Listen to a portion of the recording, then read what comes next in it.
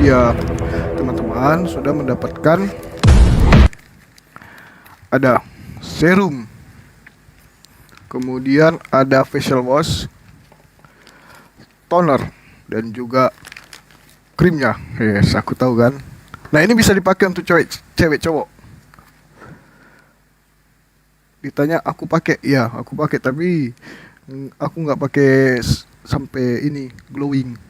Aku cuman kasih bersih muka aja gitu. Ini harganya 95.000. Aduh, aduh. Jadi cara pemakaiannya gimana? Ada yang nanya. Cara pemakaiannya ini dicuci dulu mukanya pakai facial wash, kemudian pakai toner. Nah, ini aku jarang pakai ini. Sudah itu pakai serum. Nah, serumnya ini yang paling bagus. Ini yang bikin bener-bener cerah. Ini kasih glowing nih. Gitu. Sadly pantun skincare ya nanti ya. Aduh, tunggu dulu. Suaranya nggak jelas bang, serius.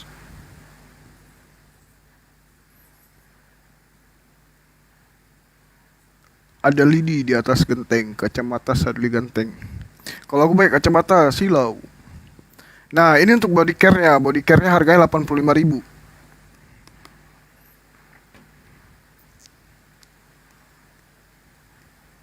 Kalau pakai kacamata malah silau. Suaranya kecil banget. Oh, berarti headsetnya.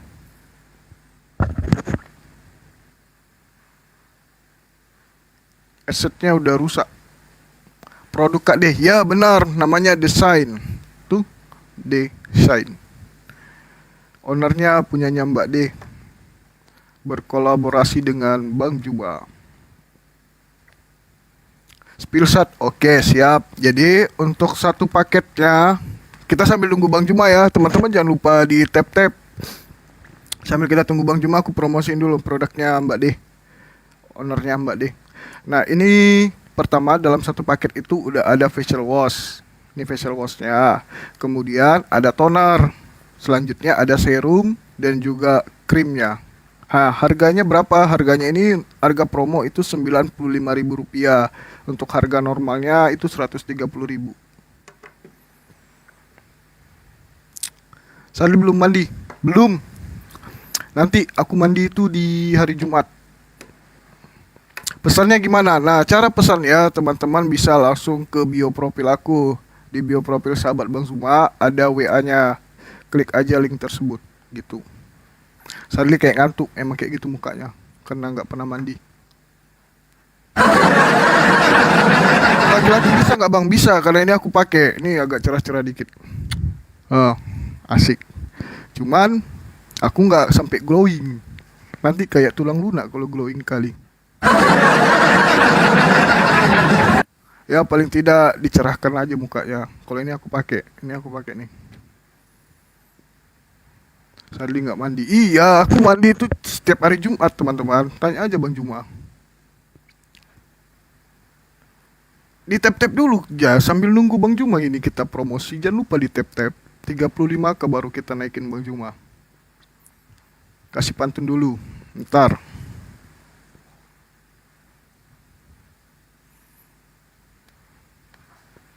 Kasih pantun dulu bentar. Sadly THR-nya masih udah lewat THR-nya. BPOM, iya sudah BPOM. Ini barcode-nya, jadi teman-teman langsung ini aja scan barcode-nya untuk melihat BPOM-nya. Suaranya kecil banget ya, headsetnya rusak. Ini Sadly bukan si Yoe, ini aku. Assalamualaikum, waalaikumsalam. Jadi teman-teman yang berminat bisa WA aku ya, WA-nya ada di bio profil. Kapan ke Bandung? Insya Allah dalam waktu dekat. Boleh nyicil nggak Sadly? Boleh, 1 kali bayar.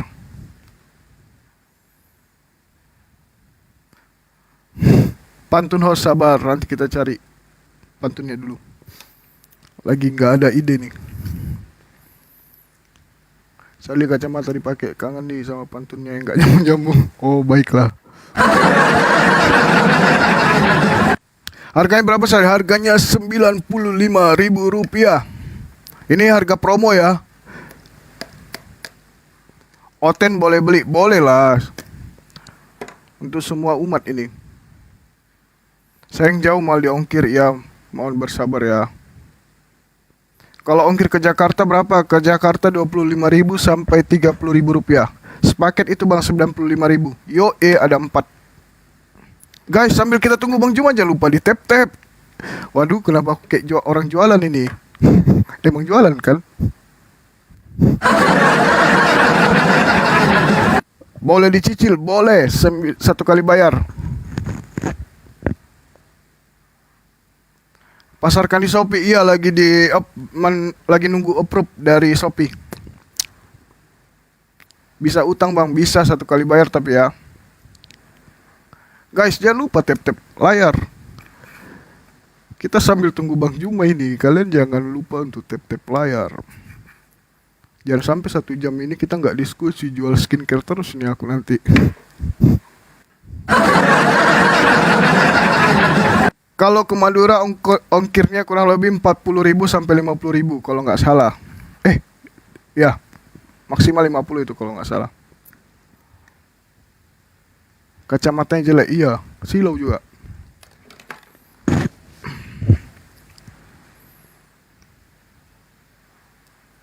Abang jual apa? Jual skincare. Nih, skincare-nya. Ini krimnya. Jangan lupa di tap guys, kok lama ini tap-tapnya. Jakarta ongkirnya kurang lebih 25.000 sampai dengan 30.000. Bang Juma mana? Makanya di tap dulu. 35k. Ini hand bodinya. Nih. Kalau untuk hand bodinya itu 35.000.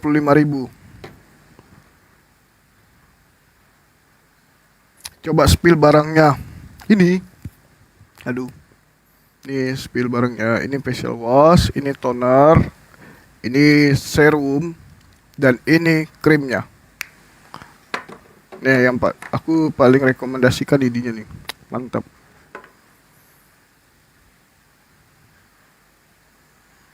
Malang berapa ongkirnya? Malang kurang lebih 30-an.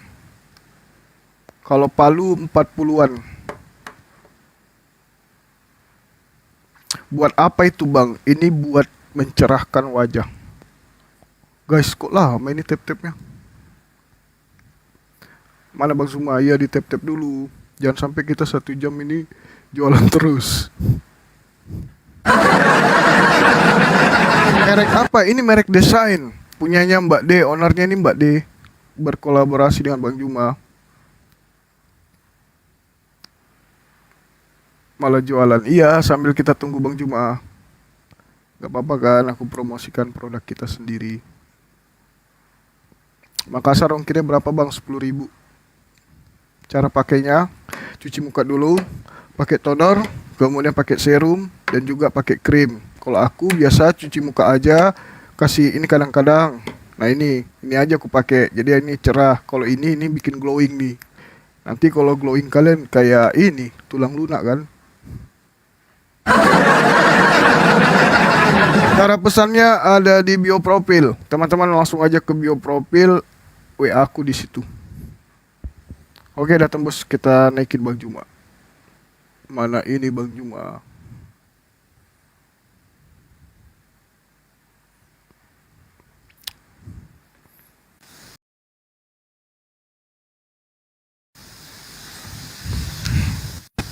Assalamualaikum warahmatullahi wabarakatuh.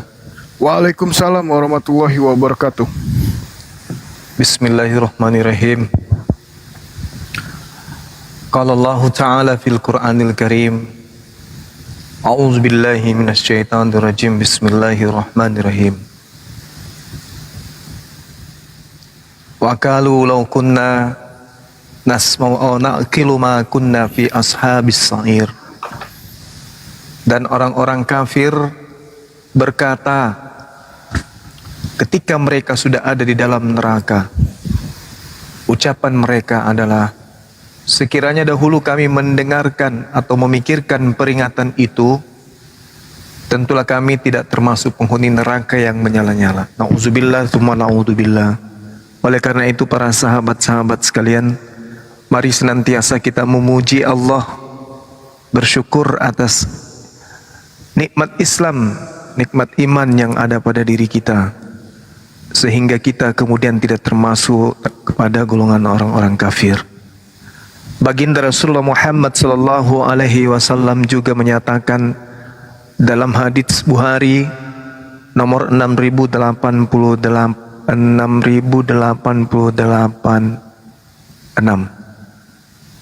Di situ jelas dikatakan bahwasanya tak ada penolong yang bisa memberikan syafaat, tak ada nabi yang bisa memberikan syafaat kepada umatnya.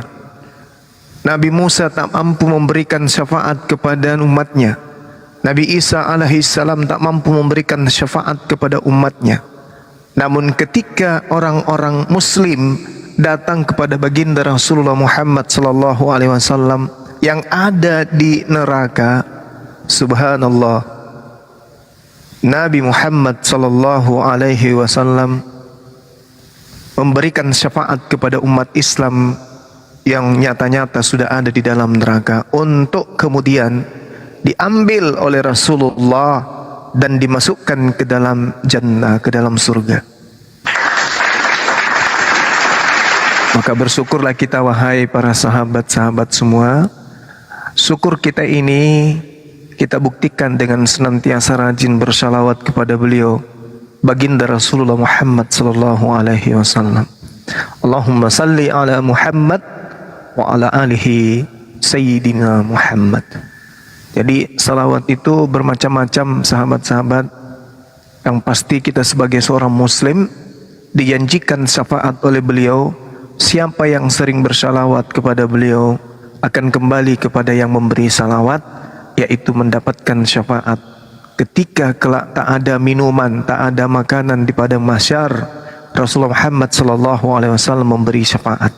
Ketika di neraka tak ada penolong-penolong lain, maka di dalam neraka pun orang-orang Islam yang masuk ke dalamnya mendapat syafaat dari baginda Rasulullah Muhammad sallallahu alaihi wasallam, selama umat Islam itu tidak mensyirikkan, tidak menduakan Allah Subhanahu wa taala. Amin.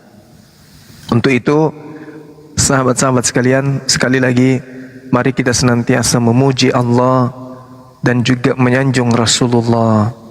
Subhanallah, alhamdulillah, wa la ilaha illallah, Allahu akbar, sallu ala nabi, Allahumma salli ala Sayyidina Muhammad wa ala alihi Sayyidina Muhammad.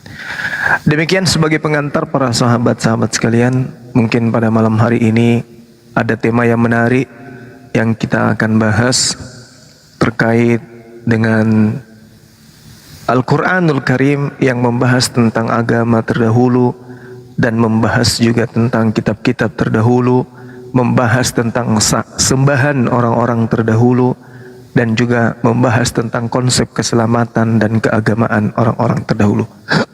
Masya Allah. Jadi saya mengatakan di beberapa kesempatan bahwasanya umat Islam itu membahas kitab-kitab terdahulu itu adalah rangkaian dari Al-Quranul Karim.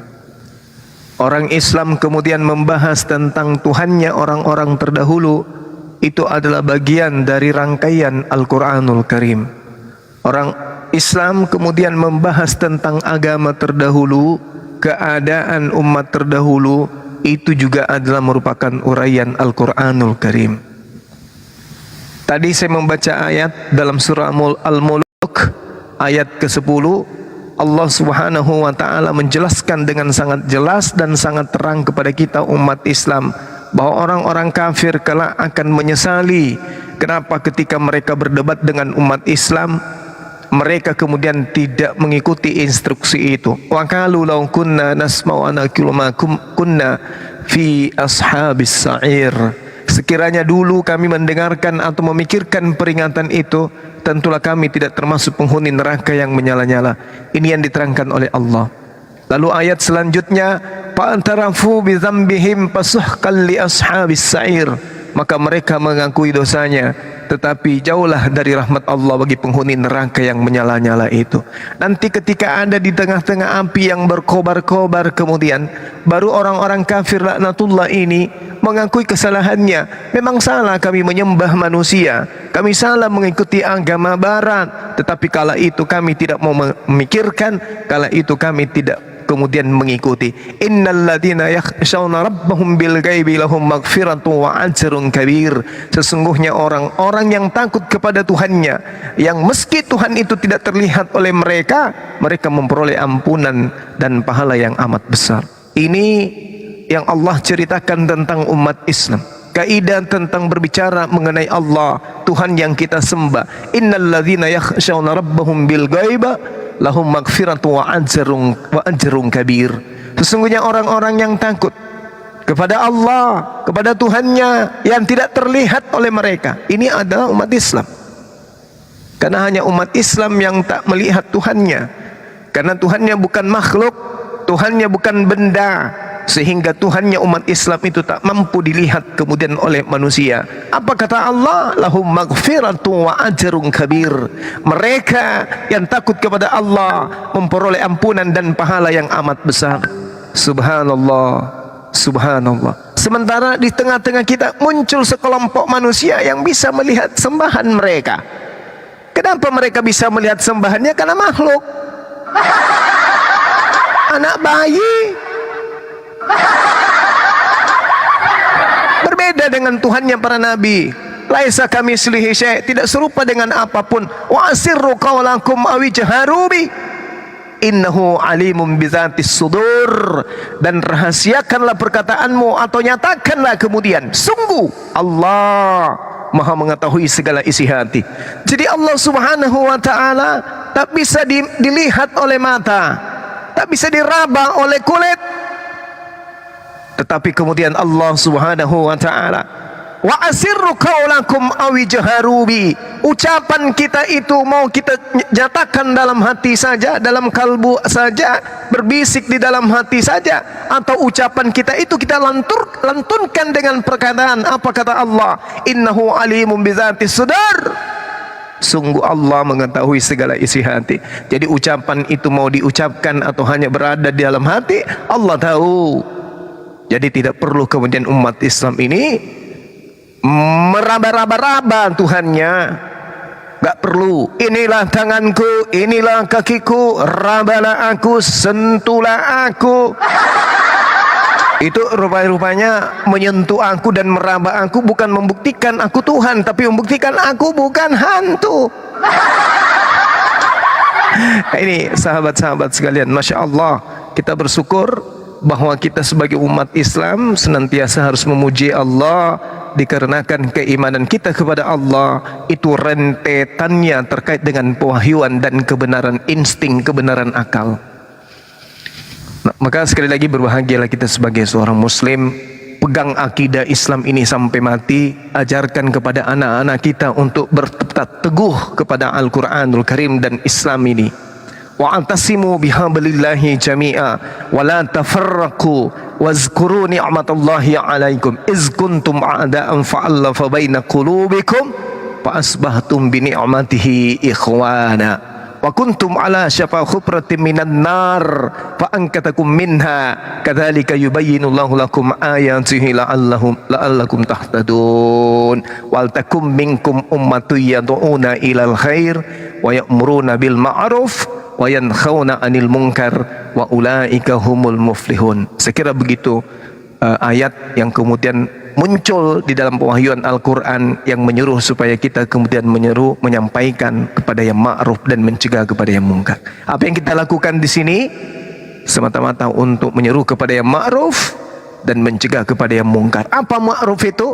Menyembah hanya kepada Allah dan beribadah hanya kepada Allah, beriman hanya kepada Al-Quranul Karim sebagai petunjuk akhir, dan juga mencegah kepada yang mungkar, yaitu mengajarkan orang-orang yang mungkar, yang melakukan kemaksiatan di hadapan Allah, yaitu menyembah seonggok bayi yang lahir dari tengah-tengah Bani Israel. Oke, sahabat-sahabat sekalian, mungkin ada Oke teman-teman, Iya, demikianlah silakan, Bine. penyampaian dari Bang Juma. Kita akhiri live-nya. Demikian, selamat malam. Ada tuh.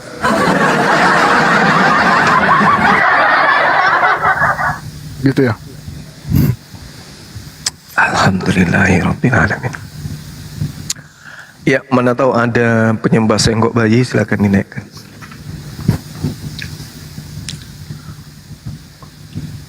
Silakan teman-teman Kristen. Oke, kita bikin yang tadi aja. Tunggu.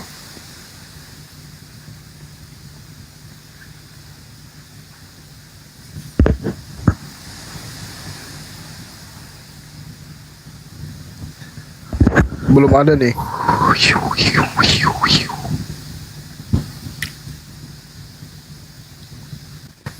Yang beraninya cuma typing di bawah aja mereka.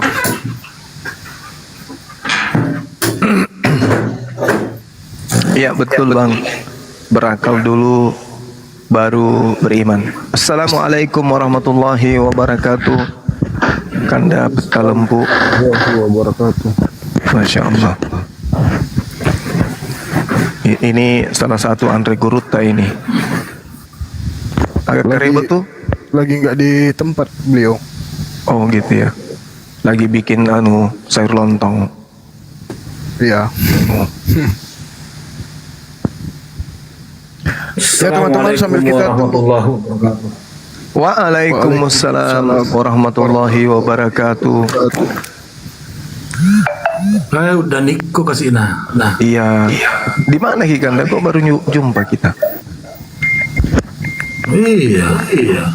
Coba kita sapa dulu ya bang. Ini ada Bang Nora. Selamat malam. Assalamualaikum. Kalau Muslim. Shalom Elihim. Bang Oh, orang Yahudi ini. Yahudi ya. Iya. Malam Bang Juma. Malam. Bang Nora agama apa bang? Saya. Iya. Oh, saya percaya Yesus.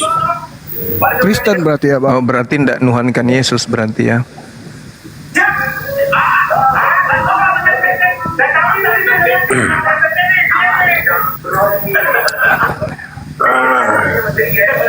Pembahasannya apa ya? Tentang percaya kepada Yesus, Bang. Tentang percaya kepada Yesus ya. Iya. Saya penasaran dengan teman-teman Kristen ini selalu mempermanis mulutnya dengan mengatakan percaya kepada Yesus. Tapi saya melihat pada praktek keagamaan tak ada sedikit pun kepercayaan yang orang-orang Kristen buktikan kepada Yesus itu. Malah pembangkangan terhadap Yesus yang kulihat, Bang. Tapi kalau ditanya apakah ente percaya kepada Yesus? Percaya. Begitu kita intip ke gereja, Yesus malah dituhankan di sana. Berarti dusta kan? Katanya percaya kepada Yesus, tapi ternyata percaya kepada pemberitaan si pembinasa keji. Nah, itu yang saya ingin bahas pada Kristen yang pintar, yang menguasai Bible. Si pemberitaan keji itu siapa ya Bang Juma? Pembinasa keji itu menurut Yesus di dalam Matius 24 nomor 15 Ya. itu adalah orang yang mengaku pernah bertemu dengan Yesus. Adalah orang yang mengaku pernah bertemu Yesus mengaku pernah bertemu dengan Yesus. Itu pembinasa keji itu. Siapa dia orangnya? Paulus, Bang. Siapa lagi? Oh, Paulus. Kalau bukan abang kita Paulus yang orang Roma ini. Iya. Di dalam Matius 24 dikatakan begini. Ya. Jadi apabila kamu melihat pembinasa keji berdiri di tempat kudus menurut firman yang disampaikan oleh Nabi Daniel. Jadi Nabi Daniel itu menjelaskan dan menguraikan tentang pembinasa keji ini. Di antaranya di dalam Daniel 7. Ya, Daniel 7 di situ diterangkan, dan juga di Daniel 9. Kita ambil di Daniel 7 yang data nomor 11-nya coba. Di situ diterangkan bahwasanya pembinasa keji itu akan mengambil dan melakukan kebohongan kemudian. Mengambil dan membantah perkataan Elohim yang maha tinggi. Nah, coba kita lihat bagaimana kemudian Paulus ini membantah habis semua perkataan-perkataan Elohim. Apa yang diajarkan Elohim kepada Bani Israel itu dihabiskan semuanya oleh beliau.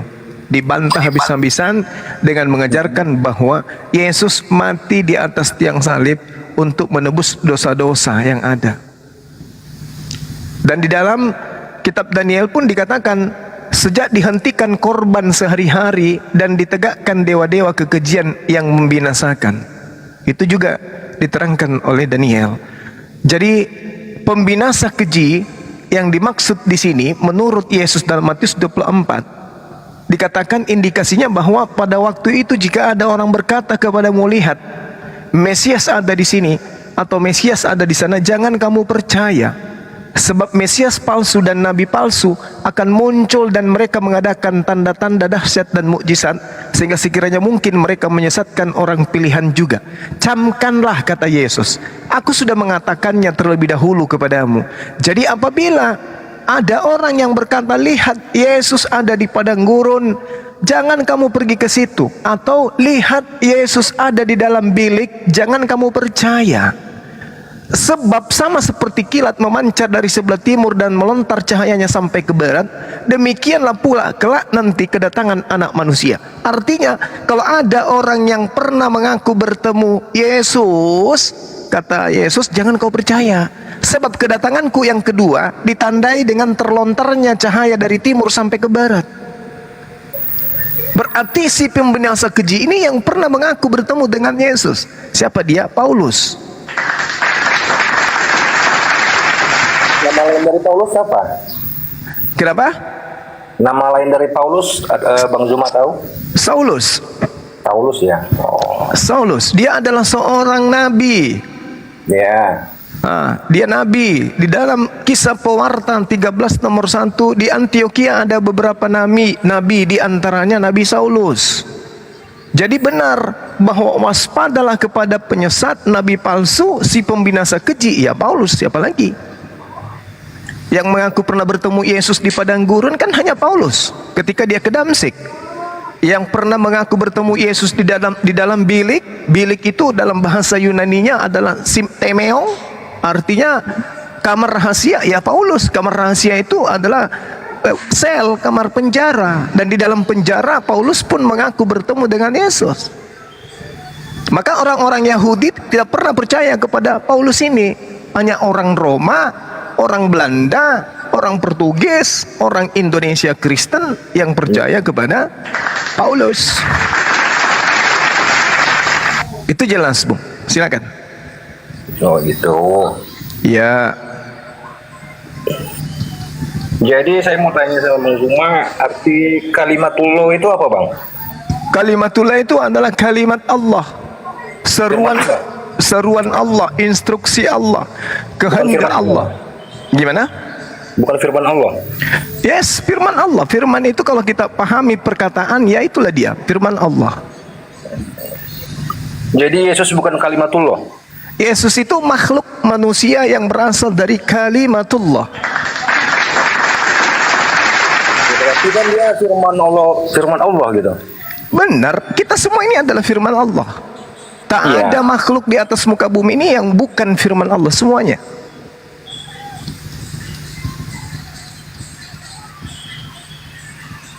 Manusia biasa sama juga ya kalimatullah. Yes, betul. Matius 4 nomor 4. Semua manusia diciptakan dari firman Allah. Menurut Quran, manusia tercipta berbentuk dari apa? Gimana? Menurut Quran, manusia itu terbentuk dari apa? Semua manusia itu asal mulanya adalah tanah, termasuk Nabi Isa alaihissalam.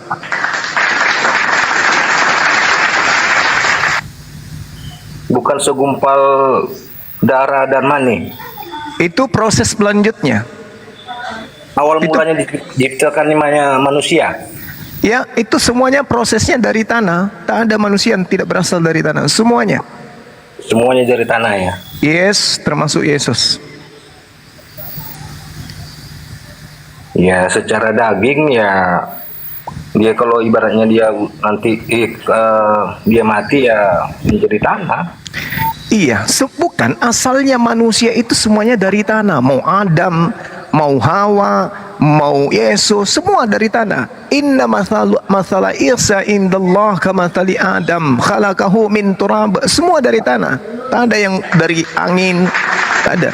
Asal mula penciptaan manusia itu dari tanah semuanya. Adam dari tanah, kita dari tanah, ayah kita dari tanah, Yesus dari tanah. Kenapa dikatakan dia dari kalimatullah? Maksudnya kehamilan Maria itu berasal dari kehendak Allah, dari firman Allah, dari instruksi Allah, bukan dari sperma laki-laki. Itu maksudnya. Bukan dari kehendak seorang manusia atau dua orang manusia. Yuk, mari kita yuk untuk bikin anak. Bukan. Seperti kita ini berasal dari kehendak orang tua kita. Orang tua kita bercumbu, kita ada. Tapi kalau Isa, Yesus itu berasal dari kalimatullah, berasal dari kehendak. Makanya ketika malaikat Roh Kudus datang kepada Maryam, ditanyakan oleh malaikat Jibril kepada Maryam, apa kata Maryam? Bagaimana mungkin aku hamil? Bagaimana mungkin kata Maryam? Qalat rabbi anna yakunu li waladu wa lam yamsasni bashar. Bagaimana mungkin aku akan mempunyai anak padahal tidak ada seorang laki-laki pun menyentuhku? Qala kadzalikillahu yakhluqu ma yasha. Kemudian malaikat ini berkata kepada Maryam, demikianlah Allah menciptakan apa yang Allah kehendaki. Idza qada amran fa innama yaqulu lahu kun fayakun. Apabila Allah hendak menetapkan sesuatu, dia hanya berkata kepadanya jadi, maka jadilah. Hamil, maka hamil. Maka kehamilan Maria bukan dari hasil tapi dari hasil kehendak kun fayakun. Makanya Nabi Isa disebut berasal dari kalimatullah. Bukan berarti firman itu jadi Tuhan, firman itu menjadi daging lalu jadi Tuhan, bukan. Tapi Yesus Gimana? berarti Yesus manusia yang suci. Ya betul, karena itulah dia haram hukumnya dibunuh di atas tiang salib, karena dia adalah manusia suci. Gak boleh, haram hukumnya. Makanya saya katakan tadi sore kepada beberapa orang Kristen, yang Kristen sembah selama 2000 tahun itu adalah iblis. Al-Quranul Karim menjelaskan dengan sangat tegas bahwasanya yang mereka sembah selain daripada Allah itu adalah setan. Itu Al-Quran menjelaskan, iyad'una min dunihi illa inatha wa in yad'una illa syaitanan marida. Yang orang Kristen sembah itu hanyalah setan yang durhaka. Mari kita buktikan. Di dalam Yohanes 6 nomor 70 Yesus mengatakan, bukankah aku yang memilih engkau yang 12 dan satu di antaramu adalah setan. Siapa setan ini? Yudas. Kenapa Yudas ini kenapa orang Kristen saya katakan menyembah setan? Karena yang disalib itu bukan Yesus tapi Yudas. Maka kalian menyembah manusia yang ada di atas tiang salib sama dengan kalian menyembah Yudas, sama dengan kalian menyembah setan. Itu kan versi Bible, bukan versi saya, versi Bible. Iya, yang Anda bilang tadi menyembah setan itu kan versi kitab Anda tadi bilang. Yesus mengatakan di dalam Yohanes 6 nomor 70, satu di antaramu adalah setan, yaitu Yudas. Iblis merasuki Yudas supaya dia nanti yang dituhankan. Berarti yang kalian tuhankan selama ini adalah iblis. Karena yang mati di atas tiang salib itu bukan orang suci. Yang mati di atas tiang salib itu adalah orang terkutuk. Tidak percaya? Tanya Paulus. Wahai Paulus, yang mati di atas tiang salib itu orang suci apa orang terkutuk? Paulus akan mengatakan, orang terkutuk, Cahayu. Mana buktimu, wahai Paulus? Baca surat saya dong, Galatia 3 nomor 13. Sebab tertulis, terkutuklah orang yang mati di atas tiang salib. Berarti yang disalib adalah orang terkutuk kan? Yesus orang suci. Manalah mungkin, mustahile orang suci itu menjadi tumbal bagi penjahat-penjahat. Assalamualaikum. Waalaikum. Seperti itu saudaraku. Lanjut. Ya. Tapi kami umat Kristen tetap percaya bahwasanya Yesus adalah. Bentar dulu, saya kasih waktu saya 2 menit aja. Iya, silakan. Bahwasanya Yesus adalah Tuhan dan kami ajarannya ajaran penuh kasih, kami tidak ada mengganggu agama lain ketika kami ketika kami beribadah, orang lain beribadah kami tidak ada mengganggu dan kami mewariskan ajaran kasih dari Yesus. Bang, Orang itu berbuat jahat kami tidak membalas, Bang Juma. Oke. Orang menghujat kami ya mendoakan dia. Itulah ajaran Yesus, ajaran penuh kasih. Nah, kan itu dia. Saya bangga menjadi Kristen.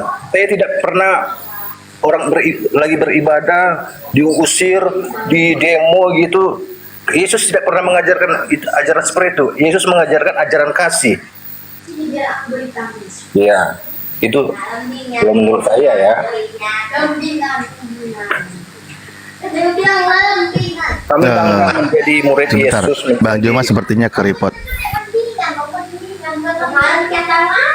Ya, sambil nunggu Bang Juma dan yang lain para guru semua. Assalamualaikum warahmatullahi wabarakatuh yang baru gabung dari Muslim. Ya, sambil nunggu Bang Juma ya. Pak, Anda lupa bagaimana Anda mengatakan agama Anda ajaran kasih, sementara agama Anda diawali dengan kekejian, Pak.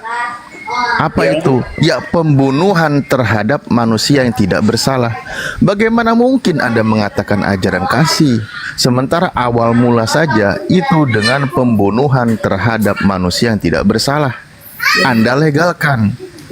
Kecuali yang dibunuh itu atau yang disalib itu adalah orang yang terkutuk, sebagaimana tadi guru kami sampaikan, sebagaimana juga Paulus katakan.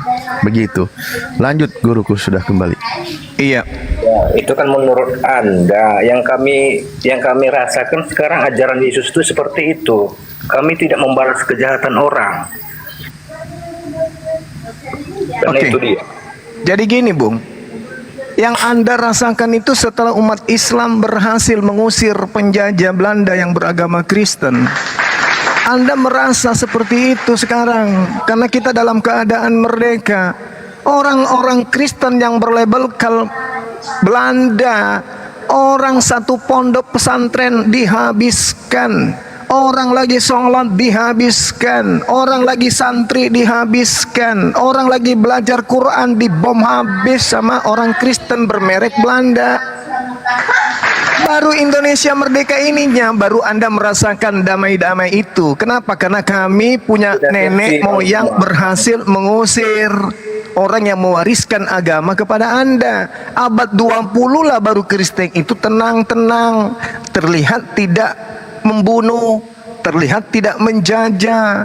Di bawah abad ke-20 sampai abad pertama, Kristen kemanapun pergi tak ada sejengkal tanah di atas muka bumi ini yang nyawa tidak melayang oleh Kristen, berdasarkan mereka politik yang mereka bawa, ekonomi yang mereka bawa, unsur kemerdekaan, unsur negara yang mereka bawa. Tapi pada intinya itu adalah amanat Bible. Coba aja Anda pikirkan, Kristen berdiri di atas pembunuhan Tuhan. Apa nggak sadar itu? Tanpa pembunuhan terhadap Yesus, Kristen tak ada. Jadi yang melatar belakangi kemudian pembunuhan agama Kristen berdiri, ya pembunuhan yang dipelopori oleh setan, iblis. Makanya saya katakan yang kalian sembah itu setan. Begitu juga Paulus mengawali karirnya dengan pembunuhan. Habis membunuh, bertaubat dia, berpura-pura menjadi domba, padahal dia serigala, pembinasa keji. Paulus itu pembinasa keji. Andai saja Indonesia tidak merdeka, Bang, Anda tidak akan tenang ibadah. Berterima kasihlah kepada umat Islam. Ya, silakan. Sampai sekarang pun tetap juga nggak tenang beribadah, Bang Zuma. Tetap digusur kami mendirikan. Oh, di mana itu? Oh, kasihan kali ya Allah. Di mana itu terjadi? Gereja tidak dikasih apa? Oh, izin. Mama, di mana itu terjadi penggusuran gereja? Di surat kabar robek. Sekarang, Bang Zuma. Di mana itu? Masa nggak tahu? Di mana? Masya nggak tahu, Kristen itu selalu gitu, selalu paling tersakiti, selalu paling terlukai. Padahal pemakaman 40.000 jiwa satu lubang beredar dan tersebar di seluruh bumi pertiwi yang dilakoni oleh penjajah yang beragama Kristen. Anda tidak lihat, selalu playing victim. Kalau kalian itu kami terzolimi. Apa yang terzolimi? Dan sampai hari ini pun orang Kristen tak ada satupun yang mampu menjawab apa keuntungan negara ini dengan adanya Kristen di Indonesia. Apa keuntungannya? Dengan adanya agama Kristen itu apa? Apa manfaatnya untuk negara ini agama Kristen itu? Tak ada satupun. Tapi orang-orangnya bermanfaat karena dia adalah anak bangsa. Tapi berbicara mengenai keyakinan agama, tak ada gunanya agama Kristen itu untuk negara ini, tak ada. Tunjukkan satu, apa manfaatnya Bible untuk Indonesia? Apa manfaatnya Kristen untuk Indonesia? Ada. Satu aja. Kalau ada. Kalau ada, saya nikah lagi besok. Kalau ada manfaatnya Bible, kalau ada manfaatnya kitabnya orang Kristen, kalau ada manfaatnya agama Kristen untuk Nusantara ini, tunjukkan sepotong. Kalau tidak ada satu, saya akan menikah lagi besok kalau ada. Tapi saya nggak ada manfaatnya. Oke, boleh saya tanya. Tapi orang-orangnya bermanfaat. Misalnya mereka buka usaha, kemudian ada karyawan-karyawan Islam, atau ada perusahaan Islam, perusahaan negara, ada orang-orang yang beragama Kristen masuk. Tapi itu tidak dipandang dari agamanya. Tidak dipandang dari agamanya.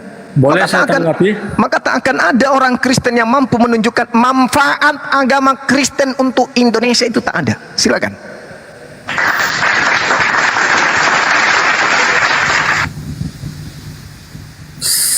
Sekecil-kecilnya agama Kristen pastilah ada manfaat.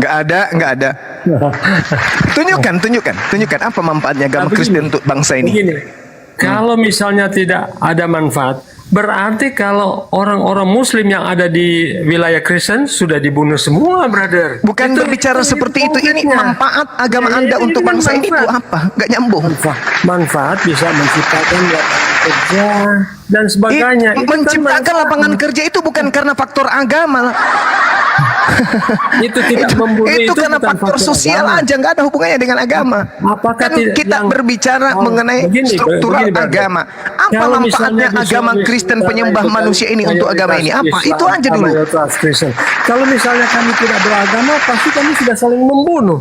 Itu saja sudah fakta. Itu tidak Anda praktekkan aja. Berapa dalil dalam kitab saudara perintah membunuh?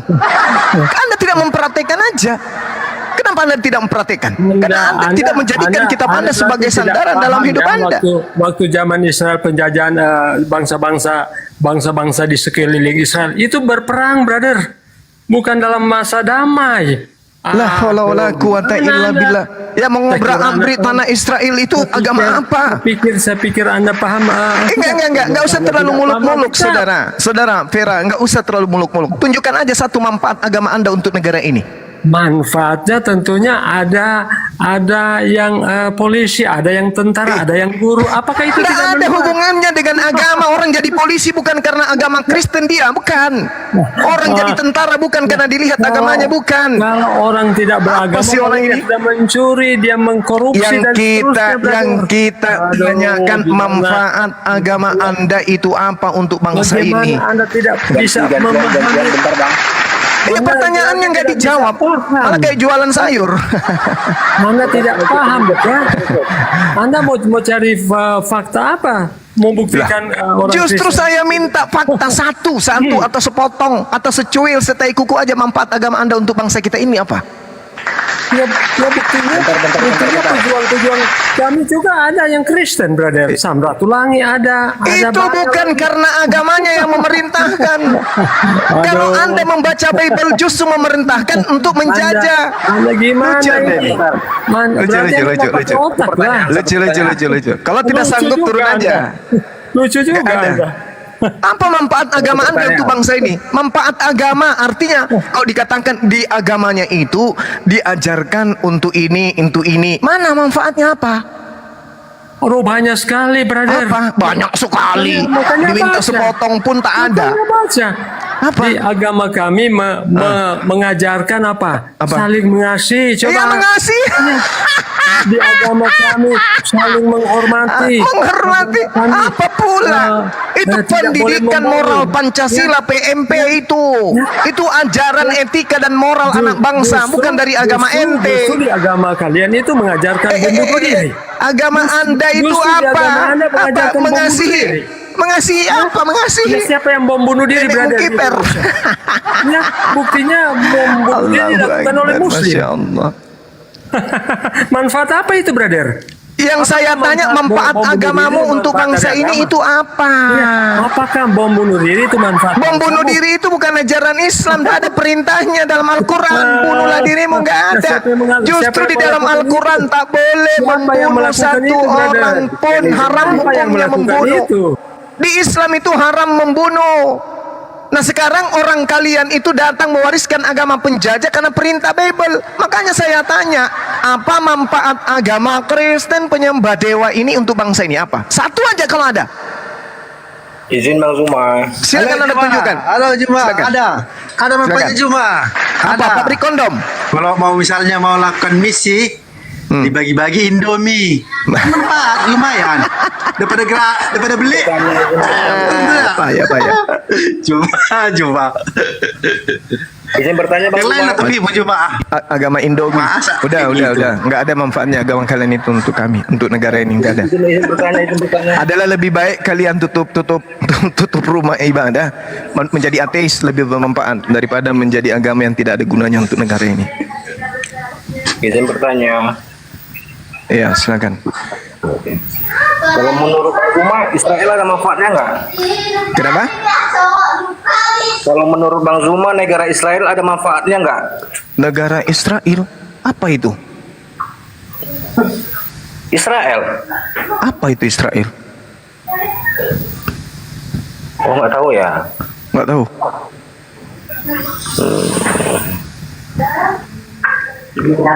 Coba tak ceritahu lah kalau Bang Zuma. Iya. tahu gitu. Iya. Tapi saya mau satu lagi, saya mau pertanyaan, nanti saya mau turun lagi nih ke satu pertanyaan. Kenapa hanya yang Anda bahas hanya kitab Injil, Bible, sedangkan kitab-kitab yang agama lain berani nggak Anda membahasnya?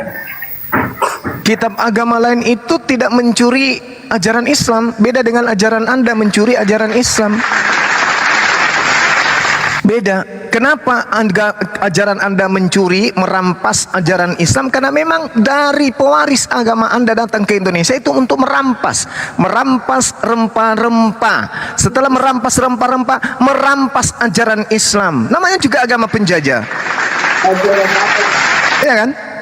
Hindu tidak menjajah, Buddha tidak menjajah, yang menjajah itu adalah Kristen melalui bendera Belanda. Nah, maka agamanya pun menjajah, merampas ajaran Islam masuk ke dalam Bible. Makanya diskusi kita harus mengacu kepada Bible dan Al-Quran. Kalau Anda mengatakan kenapa Anda hanya membahas Alkitab saya, karena Al-Quran mengatakan wa iyad'una illa syaitanam marida. Yang kalian sembah hanyalah setan yang durhaka.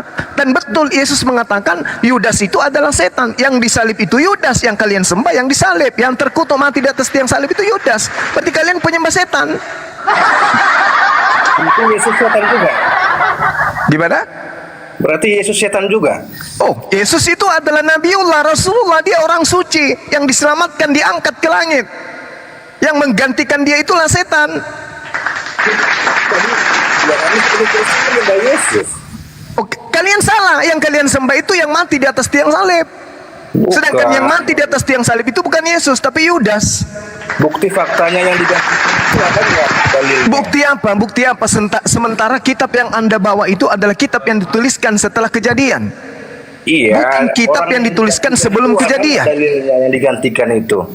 Buktinya ketika Yesus datang di tengah-tengah muridnya mengira dia melihat hantu. Dalilnya yang digantikan sebagai Yesus itu siapa? Ada nggak dalilnya? Yudas yang menggantikan itu. Dalilnya di mana? Amsal 21 nomor 18, Amsal 11 nomor 6, nomor 7, nomor 8, Mazmur 37 nomor 28, 29, 33, 49, 39, 40. Oh gitu ya. Yes. Iya. Oke. Orang jujur dilepaskan oleh kebenarannya, tetapi pengkhianat tertangkap. Pengharapan orang yang berkhianat gagal dalam kematiannya, dan harapan orang pengkhianat menjadi sia-sia. Orang benar diselamatkan dari kesukaran, lalu pengkhianat menggantikannya. Amsal 11. Amsal 21 nomor 18, orang fasik, pengkhianat, pemakan suap dipakai sebagai tebusan bagi orang yang benar, dan pengkhianat sebagai ganti orang yang jujur. Ini de facto, ini adalah fakta yang akurat dalam kitabnya orang Yahudi. Dan Yesus mengatakan dalam Lukas 24 nomor 44, aku memang harus pergi sesuai dengan apa yang tertulis tentang aku di dalam kitab para nabi, kitab Taurat dan kitab Mazmur. Dan Yesus tidak pernah mengatakan, aku akan pergi meninggalkan dunia ini sebagaimana yang tertulis dalam kitab Lukas, Matius, Yohanes, Paulus dan seterusnya. Tetapi dia mengatakan, aku memang harus pergi sesuai dengan apa yang tertulis dalam kitab Taurat, kitab para nabi dan kitab Mazmur. Ya, Kitab satu Mazmur lagi. mengatakan Yesus terangkat ke langit tanpa ada pembantaian terlebih dahulu, melainkan Yesus hanya melihat, menonton orang-orang yang menggantikan dirinya. Baca Mazmur 91 nomor 8, nomor 9, nomor 10, nomor 11, 12 sampai nomor 16. Demikian. Ya, satu lagi pertanyaan saya. Silakan. Jadi menurut Anda Injil sama Bible itu bukan firman Tuhan? Injil firman Allah, Bible adalah pewarta, surat pewarta alias surat kabar. Gimana? Yang kami imani sebagai orang Kristen itu adalah Injil. Injil itu adalah kata yang muncul di Al-Quran. Kristen di luar Indonesia tak kenal apa itu Injil. Yang mereka kenal hanya Evangelion. Yang mereka kenal hanya Bible. Yang mereka kenal hanya Biblos. Apa Biblos itu? Kumpulan kubu-kubu. Kumpulan buku-buku.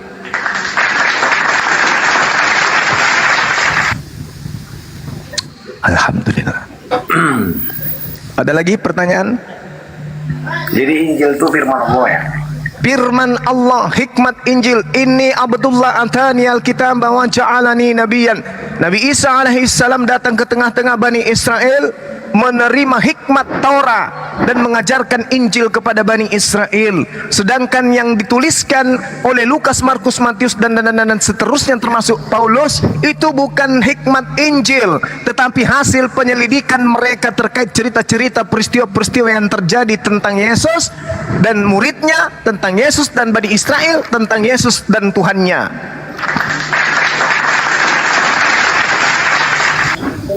Ya. Itu Cuma nggak ada nama Allah di Alkitab, cuma kalau jangan menyesatkan orang Kristen. Betul Nggak sekali. ada nama Allah di Alkitab, bro. Betul sekali. Sekarang Karena itulah saya mengatakan agamamu adalah agama perampas, sebagaimana yang diwariskan oleh penjajah hanya datang merampas. Kata Allah bentar. masuk ke Bentar, dalam kitab mau bentar dulu. diganti itu. Herman, kau agama apa sih Herman? Rabbil alamin. Diganti pakai Herman, teos, kau agama apa sih? diganti pakai dewa, diganti pakai Tuhan, Herman, kau atau agama apa diganti sih? sebagai sembahan. Alhamdulillahi rabbil alamin. Kenapa kau Kami katakan merindukan gak ada itu. Allah di Alkitab? Bentar dulu, bentar. Herman, kau agama apa? Ganti jadi Elohim. Ada Allah di dalam Alkitab, dalam Bible. Itu bukan nama, Di dalam Ju. Mazmur. Itu bukan nama. Mazmur Jangan 10 nomor orang 7 Kristen. ada kata Allah Allah di itu sana. simpan kalian aja, Tapi Allah cukup. yang dimaksud artinya sumpah serapah. Allah itu padanan kata Elohim, cuma jangan kau sesatkan orang Kristen. Kami nggak menyembah Allah, kami menyembah Elohim Yahweh. Menyembah Elohim Nah. Yahweh, nenek Yoi, lu kiper yang kau sembah Nenek lu itu kiper. Yudas. Kau bilang Jangan menyesatkan Yahweh, orang Kristen. Yahweh Itulah itu dewanya sembahan Mesir. Allah. Yahweh itu dewa Sembah Mesir, kami itu dewa Yahweh, Enchants. yang anak Dia tunggalnya adalah dewa Yesus yang bukan laki, Kristus. bukan perempuan, namanya dewa Enchants. Ayolah, Satu menit. diskusi pakai ilmu, ayo. Ya, bentar 1 menit. Herman saksi Jehua ya Herman. Herman saksi Jehua. Bukan HKBP aku resmi. Berkali Enggak ada di HKBP. Bentar. Enggak ada di HKBP dikatakan Allah. Ada. Yahweh, enggak ada di HKBP ya. Jehovah. Au persia di debat Jehovah. Jehovah itu Yahweh. Iya toh. Yahweh. Yahweh itu dewa Ya, Juma. tuyul. Juma bukan Allah. Di mana sementara orang ini Yahudi sesembahan pernah mu aja menyebut lah itu, Tuhannya dengan bro. sebutan Yahweh? Di mana orang Yahudi menyebut Tuhannya dengan sebutan Yahweh? Di mana? Mereka menyebutnya Adonai, bro. Ya, Ketika Adonai. ketemu Kalau apapun Yahweh sakral, itu dewa mereka orang ketemu Mesir, itu Adonai. Yahweh. Ya itu Mesir. Itu Mesir. Dasar tuyul. Makanya beragama Yahweh itu pakai kami ilmu. adalah ilah Israel, bukan ilah Mesir. Kalau ilah Israel yang kau sembah, berarti bukan anak Maria, kampret. Faktanya kau menyembah anak Ilah manusia yang Israel mati di kan atas tiang Yahweh, salib. Juma. Saya Gimana tanya kau, sama Juma? saudara. Juma, dari Saya tadi tanya kau sama saudara. framing, dari tadi Saya kau tanya. memojokkan Saya tanya kekristenan aja. Apakah Karena sibuk ilah, tadi. apakah ilah Israel yang digantung di salib? Jawab. Siapa ilah Israel itu dulu kutanya. Siapa ilah Israel? Ilah Israel itu adalah hakikat laisa kamislihi syai'. Baca Namanya siapa? Yeremia Kau 10 nomor 6. Mereka menyebutnya Eloah atau Elohim. Ada Keluaran 3:15. Kamu kan udah mahir masalah Alkitab. Ya, makanya Tutup saya mata, katakan jangan pura-pura mereka tahu. menyebut Tuhan mereka Adonai, Elohim atau Eloah. Tidak pernah menyebut Tuhannya dengan Ada sebutan namanya. Theos. Gimana kau Musa Juma? Pura-pura bodoh kau. Ketika Musa menanya, Bentar. jawab. Gimana sih Juma? Tolong kurangi bahasa-bahasa yang Orang Yahudi menyebut ya. Tuhan Kalau mau mereka diskusi dengan itu Hasem. benar sesuai data. Sekarang permasalahannya Ada nama sembahan apakah Israel. Hasem, apakah Elohim yang digantung di atas tiang salib? Jawab. Bukan, itu Nah, anak bukan. tunggalnya. Berarti Itu ente- anak tunggalnya itu Mesias. Berarti ente menyembah yang bukan Elohim. Sederhana bukan? Saya menyembah Elohim dan anak tunggal Nah, berarti sembahanmu dua. betul. Oh, Ya. tuannya dua. Iya. Tuannya oke. dua. Ya sudah, Oke, kalau Bro Selebes kamu dua betul. dari tamu Thank lah you. itu. Selebes Itu sudah tahu dengarlah betul itu, Juma. Rasmi. Kristen yang benar itu sebenarnya bukan cuma dua, sebenarnya tiga Tuhannya. Itu baru Kristen jujur. Ayo Dua. saya tanya saudara Herman, Tiga. Tuhanmu dua atau tiga? Tuhan saya ada dua. Bukan Roh Kudus gimana? Nggak masuk itu karena dia nggak punya sabda. Trinitas. Tuhan Maha Padahal Kuasanya Yohanes Yahweh. 16 nomor 13 Tuhan Maha Kuasanya Yahweh namanya.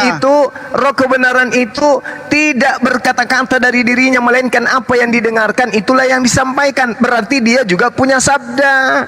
Enggak, dia cuma mengkonfirmasi tentang sabda Yesus. Itu pekerjaan Roh Kudus. Kata siapa? Kata siapa? Itu kan ada tertulis dalam kitab. Di Dia mana akan tertulis? datang mengingatkan, menghibur, Nah, menguatkanmu, mengingatkan mengingatkanmu tentang perkataan sabda yang pernah Yesus. aku ucapkan kepadamu. Itu Roh Kudus. Jadi yang mana ucapan Yang yang, punya pernah sabda itu diingatkan? Yesus. Mana ucapan Roh Kudus itu? Mana Yahweh, itu ucapannya? yang punya sabda. Mana ucapan Roh Kudus yang Anda yang katakan bahwa ketika ia Untuk datang, lebih jelasnya Juma, baca Yohanes 17 Tolong ayat dengar. 3. ketika Inilah ia datang, hidup kekal dia itu. akan mengingatkan kepadamu tentang perkataan-perkataan yang pernah kuucapkan kepadamu. Berarti Roh betul. Kudus itu bersabda. Mengingatkan tentang sabda Yesusnya. Ya, mengingatkan berarti dia bersabda. Ya, bukan sabda yang berbeda. Roh Kudus itu harus Kalau bukan diverifikasi dengan sabda yang perkataan berbeda, Yesus. dengar. Kalau bukan sabda yang berbeda, lalu siapa yang bersabda kepada orang Kristen untuk menyembah Yesus? Tuyul. Ayat kitab lah, Injil lah. Siapa yang Matius bersabda 8. kepada orang-orang Kristen sehingga Nggak. menyembah Yesus? Tuyul. Matius Ayo. 28 lah Juma. Nggak usah diperintahkan. Loh, Udah tahu sendiri lah. kenapa? Siapa yang Nggak usah memerintahkan diperintahkan. kemudian orang Kristen menyembah anak orang? Nggak. Pasti alasannya Roh Kudus. Tuyul. Enggak. Lalu siapa yang memerintahkan kalian menuhankan 16 Yesus? hingga 20. Siapa yang memerintahkan kalian menyembah Yesus? Enggak perlu Yesus bilang sembah aku, enggak usah. Ya, justru Hanya karena dengan itu mengatakan segala kalian akan kuasa. diusir. Karena Segala itu kuasa kalian di surga di diusir. bumi telah diberikan padaku. Itu udah cukup. Konfirmasi Tapi Yesus bahwa dia mengajarkan menyembah siapa? sesembahan. Yesus mengajarkan menyembah atau tidak? Enggak perlu diajarkan, hanya dia Saya bilang tanya, segala Yesus kuasa. mengajarkan menyembah Enggak atau perlu tidak? kalau enggak perlu. Enggak perlu Yesus dikatakan sembah mengajarkan aku, enggak perlu. menyembah atau tidak? Enggak perlu dikatakan sembah aku, enggak perlu. Saya tanya, Yesus mengajarkan menyembah atau tidak? Ya mengajarkanlah. Nah, mengajarkan menyembah kepada siapa? Kepada dia juga, kepada sang Bapa juga. Matius 8 baca. Itu kan mengajarkan juga itu artinya. Segala kuasa telah diberikan kepada aku. Itu kan tadi mengajarkan. Mana Yesus Juma ini cara apa? Makanya kalau Segala baca Alkitab kuasa itu yang dipahami ada secara di dunia dan komprehensif. ada di langit diberikan kepadaku. Buktinya? Iya. Buktinya apa? Buktinya.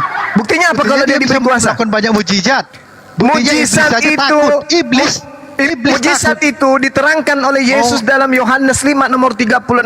Segala mujizat yang aku lakukan adalah membuktikan bahwa aku adalah utusan, bukan membuktikan aku adalah Tuhan. Ayo. Memang utusan dia, memang Nah, utusan. makanya tapi kenapa dia Anda Tuhan kan? sesembahan.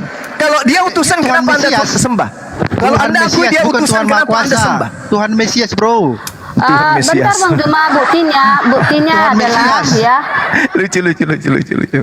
Komplit. Tuhannya dua, Buktinya Yesus juga bahwasannya Tuhan katanya. Yesus akan datang Rasmi, ke diam dunia dulu, kedua Rasmi, kali. diam dulu. Ya, bentar. 2 kali atau 1000 kali? Yesus akan datang ke dunia. 2 kali atau 1000 kali?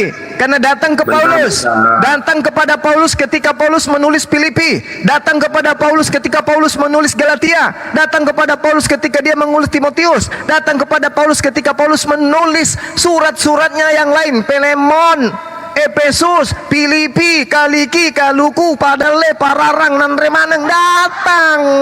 Jadi jangan kau katakan cuma 2 kali. Kecuali Anda menjadi pengikut Yesus yang mengatakan 2 kali saja datang baru betul. Kalau 2 kali saja Yesus datang, hapuskan semua Bible dan surat-surat Paulus. Itu kalau Anda akui Yesus datang hanya 2 kali. Kenapa? Karena Yesus datang nanti kedua kalinya di akhir zaman. Maka orang yang mengatakan Yesus datang pada saat Paulus ada di Damsik itu yang datang kepada Paulus itu bukan Yesus tapi roh jahat. Mau bukti? Ya, itu berupa cahaya Juma ya. Itu berupa cahaya, bukan Berupa langsung cahaya. Yesus datang ke dunia. Sementara Yesus Tetapi melalui mengatakan, cahaya. sementara Yesus mengatakan, Buka jangan kau ayatnya. percaya. Yesus mengatakan, jangan kau percaya ketika ada orang yang mengatakan bertemu dengan aku. Sebab kedatanganku nanti ditandai dengan cahaya yang terlontar dari timur sampai ke barat. Itu maksudnya kedatangan Ya, itu secara perka- supranatural itu kan- Juma. Secara natural. Iya. Kacau. Itu dalam Tetapnya Yesus penghukuman, datang. Sekarang pun penghukuman datang. itu seperti Bagaimana itu ya, dalam penghukuman itu seperti itu. Yesus mengatakan, justru ayat itu waspadalah menunjukkan kepada bahwa Yesus pembinasa tetap keji. Matius 24 nomor 15. Pembinasa keji itu mengaku bertemu dengan Yesus di padang gurun, mengaku bertemu Yesus di dalam Ya. penjara. Siapa dia? Dajjal lah itu, Dajjal. Dajjal. Alhamdulillah Anda akui Paulus Antichrist, sebagai itu Dajjal. Antichrist. Masya Kalau Allah. itu kau bisa diragukan Juma. Alhamdulillah Anda sudah mengakui Paulus itu Dajjal. Ya, Masya iyalah, Allah. mengaku Mesias itu Dajjal. Antichrist lah ya. Alhamdulillahirabbil alamin. Jadi Anda Jadi sudah nggak ada Allah, mengakui nggak ada nama Allah di Alkitab Juma. Yang ada ada nama Elohim Allah di Yahweh. dalam kitabmu, di dalam Tak percaya Matius kau 10 Juma? nomor 34 di situ tertulis Allah. Allah artinya hanya. Bacalah. Mazmur 10 nomor 7 ada namanya Allah, sumpah serapah. baca Kasihan. OJB Juma, OJB biar jelas. Apa? Ketika iblis mencoba Yesus, Yesus menghardiknya mengatakan sembahlah Allah saja. Kalau di OJB itu Hasem. Nah, siapa yang salah? Yahweh. Siapa yang salah? Baca Saya OJB, atau kitab biar jelas. Anda? OJB baca biar jelas itu Hasem. Tidak ada tulisnya. Hasem di situ, kucluk, penipu, Ada pendusta, Ustaz yang versi bahasa pembohong. Indonesia pakai kata Allah. Tidak ada Hasem di Versi situ. OJB dia Hasem. Biar lebih Penipu akurat. tak ada, yang Kau ada yang Theos. penipu Juma. Kau bilang di Injil Allah. Penipu. Allah itu cuma generic title di LI, di apa, di Alkitab kita. Penipu, Bentar juga penipu. itu dihapus. Sekarang saya tanya dari mana ambil kata Allah? Dari Kristen Arab lah, bukan dari Muslim, dari Kristen Arab. Dari Kristen Arab. ngaco Oh, itu. berarti kitab Anda diterjemahkan ke dalam bahasa Arab atau ke dalam bahasa Indonesia? Tai ayam kering Diterjemahkan panas ke dalam bagus bahasa kau isap. Indonesia, mengambil serapan Supaya dari otakmu Arab, berfungsi. Kristen Sekarang Arab saya dalam hal tanya, ini. kitabmu titipan Belanda itu diterjemahkan ke dalam bahasa Arab atau ke dalam bahasa Indonesia? Tai ayam panas kau Bahasa ambil kau baluri Indonesia lah mukanya. cuma. Saya tanya sekali lagi. Penjajah Bahasa Belanda Indonesia mewariskan cuma kitab unsur berupa serapan kan Bible banyak, itu. bro. Dengar, Bagaimana dengar, sih dengar, kamu? dengar. Dari bahasa dengar. Inggris, dari bahasa Dengar, Batak, dengar. bahasa Jawa, masuk ke semua ke bahasa Indonesia. Dengar. Kitabmu yang dititipkan, yang diwariskan penjajah Belanda itu diterjemahkan ke dalam bahasa Indonesia atau ke dalam bahasa Arab. Ambil teh ayam panas Menurut- pakai baluri menurut supaya lo? kau berfungsi otaknya. Menurut lo apa tuh? Jawabannya Menurut apa? lo apa? Jawabanmu apa? Menurutmu apa? Nenekmu kiper, ngapain tanya saya? Itu kan Nenekmu kitab. kiper. Itu Kau kitab tahu, gimana warisan kau? penjajah Katanya kau udah Belanda mahir untuk baca kau, kitab. untuk Kau tahu saudaraku jawabannya ini. apa? Gimana Sekarang itu? pertanyaan saya diterjemahkan ke dalam bahasa Kan aku Arab bilang atau tadi, diterjemahkan ke dalam bahasa bahasa Indonesia? Ambil tak ayam panas, Bahasa olesin Indonesia. matamu supaya matamu berfungsi dengan baik baca bebas. Mana jawabanmu? Bahasa Indonesia itu kaya dengan unsur serapan. Kalau bahasa Jawa Indonesia, diserap, bahasa Batak kenapa ada diserap, kata Allah bahasa di dalam di Belanda kitabmu? diserap, bahasa Cak Ayu, Inggris pun kalau diserap, bahasa Arab Indonesia, juga, Cak apalagi Ayu, bahasa Arab. jangan bicara sendiri. Kalau kitabmu diterjemahkan dalam bahasa Nah Indonesia, kenapa itulah ada kata pokoknya Allah di cuma dalam? nggak ada nama Allah di Alkitab kami. Itu adanya Elohim Nenekmu Yahweh kiper, dan anak kau mau tunggalnya tipu Yesus semua Kristus. orang Kristen di Oke, Indonesia. silakan ngobrol sama Hah? Bu Rasmi. Kamu mau bodoh-bodohi Oke, orang Kristen bye-bye, seluruh bro. Indonesia Ada Allah yang di nyata Alkitab kami, bro. nyata mereka punya Bible dan ada kata Allah di dalam. Kamu mau bohongi mereka? Hah? Mending kau ambil teh ayam panas baluri mukamu supaya otakmu berfungsi. Demikian. Jangan teh ayam lah bang. Seharusnya skincare design yang dibaluri ke muka. Oh iya betul. Kenapa ya mereka diskusi itu hanya sekedar apa ya, asal ngomong aja gitu loh. Aduh. Hati-hati Bang Suma habis makan bawang dodol. Energiku berlipat 1020 kali. Menurut dokter tadi pagi saya diperiksa, tenaga saya itu supranatural. Dia mengalahkan tentara Romawi. Hati-hati kalian. Buset. Tentara Romawi itu pembunuh Tuhan loh. Oh, saya lebih hebat kata dokterku tadi. Saya makan bawang hitam 3 biji dalam sehari, ditambah lagi madu dari barat. Wih. Mantap sekali. Pantasannya Bu Rasmi itu mendengar suaranya Banyuma tergopoh-gopoh dia. Terpogo-pogo. Akhirnya dia tabrak pagar. Ya Ibu Mora Rambe, lanjutin aja, apalagi Bang? Ya terakhir. Ya, silakan. Gelar Oke, saya mau tanya dulu Bang Juma ya. Ada Bang Juma kan temanmu selalu yang mau bilang. bicara tentang Orang lagi ngomong Bu Rasmi. Iya, ini masih pembahasan yang tadi. Bang Juma kan selalu bilang Yudas yang disalibkan. Di mana Memang. ayatnya Yudas disalibkan di Alkitab? Galatia 1 nomor 13. Galatia 13 nomor 13. Galatia 1 nomor 13. Baca. Bentar, Galatia berapa? 3 nomor 13.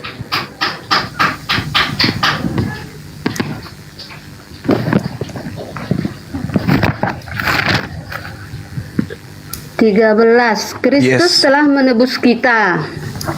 Kan di sini Kristus yang telah menebus kita. Ini kan Kristus udah itu saya bahas orang nih yang sama si Handi diurapin, orang yang ditasbihkan, orang yang ditahirkan. Belum tentu Yesus, karena semua yang diurapi itu adalah Kristus. Dengar ya, saya baca Tidak ada nih. kata Yesus di situ. Saya Ya. baca, ya saya Silakan. baca nih ya. Silakan. Oke, tadi kau katakan yang diurapi. Emang ada selain Yesus yang disalibkan orang benar?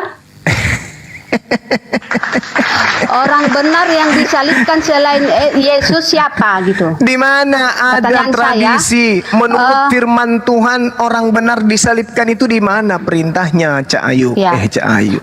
Ya oke. di mana? Karena Di mana? karena memang nggak ada, makanya dengar ayat 13 ini kan berkata demikian. Kristus telah menebus kita dari kutuk hukum Taurat. Kan di situ Kristus telah menebus kita. Ya. Di sini Kristus telah menebus kita dari kutuk hukum Taurat dengan Oke. jalan menjadi kutuk Oke. Karena ada tertulis. karena kita, sebab tertulis terkutuklah orang yang digantung pada kayu Oke. salib. Oke. Yesus Kristus telah membuat ini supaya di dalam Dia berkat Abraham sampai kepada bangsa-bangsa lain. Kata siapa itu? Kata siapa? Kata siapa Bu Darni? Bu Rasmi? Bu Rasmi? Itu ucapan siapa Galatia itu Bu Rasmi? Pusing. Sampai kepada bangsa-bangsa lain. Bu Rasmi. Sehingga oleh iman kita menerima roh yang telah dijanjikan itu. Bu Rasmi, kata itu untuk siapa? Kata yang mana? Ya itu yang barusan Anda baca itu ucapan Paulus untuk siapa? Anda ngerti nggak surat Paulus? Untuk semua umat manusia. Oh, salah. Ini dikatakan Paulus untuk semua umat manusia. Salah. Tidak ada yang salah. Bu Darni, karena di Bu sini, Darni. karena Bu di sini Rasmi, Paulus dengarkan mewartakan saya. Injil. Dengarkan saya, Bu Rasmi. Surat Galatia yang Paulus tulis itu diperuntukkan untuk orang yang ada di Galatia di Ankara, Turki. Ya, kan di situ dia mewartakan Injil, kan? Di situ dia memberitakan Mana Galatia kebenaran Yesus ditulis Kristus. untuk orang Indonesia itu mana tulisannya? Tolong tunjukkan kepada saya. Karena Surat memang Galatia ditulis Paulus tidak untuk orang sampai- yang ada di Turki, di Ankara sana. Paulus Bukan tidak untuk orang sampai ke Indonesia. Indonesia. Paulus tidak sampai ke Indonesia. Paulus menulis surat Galatia itu untuk orang yang ada di Ankara, Turki, bukan orang yang ada di Indonesia, bukan untuk ente, Pade. Ya. Itu diambil Iya, oleh tentara karena- Romawi pada saat konsili. Surat Paulus itu diambil dan dijual sampai ke Indonesia. Padahal surat itu hanya ditulis untuk orang yang ada di Ankara, Turki. Baca Galatia 1. Bagaimana Paulus menulis surat-surat Galatianya untuk orang-orang yang ada di Turki sana. Hati-hati. Itu yang pertama. Ya, bentar Juma. Di sini kan Paulus mewartakan Injil bukan ke Galatia saja, tetapi dia mewartakan Injil juga ke Filipi, ke Tesalonika, Betul. dan ke Kalau Yunani. surat Filipi itu untuk orang yang ada di Yunani. Paham Iya. saya, hafal saya. Iya, karena Betul. memang Paulus tidak sampai ke Indonesia Iya, memang. makanya surat-surat itu bukan untuk ente. Kalau Anda berbicara kemudian Kolose itu ditulis untuk orang yang ada di Oke. Turki Utara, Laodikia. Anda berbicara mengenai Korintus itu ditulis untuk orang yang Ya, ada di bentar. Korinta, tengah selatan Yunani. Ya. Nah, terus mana untuk orang Indonesia? Bentar ya Juma, bentar ya. Ada di Markus 16 saya Markus. 15 ya. Yang saya Ya, tanya di sini kan- Galatia. Yang saya Iya, tanya bentar, Galatia. Di sini Yang saya Bentar, tanya di sini Galatia kan- ini ditulis untuk siapa? Jadadat dor. Yang saya tanya ya Galatia itu ini untuk siapa? Paulus memang pada masa itu di Galatia, tetapi ada perintah Yesus yang mengatakan, pergilah ke seluruh dunia, beritakanlah Injil kepada segala makhluk. Injil Ya, yang ada perintah diberitakan ke Yesus. seluruh dunia. Ada Injilnya perintah apa? Yesus, Injilnya apa? ya. Injilnya apa? Bukan Galatia. Hati-hati bernarasi, Bu. Itu Bu memang Rasmi. Paulus datang ke Galatia, datang ke Dia tidak Tesalonika, mengatakan datang ke Galatia. Filipi, Dia datang bersurat. ke Bang Handi boleh Yunani, bacakan ke Bang Handi Roma, Galatia 1, Vatikan. Bang Handi? Memang Paulus tidak sampai ke Anda Indonesia, sudah mengakui bukan dia katakan memang Paulus ya, bukan memang Paulus dengar. tidak. Paulusnya menuliskan surat untuk orang-orang yang ada pada tempat di mana surat Ada. itu pergi di Ankara, Turki. Itu dijelaskan itu. Ayo. Gimana dong?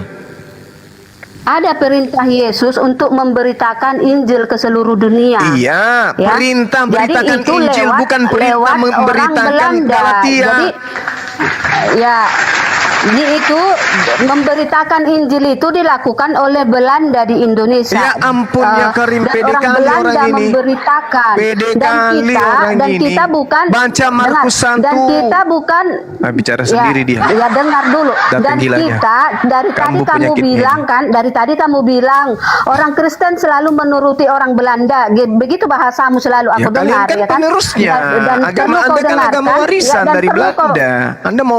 Anda mau menangis darah pun membantah, itu fakta. Apa sih? Siapa yang mewariskan agama Kristen di Indonesia ini? Yesus. Mimpi aja lu.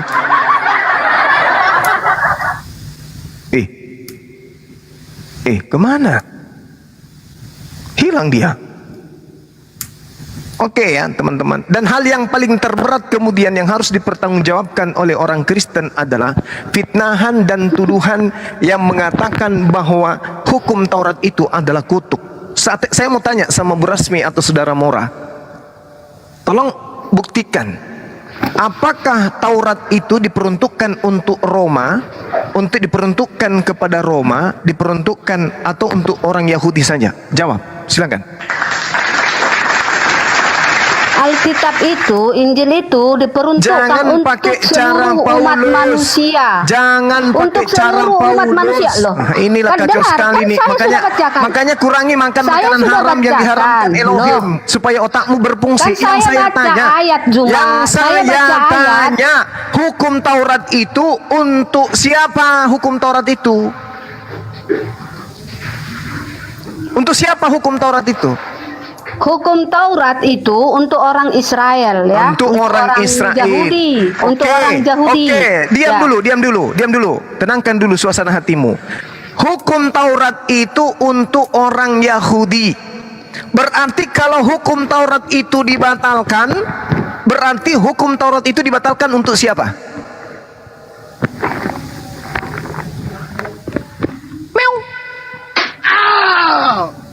Untuk orang Yahudi. Untuk orang Yahudi. Berarti di dalam Galatia 3, Kristus telah menebus kita dari kutuk hukum Taurat dengan jalan menjadi kutuk karena kita. Sekarang ketika Yesus menjadi kutuk karena hukum Taurat, Yesus kutuk karena hukum Taurat, berarti Yesus terkutuk untuk siapa? Untuk pengikut Yesus. Nenekmu kiper, kenapa larinya ke sana? Hukum Taurat adalah hukum Taurat berlaku untuk siapa?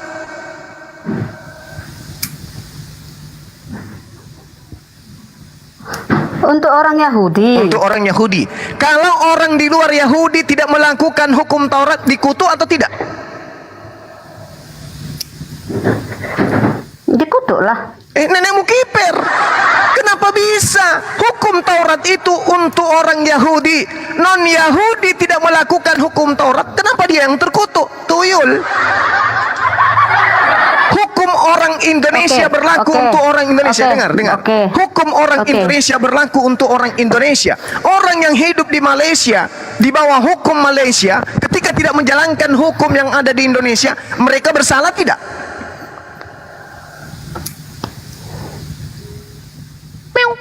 Oke. Bersalah Oke, tidak? Gini ya. Jawab dulu, Oke, bersalah gini tidak? ya. Jawab dulu, bersalah tidak? Ya, bersalah. Tetapi harusnya kau mengerti. Harusnya kau mengerti, Juma. Harusnya kau mengerti.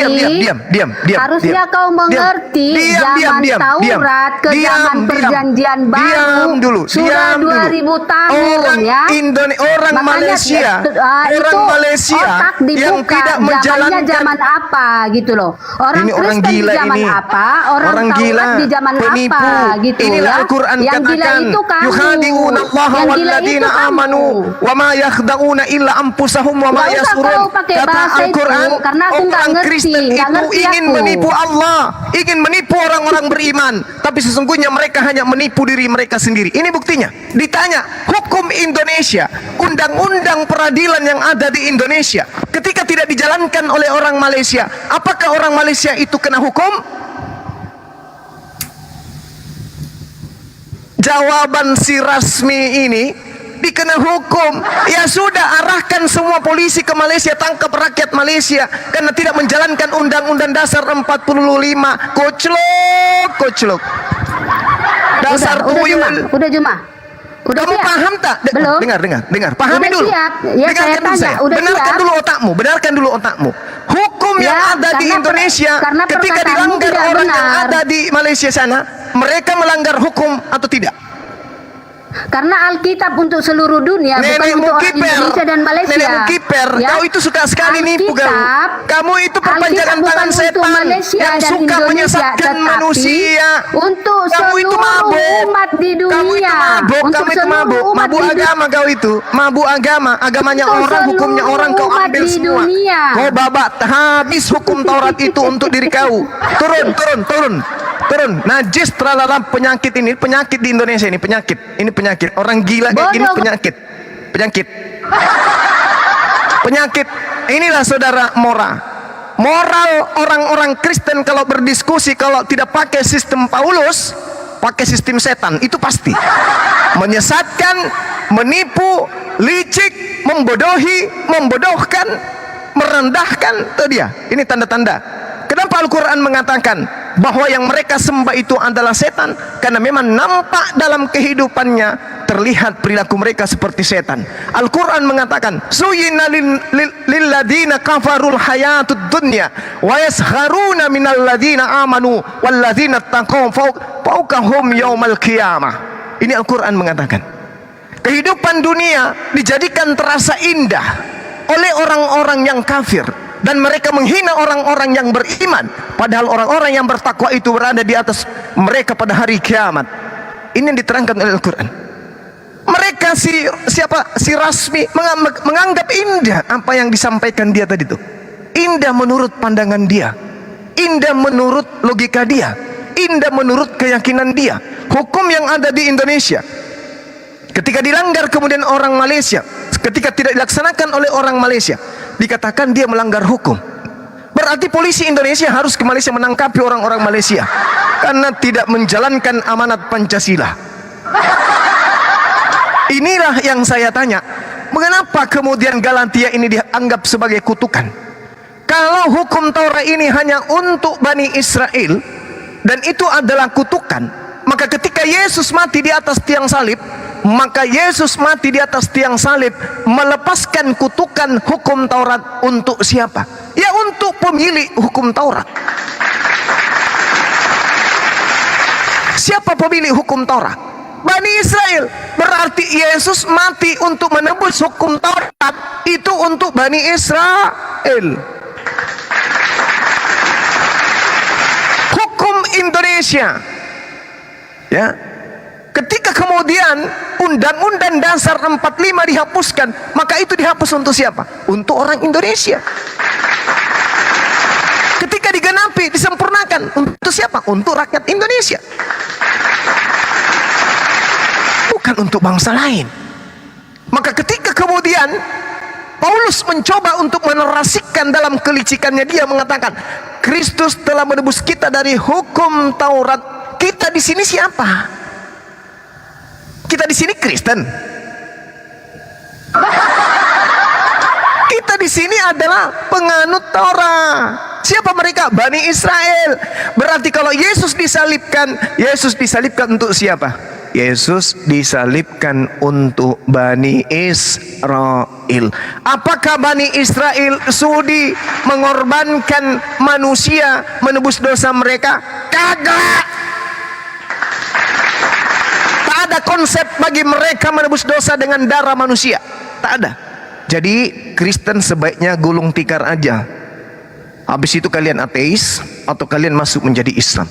Karena Yesus mati untuk nebus dosa, untuk melepaskan kutuk Taurat itu hanya untuk Bani Israel. Tak ada hubungannya dengan Katolik, tak ada hubungannya dengan Roma, tak ada hubungannya dengan Yunani.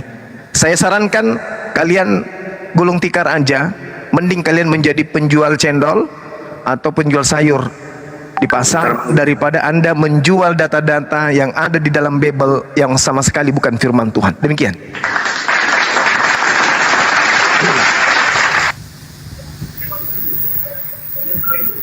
Ya,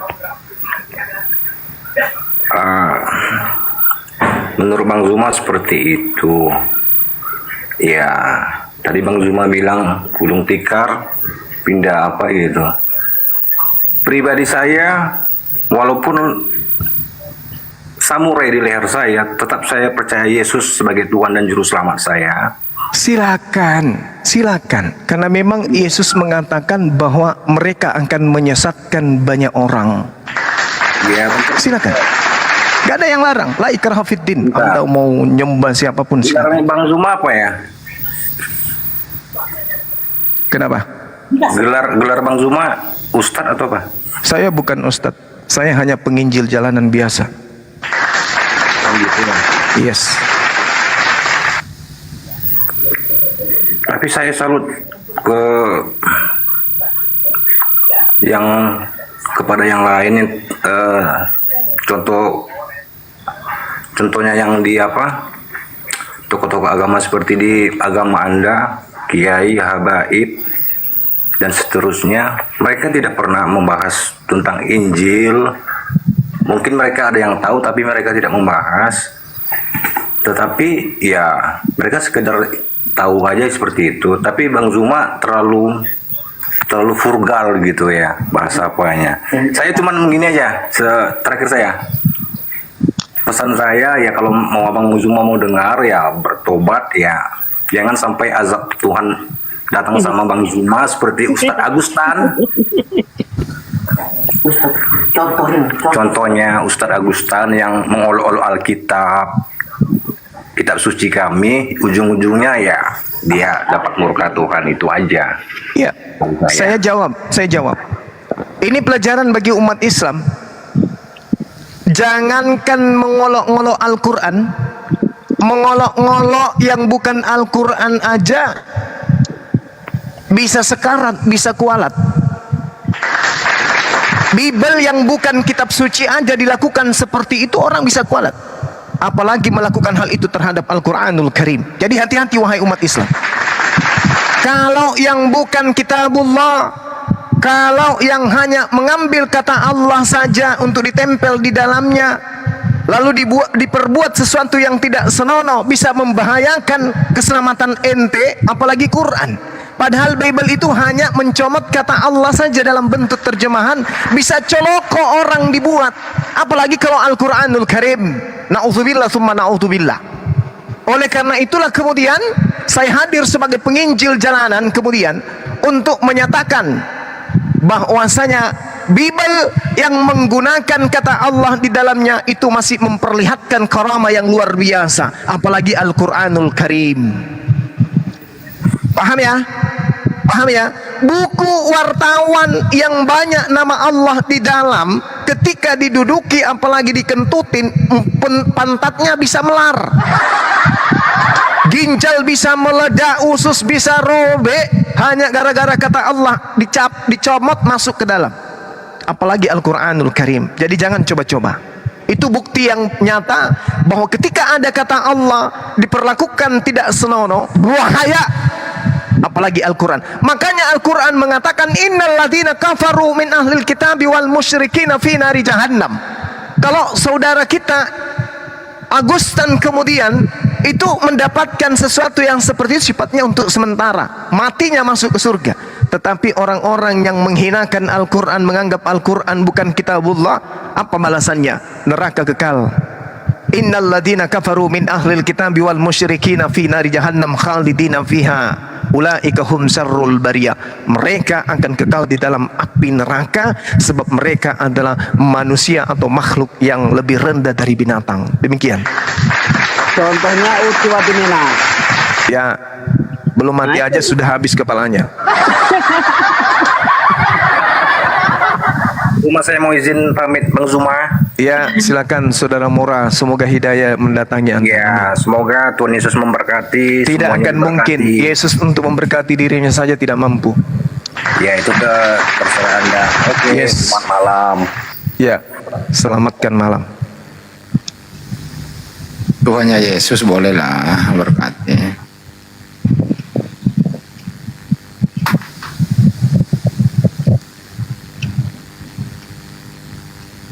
Tuhannya Yesus yang memberkati. Mana lagi nih? Di bawah siapa sih?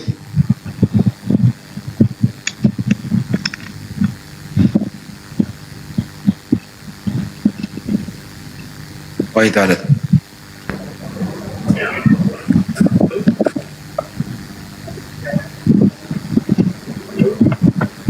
Saya Kenapa? Apaan? Kenapa Pak De? Halo Pak Tedepil.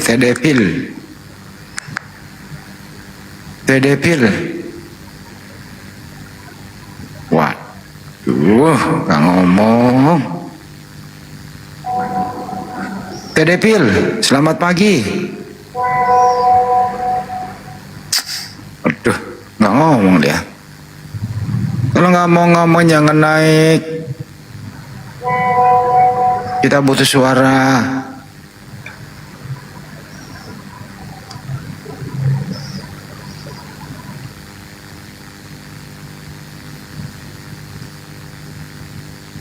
Tedepil.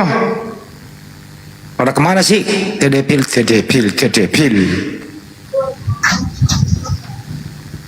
Turun dia. Ocong. Ocong.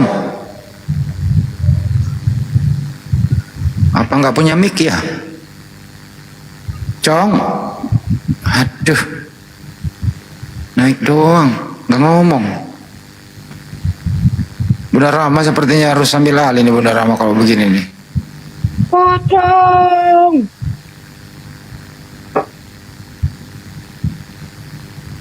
Ganti-ganti Bang Andi kalau nggak ada apa. Biar ada suaranya ganti aja. Pada malas ngomong gitu loh. Acong.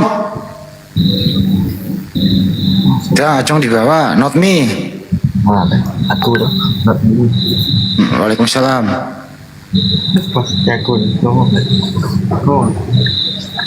Nggak jelas suaranya Bang. Iya, kecil sekali. Suaranya nggak jelas Bang.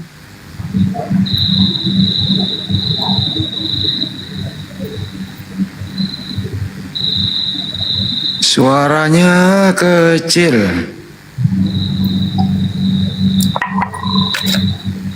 Nah itu udah gede tuh. Silakan Bang.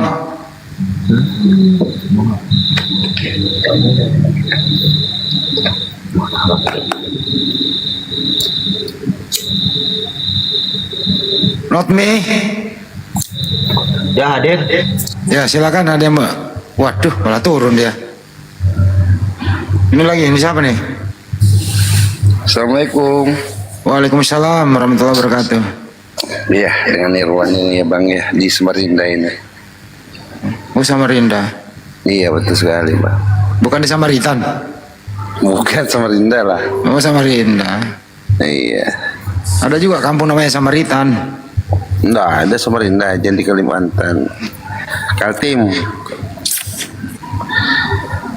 Iya Bang Andi, ya mau nyapa-nyapa aja ya sebagai Bang Juma ya. Iya Bang. Enggak. Iya Bang, salam kenal, sehat selalu ya Bang Juma ya. Beserta dengan timnya. Iya Bang. Sehat selalu ya Bang ya dari Irwan. Amin. Ya amin Bang. Kalau boleh tahu Bang Juma di Makassar Bang ya? Iya benar Bang. Iya, kalau saya di Bone Bang, merantaunya menapis rezeki nih di Samarinda ini Bang. Masya Allah. Orang hebat. Kota nanti Bang Juma kalau main-main ke Samarinda ya. Siap. Nah, informasi aja Bang Juma. Insya Allah selalu menanti Bang Juma ini di Samarinda ini. Ke tempat Iya, saya Masya aja Allah. belum, ngapain ke Samarinda? Ke Riau dulu dong, baru Samarinda. Riau. Ya artinya juga siapa tahu kan. Riau main-main dengan ke Pekanbaru Samarinda sama kan akhir. Iya Bang. Beda tipis, beda tipis. Tapi dekat. Dekat. Iya. Kalau saya di Sulawesi di Bone Bang. Sama Bang, saya di Malujena Bang. Oh Malujene, kalau saya di Bone ini Malujene. Malujena Bang. Oh, Atamponi. Malujene. Bone itu dekat. Ya Bang Juma, makasih. Silakan. Sehat selalu Bang ya. Saya turun, saya dengar ini selalu ini. Iya deh. Oke, makasih. Assalamualaikum. Waalaikumsalam warahmatullahi wabarakatuh. Ada Ibu Aneta nih. Assalamualaikum warahmatullahi wabarakatuh. Oh laki-laki. Waalaikumsalam warahmatullahi wabarakatuh. Bang Juma, saya dari Batam nih, fans berat Bang Juma nih. Batam. Oke, Sumatera. Iya, silakan. Kepri Bang, Kepri, bukan Sumatera. Di Batam. Dekatnya sama Sumatera. Batam itu enggak masuk Sumatera Utara. Dia kan dekat ini, kepulauan. Kepulauan Riau Bang, Bapak. Nah, itu dia maksud saya. Sumatera kan itu Riau. Iya Bang, saya mau bertanya nih, Bang. Kalau boleh, saya Iya. berbagi ilmu. Silakan.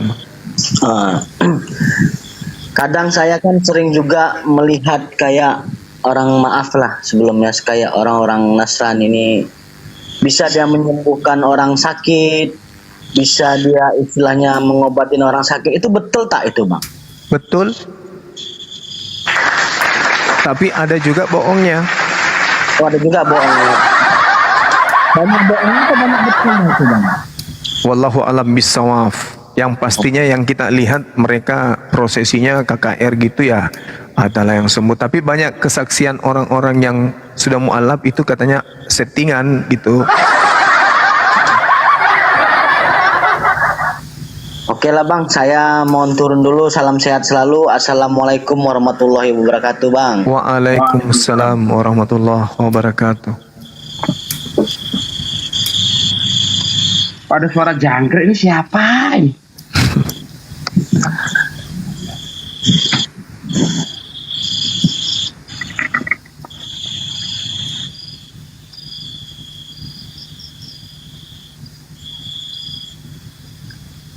Kak Matmat, selamat malam.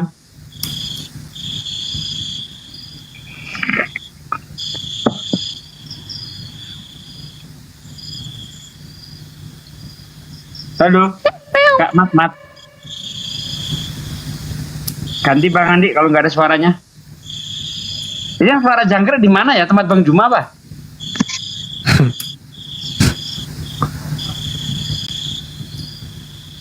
Lentoulu kenapa diam?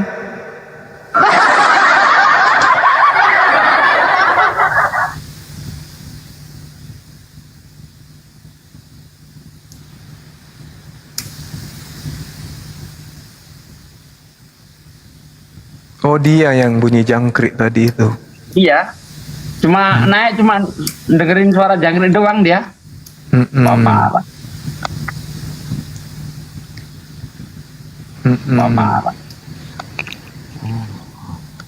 Halo Guru, selamat malam. Assalamualaikum Bang Juma. Waalaikumsalam warahmatullahi wabarakatuh. Dari Sumatera Utara Bang, saya Batak Muslim Sumatera Bang. Utara, Batak Muslim. Medan berarti ya? Betul Bang. Masya Maksudnya gini Bang, izin minta ijazah lah Bang, karena banyak sekali ilmu yang dapat dari room ini Bang, minta ijazah gitulah Bang. Artinya segala S1 apa kebaikan S2 yang Bang, Abang ijazahnya, sampaikan. Ya Bang. Ijazah S1 apa S2? Maksudnya gini Bang, kalau saya prinsipnya setiap ada ilmu itu kalau sebisa mungkin kan jumpa langsung sama orang yang minta ijazah. Ya, ijazah. So, tradisi Islam itu ya, betul. Setiap ada kebaikan disampaikan dimanapun, apakah nanti melalui channel Tuktek ini atau Bukan melalui Tuktek Bang, Tok-Tok. Ya, Tok-Tok. betul. Ya, Tok-Tok. Atau dari channel YouTube misalnya kan ada teman-teman abang yang membagikan ilmu pengetahuan, artinya biar ada dapat berkahnya gitu loh Bang, langsung sama abang lakuin ini Bang, minta ijazahnya Bang. Iya, Masya Allah. Iya, Anda punya legitimasi setelah ini untuk mendapatkan ijazah untuk membantai oten-oten yang ada di Medan sana. Allahu Akbar, takbir. Allahu Akbar. Oh, jadi kau suruh dia membantai orang Kristen di sini Juma? Yes. Oh, udah perkenalkan dulu kau sama aku guru jalanan. Aku dulu bantai duluan. On cam dulu kau, on cam. Orang tak On cam berangkat dulu ini. kau, guru jalanan, on cam dulu kau. Berangkal ini orang tak Ternyata Bu Rasmi masih hidup ya? Masih Kalau lah. Kak Rasmi, maksudku gini Kak, ilmu pengetahuan secara umum, karena kan Bang Juma ini kan ada beberapa firman. Aku fokusnya di situ, ilmu agamanya. Karena ada Ini agama apa ini guru jalanan ini? Muslim, saya Muslim. Alhamdulillah Muslim. Karena Iya, setiap dia memulai kalau pembicaraan, Kristen puji syukur pula. Ini Bu Rasmi kenapa ya? Udah minggu-minggu ini selalu marah-marah ya, lagi dapat apa ya? Ya maklum lah, mulu perempuan nih dua. Wis. Jadi Bang Juma izin pamit Bang ya. Iya Bang, iya Bang. Berkah selalu Iya. Bang. Amin. Ya, Terima kasih barakallahu Abangku fik. pencerahannya. Sama-sama. Lah Masya tunggu Allah. dulu ijazahnya siap guru jalanan. Jangan pergi dulu kau. Mana ijazahnya? Tunjukkan dulu, on cam kan dulu. Kobil tu. Ini nggak paham On cam kan dulu muka Ini kau sotoy. guru jalanan. Soalnya Sotoy terdapat banget ini satu perintah kau perempuan. dari si Juma ya kan. Perintah apa tadi itu kau dapatkan dari si Juma itu? Perintah untuk bikin ini loh, mampet congormu itu loh perintahnya. Membantai ya kan? Iya. Ini perlu ini dipublikasikan nih. Perintah Juma membantai umat Kristen di Medan. Iya, itu kan. Assalamualaikum. Bang Juma. Waalaikumsalam warahmatullahi wabarakatuh. Beliau datang minta ijazah pengukuhan pengesahan keilmuan beliau tentang Bible dan Al-Quran. Saya katakan Guru jalanan on ijazahnya cam lah dulu kita biar aku dulu kau ijazahnya bantai sudah duluan. kuberikan Soalnya aku udah samamu. pengen kali aku mati. Artinya udah pengen kali aku ikut pengetahuan Tuhan Yesus loh guru. pengetahuan Bible dan Al-Quran itulah yang dipakai bantai doktrin oteng-oteng yang ada di Medan sana maksudnya. Dia datang ke sini Iya, ini bukan aku minta. duluan. Ya udah, silakan. Aku duluan, aku mau cepat-cepat akhi, jumpa Tuhan Yesus guru loh. jalanan, silakan diskusi sebentar kali sama orang ini. Orang ini tidak punya akal kok. Silakan. Aku itu nggak ber. Iyalah, nggak punya akal. Orang kami melewati akalmu berpikirnya. Gini toh, berdamai kita dulu ya, saudaraku yang non muslim. Ini Bu Rasmi birahi sekali ini orang Guru ini. jalan. Iya, saudaraku. Kayaknya melembut hatiku kau buat. Bukan. Saya minta ijazah dari Bang Zuma karena pada setiap pertemuan sebelum menyampaikan pembahasan seperti ini, dia selalu menyampaikan firman Al-Quran, penjelasan secara agama kami. Di situ banyak ilmu pengetahuan yang saya dapat, bukan pembahasan masalah ininya, gitu loh. Saya fokusnya di situ.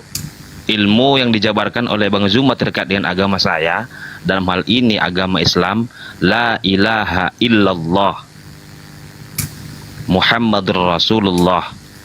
Itu yang saya minta ijazahnya. Seringnya dengarku itu di masjid samping rumahku ini. Seringnya aku dengar itu, apalagi kalau bulan puasa. Boleh diikuti itu Mbak, boleh. Ah, mana boleh, enggak ditebuskan dari neraka, enggak maulah. Yesus kok yang nebus. Izin ya Bang Zuma ya. Iya, silakan. Kan udah aku bilang kan, kalau orang turunkan sama Abang host, turunkan. kalau kuda-kuda tidak kuat dia bisa hadapi orang ini kerasukan roh jahat. Jadi hukum yang ada di Indonesia ketika tidak dilakukan oleh orang Malaysia itu melanggar gitu maksudnya, berasmi. Jadi mereka harus dipenjara gitu. Pertanyaan saya, Alkitab itu untuk dunia ya, dan Al-Quran apakah untuk Malaysia sama Indonesia saja? Pertanyaan saya. Ya Allah ya Karim. Ini kita berbicara. Ini kan sabar. Ini kan Alkitab. Sabar. Iya. Ini kita berbicara mengenai yang Anda sembah itu adalah setan kan? Dimana yang disalib itu di dalam Islam Nabi Isa terangkat ke langit kan? Tapi di iman kalian bisa ndak yang noise ini di mute dulu atau Turunin diturunkan? aja dulu, kalau nggak Iya. bisa mute. Cek. Oke. Jadi ketika Anda mengatakan yang kalian sembah itu adalah orang yang mati di atas tiang salib, yaitu Yesus yang orang suci, saya katakan tidak. Yang Anda sembah di atas tiang salib itu adalah orang terkutuk dan itu bukan Yesus. Ada beberapa kaidah kebenaran yang ditabrak dengan konsep penyembahan terhadap manusia yang mati di atas tiang salib. Yang pertama sekali yang perlu Anda pahami adalah bahwa Taurat itu diperuntukkan kepada Bani Israel. Yang kedua, Taurat itu bukan kutuk. Yang ketiga, Yesus itu tidak mungkin mati terkutuk. Yang keempat, kalaupun penebusan dan penghapusan hukum Taurat itu ada, maka hukum Taurat itu dihapuskan kemudian untuk yang punya, yaitu Bani Israel. Kalaupun mati adalah Yesus, maka kematian Yesus hanya untuk Bani Israel. Apa pembukti dalilnya?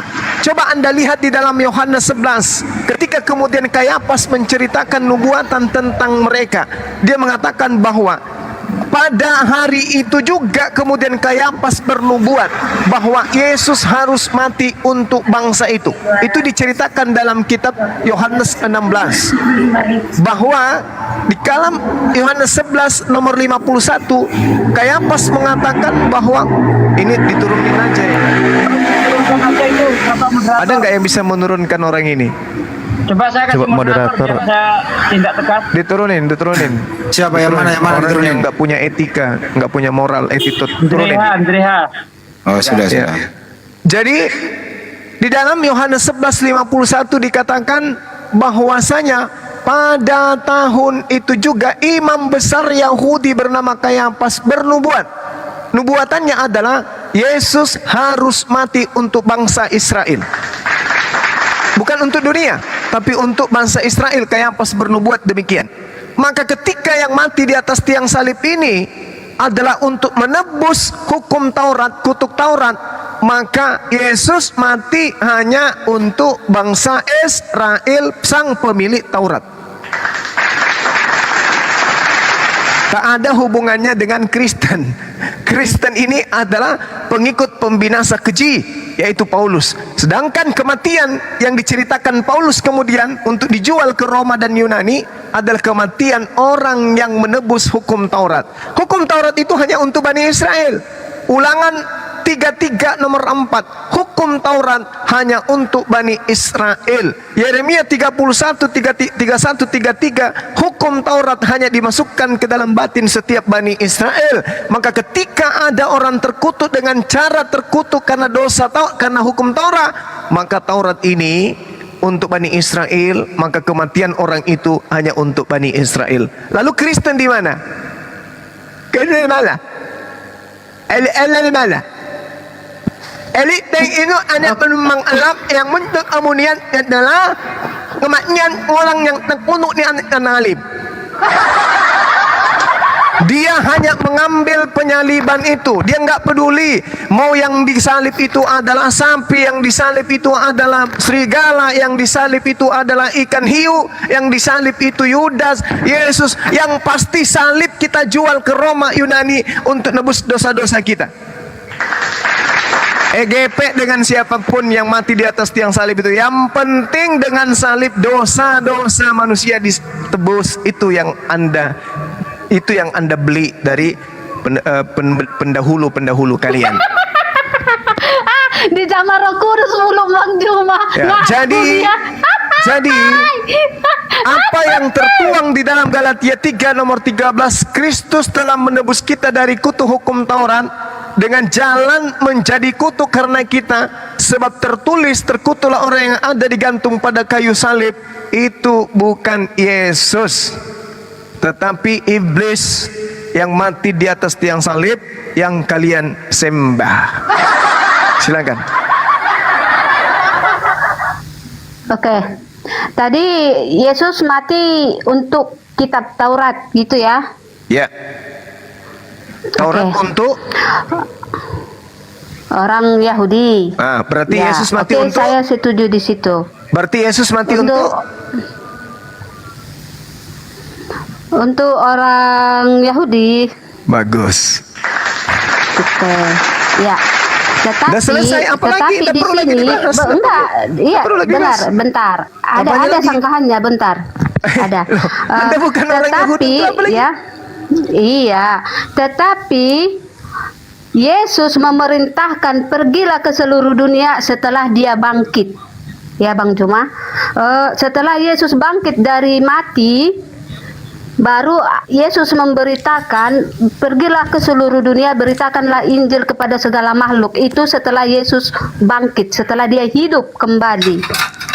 Ya, memang Yesus mati untuk orang Yahudi, tetapi setelah bangkit, dia memerintahkan untuk memberitakan Injil ke seluruh dunia. Itu ada di Markus 16 itu ya. Di situ Yesus setelah bangkit memerintahkan itu. Ya, pergilah ke seluruh dunia, beritakan bahwa Yesus mati untuk Yahudi. Selesai. Bukan. Ini baca nih ayatnya. Baca ayatnya. Pergilah ke seluruh dunia, beritakanlah Injil kepada segala makhluk. Siapa yang percaya dibaptis akan ya percayalah bahwa Yesus mati untuk Yahudi. Ya. Bukan di situ. Dengar. Dibaptis, di sini dibaptis ya, bukan disunat. Di sini dibaptis. Dibaptis. Orang Yahudi disunat ya, di sini dibaptis. Siapa yang percaya akan dibaptis akan diselamatkan, tetapi siapa yang tidak percaya akan dihukum. Dibaptis dalam nama siapa? Atas nama Bapa, Putra, dan Roh Kalau Kudus. dibaptis atas nama Bapa, berarti harus ditobatkan orang itu berdasarkan keinginan Bapa. Bapak mau orang itu disunat atau tidak? Dibaptis atas nama Bapa, Putra, dan Roh Kudus. Kalau dibaptis atas nama Bapa, maka harus mengikuti instruksi dan kehendak Bapa. Bukan cuman Bapa, Putra, dan Roh Kudus. Oke, bukan cuman Bapa. Bapaknya memerintahkan untuk bersunat atau tidak?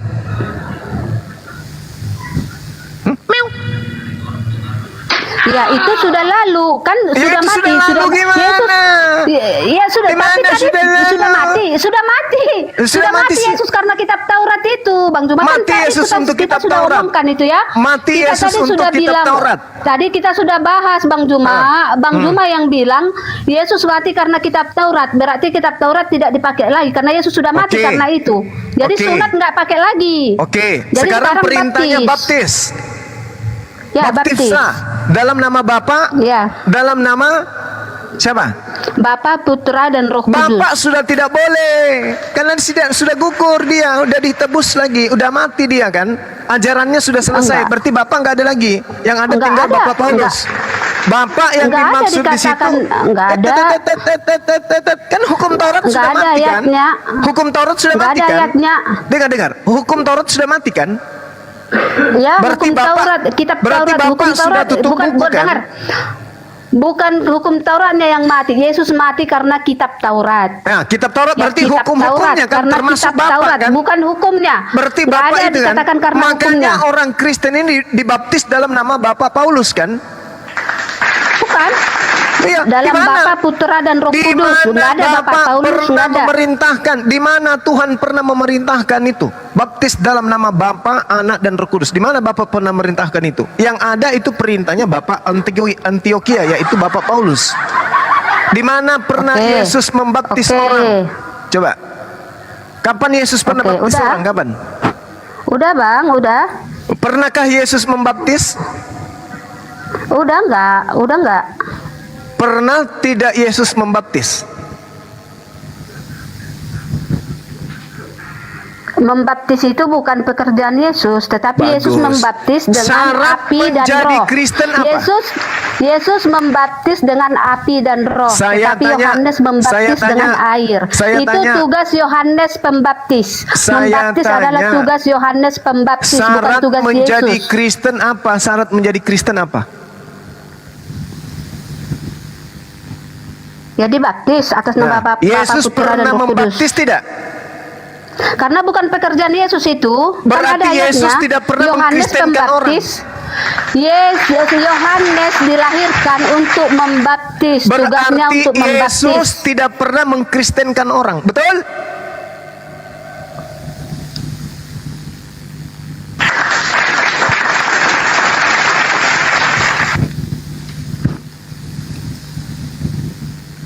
Syarat menjadi Kristen baptis. Yesus tidak pernah membaptis. Berarti Yesus tidak pernah mengkristenkan orang.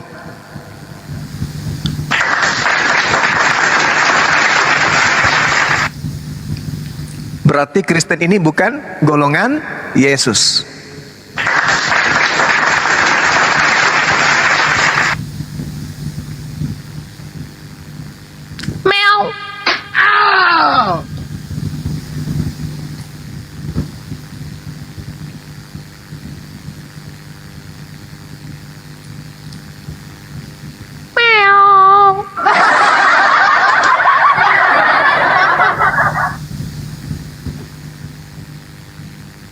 Rasmi, ras Indomie, suku Buka Indomie. Lukas 3 ya 16 ya. Yohanes menjawab dan berkata kepada semua orang itu, Aku membaptis kamu dengan air, tetapi ia yang lebih berkuasa daripadaku Dengan akan api. datang dan membuka tali kasutnya pun aku tidak layak. Dan Ia dia akan membaptis datang kamu dengan Roh Kudus dan dengan api. Nah, sekarang pertanyaannya. Ya. Sekarang pertanyaannya. Jadi Kalau untuk orang- membaptis, dengar. untuk membaptis manusia dengan air itu adalah pekerjaan Yohanes Pembaptis, bukan pekerjaan Yesus. Iya, sekarang pekerjaan Yesus nanti untuk orang Kristen adalah Yesus membaptis orang Kristen dengan api, betul? Betul? Dengan Roh Kudus.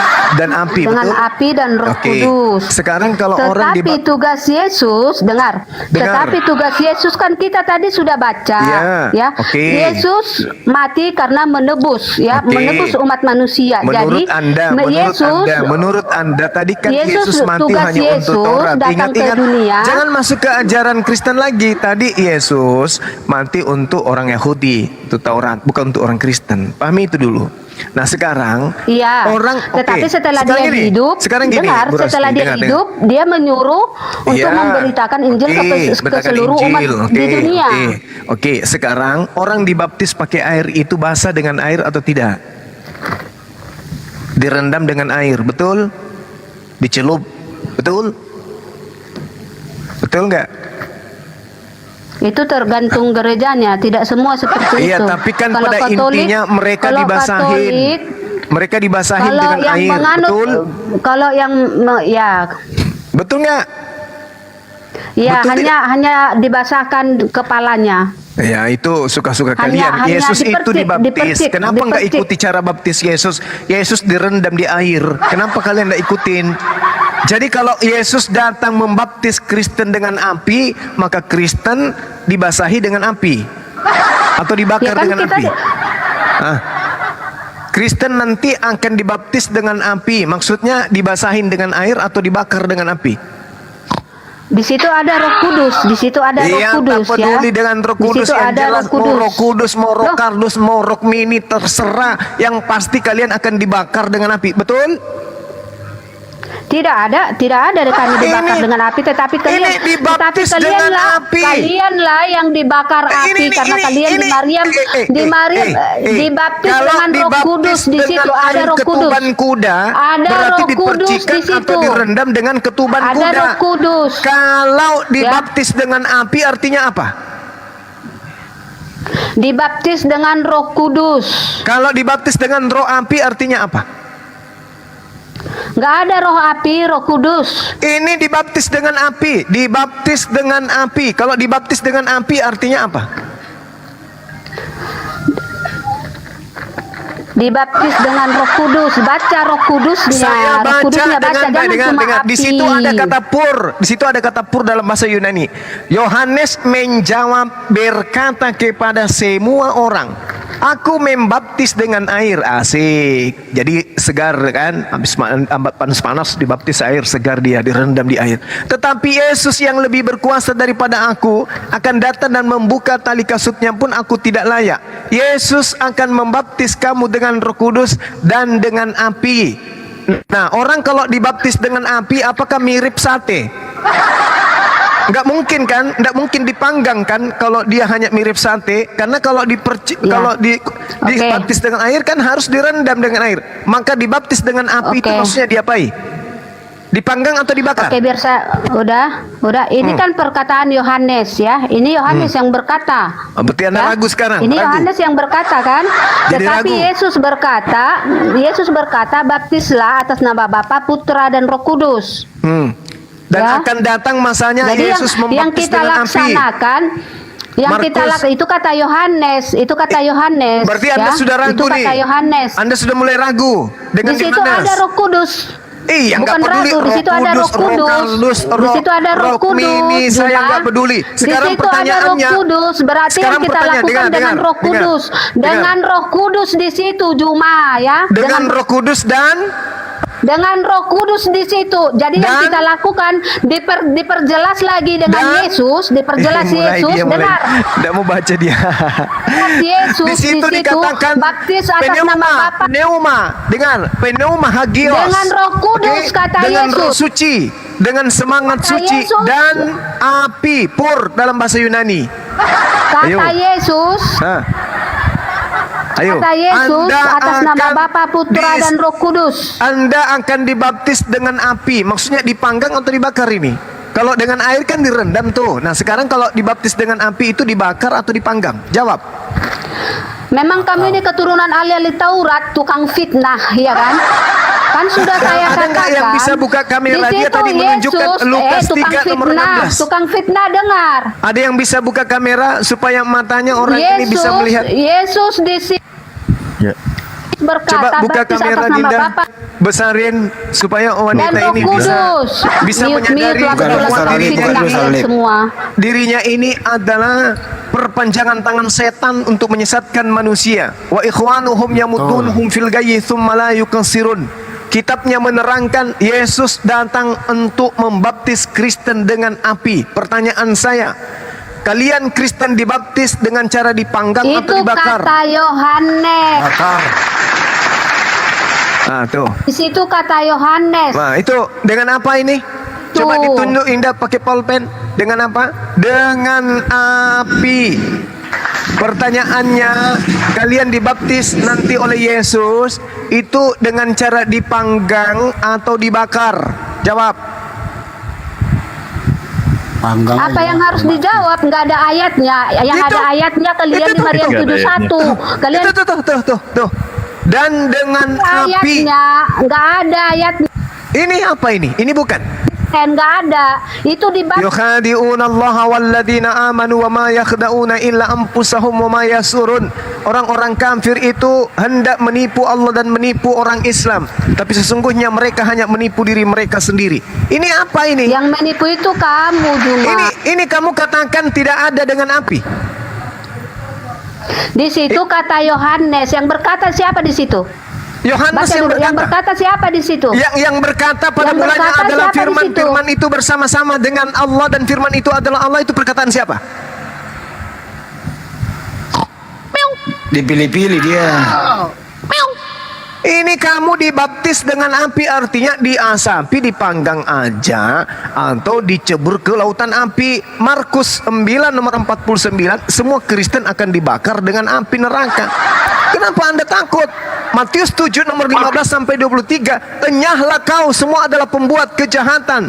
Anda akan dilemparkan ke dalam api neraka. Matius 13 nomor 50, pembuat kejahatan menurut Yesus akan dilemparkan ke dalam api neraka. Nih, Anda dibaptis dengan api, dipanggang atau dibakar? Jawab. Fitnah ya. Ini fitnah apa ini Tuyul? Tulis kok. Ini tertulis kok dibilang fitnah.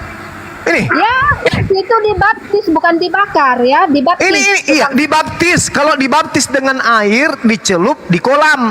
Kalau dibaptis dengan api, dicelup di mana? Dibaptis. Neraka. Iya, dibaptis dengan api itu dicelup di mana? Nggak ada ayatnya orang Kristen masuk neraka ya. Nggak Lah ada. ini apa? Ini apa? Ini apa? Ini apa? Matius 7 nomor 15 sampai nomor 23 itu jelas diusir ke neraka. Bukti Kristen di neraka Matius 23 nomor 15, Kristen masuk neraka. Matius 23 nomor 15, Kristen masuk neraka. Ini juga nih. Nih. Dan Kristen akan dibaptis dengan api. Cak Ayu. Ya. Bu Rasmi diam dulu, Bu Rasmi. Diam dulu, Bu Rasmi. Itu ada Pak Eston mau jawab. Pak Eston silakan, Pak Eston. Tukang Ibu Rasmi diam dulu, ada Pak Eston mau jawab. Fitnah itu artinya apa? Dibaptis dengan api, Tuyul. Udah tertulis di situ. Dia akan membaptis kamu dengan Roh Kudus dan dengan api. Dibaptis dengan air adalah dicelup di air. Dibaptis dengan api adalah Mendaftarkan nama di kerajaan Allah itu arti baptis. Oh malas. mabok. Penama di Wa kanal kafiru ala rabbihi zahira. Dan adalah orang-orang kafir itu penolong setan di dalam mendurhakai Tuhan. Ya, itu petunjuk Tuhan datang kemudian. Petunjuk Tuhan datang kemudian.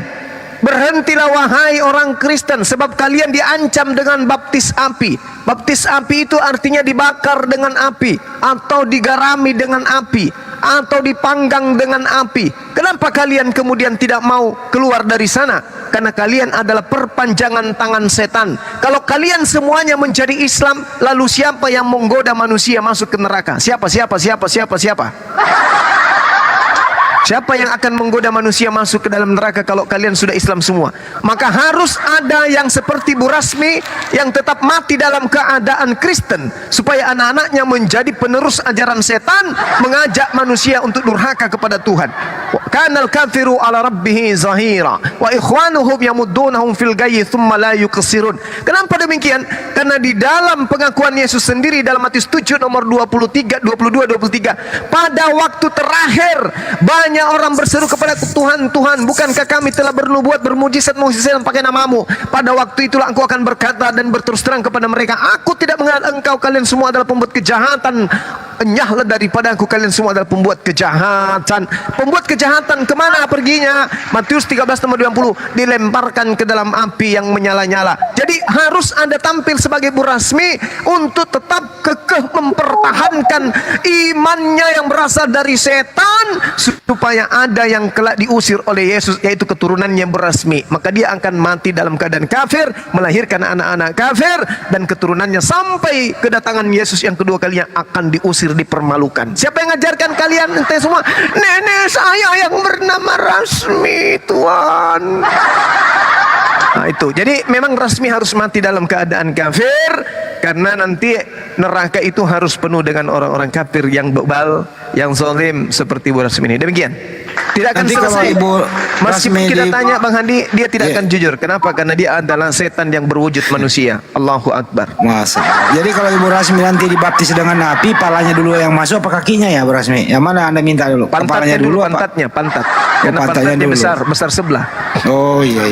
Supaya enggak supaya meletus anunya, bisulnya. Iya. Untuk orang percaya yang enyah lah kau diusir Yesus itu untuk angkatan yang jahat. Iya, nyala kau. Baptis dengan api, jangan menangislah. Tuntung. Udah jelas-jelas dibaptis dengan api, masih juga Yang dulu kawannya ada Bang Ucok, saya panggil dulu Bang Ucok. Siapa tau? Bang Ucok. Selamat malam Bang Ucok. Assalamualaikum warahmatullahi wabarakatuh. Waalaikumsalam Bang Ucok. Waalaikumsalam warahmatullahi wabarakatuh. Bang Ucok, ini ada si Ito ini ngomong terus ini Bang Ucok, si Ito ini gimana ini? Ya, berisik kali kuliah. Itu enyah lah kau iblis Coba. Yesus kepada yang kejahatan. Ibu Rasmi, Dikatakan itu Besarkan ahli dulu. Taurat dan orang Diam dulu, ini Ucok lagi ngomong, Bang Ucok lagi ngomong kau. jadi Bu Rasmi, coba dengar dulu kalau ingin menambah ilmu. Yang terlalu slow suaranya Bang Ucok, di kelas suara.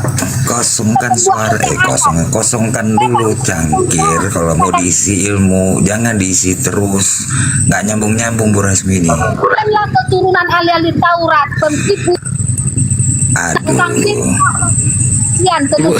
Ibu Rasmi nanti dibakar api, dibaptis sampai api, panasnya Bu Rasmi. Dibaptis mendaftarkan nama ke kerajaan. Nanti kalau mau dibaptis dengan api itu kakinya dulu, palanya dulu, Bu, pantatnya dulu Bu Rasmi. Beda ya. Dihukum di neraka sama dibaptis beda. Dibaptis itu artinya mendaftarkan nama umat manusia yang baru lahir Itu sudah setelah tertulis, dibantah lagi udah tertulis. Nggak ada tulisannya tadi. Kau itu. umat Islam dihukum di neraka ya, tetapi umat Kristen dibaptis itu mendaftarkan nama di kerajaan Allah. Paham nggak otakmu satu-satu? Otakmu dulu nanti dipanaskan itu Bu Rasmi. Tahu kenapa? Belum berhenti dari ke Ada kejahatan. Rasmi. Angkatan Rasmi sini. Rasmi. Saya tanya dulu Rasmi. Iya. Dengar dulu Iya, ya. Rasmi. Rasmi.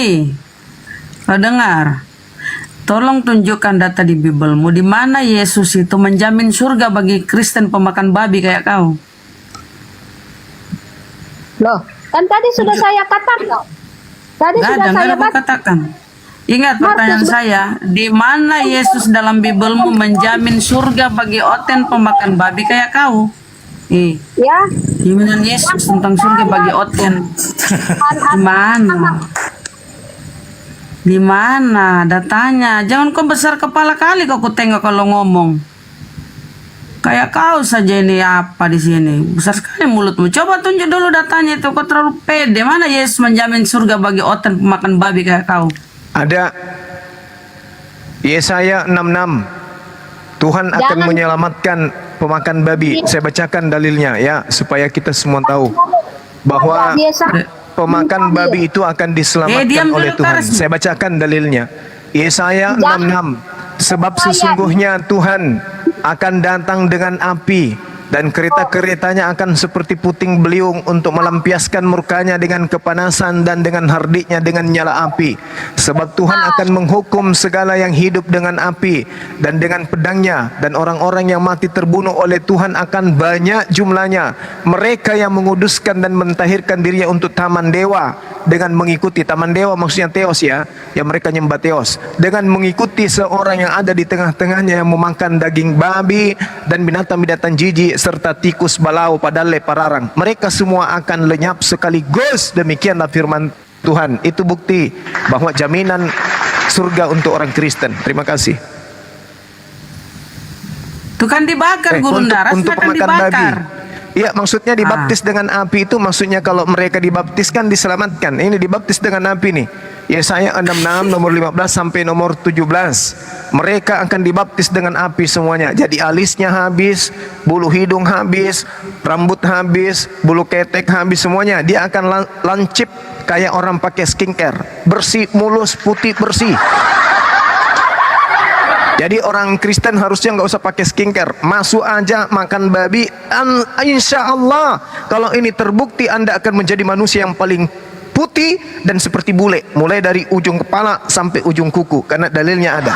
Tanpa skincare orang Kristen bisa memutihkan badannya. Cukup dengan menggunakan babi sebagai menu makanan sehari-hari, maka dia akan dibaptis dengan api yang menyala-nyala. Jadi Kristen ini akan masuk ke dalam surga sebagaimana jaminannya yang makan babi akan dibaptis dengan api. Yesaya 66 nomor 15 sampai nomor 17. Menakutkan. Ya, jadi yang tidak mau beli skincare cukup ikut Ibu Rasmi makan babi, nanti Anda punya kulit akan putih seperti bule, seperti tedung bunga. Ya, yang putih kemerah-merahan. Aduhai. Jadi Bunda Rahma jangan selalu bertanya jaminan surganya mana. Itu Yesaya 66 nomor 15 sampai nomor 17. Tidak usah pakai skincare orang Kristen nih. Cukup makan babi aja, insya Allah akan putih kulitnya. Dulu dengar ya. Dulu. Yesaya itu adalah perjanjian lama. Wis, mulai lagi. Tapi perjanjian lama sampai ke kitab, sampai ke orang Yahudi Romawi kitabnya. Berarti kamu belum paham Alkitab. Buktinya perpuluhan masih dipakai. Kenapa perpuluhan masih dipakai?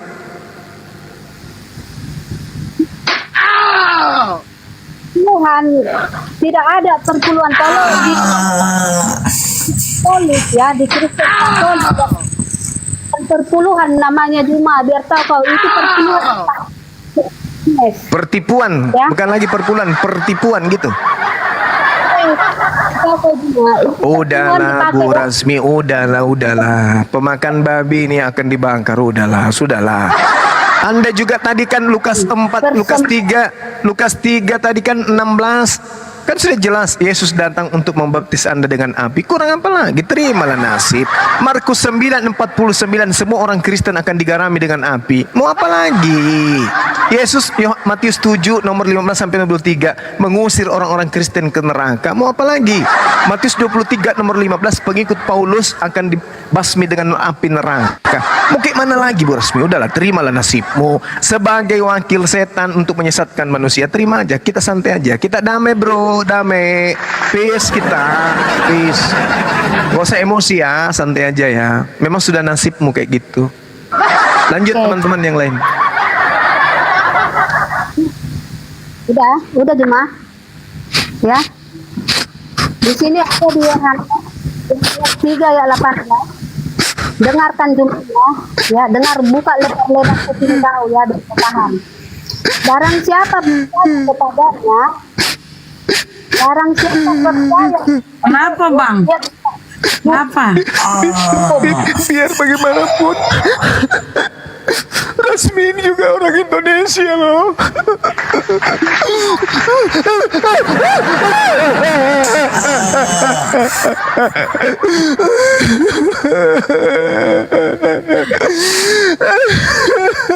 Sedih kali lah kawan kita ini dibakar api. Adalah lebih baik kalau dia jadi batu tawa saja, ya Allah. Betapa perihnya dibakar api dalam kehidupan kekal, ya Allah. Berikan hidayah kepadanya, ya Allah. Atau kalau dia nggak mau terima hidayah, jadikan aja dia batu asa. Atau paling tidak kalau berat sekali buatmu, ya Allah, jadikan aja dia jadi batu nisan kuburan Cina, ya Allah.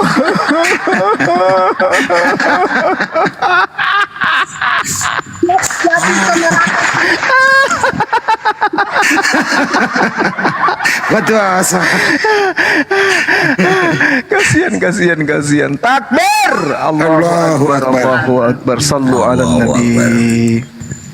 Islam semua Itu karena Gurunda nangis itu karena prihatin sama kamu, Rasmi. Kau kan dibakar. Ish. Dengar nih, aku baca ayatnya, dengar. Markus 16 ayat 15 ya, di sini. Ya, si Markus pula dia bawa. Dulu kuping kau, pergilah ke seluruh dunia, beritakan Injil kepada segala makhluk. Siapa yang percaya dan dibaptis akan diselamatkan, ya. Caramu baptis sama Rasmi, caramu baptis kecoa itu gimana? Kalau kau bibel itu kecoa, terus semua makhluk tuh, kutu, Rasmi, kutu, kecoa, cicak. Coba caranya menginjili gimana? Rasmi, di dalam Bibelmu itu Injil segala makhluk itu kutu. Kemarin kalau kutu kau Injil kutu, coba tunjukkan.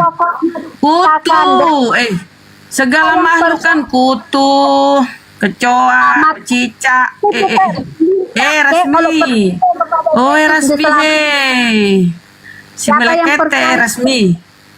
Iya, yang caranya kalau menginjil itu kutu lah kutu. Rasmi kayak dibajak Sambo, Rasmi kayak dibajak Sambo, diam dikit napa dengarin Bunda Rahmanya dulu. Beritakanlah Injil kepada segala makhluk. Siapa yang percaya dan kutu, coba kalau makhluk kutu, segala makhluk tuh Macam di pajak sentral ya.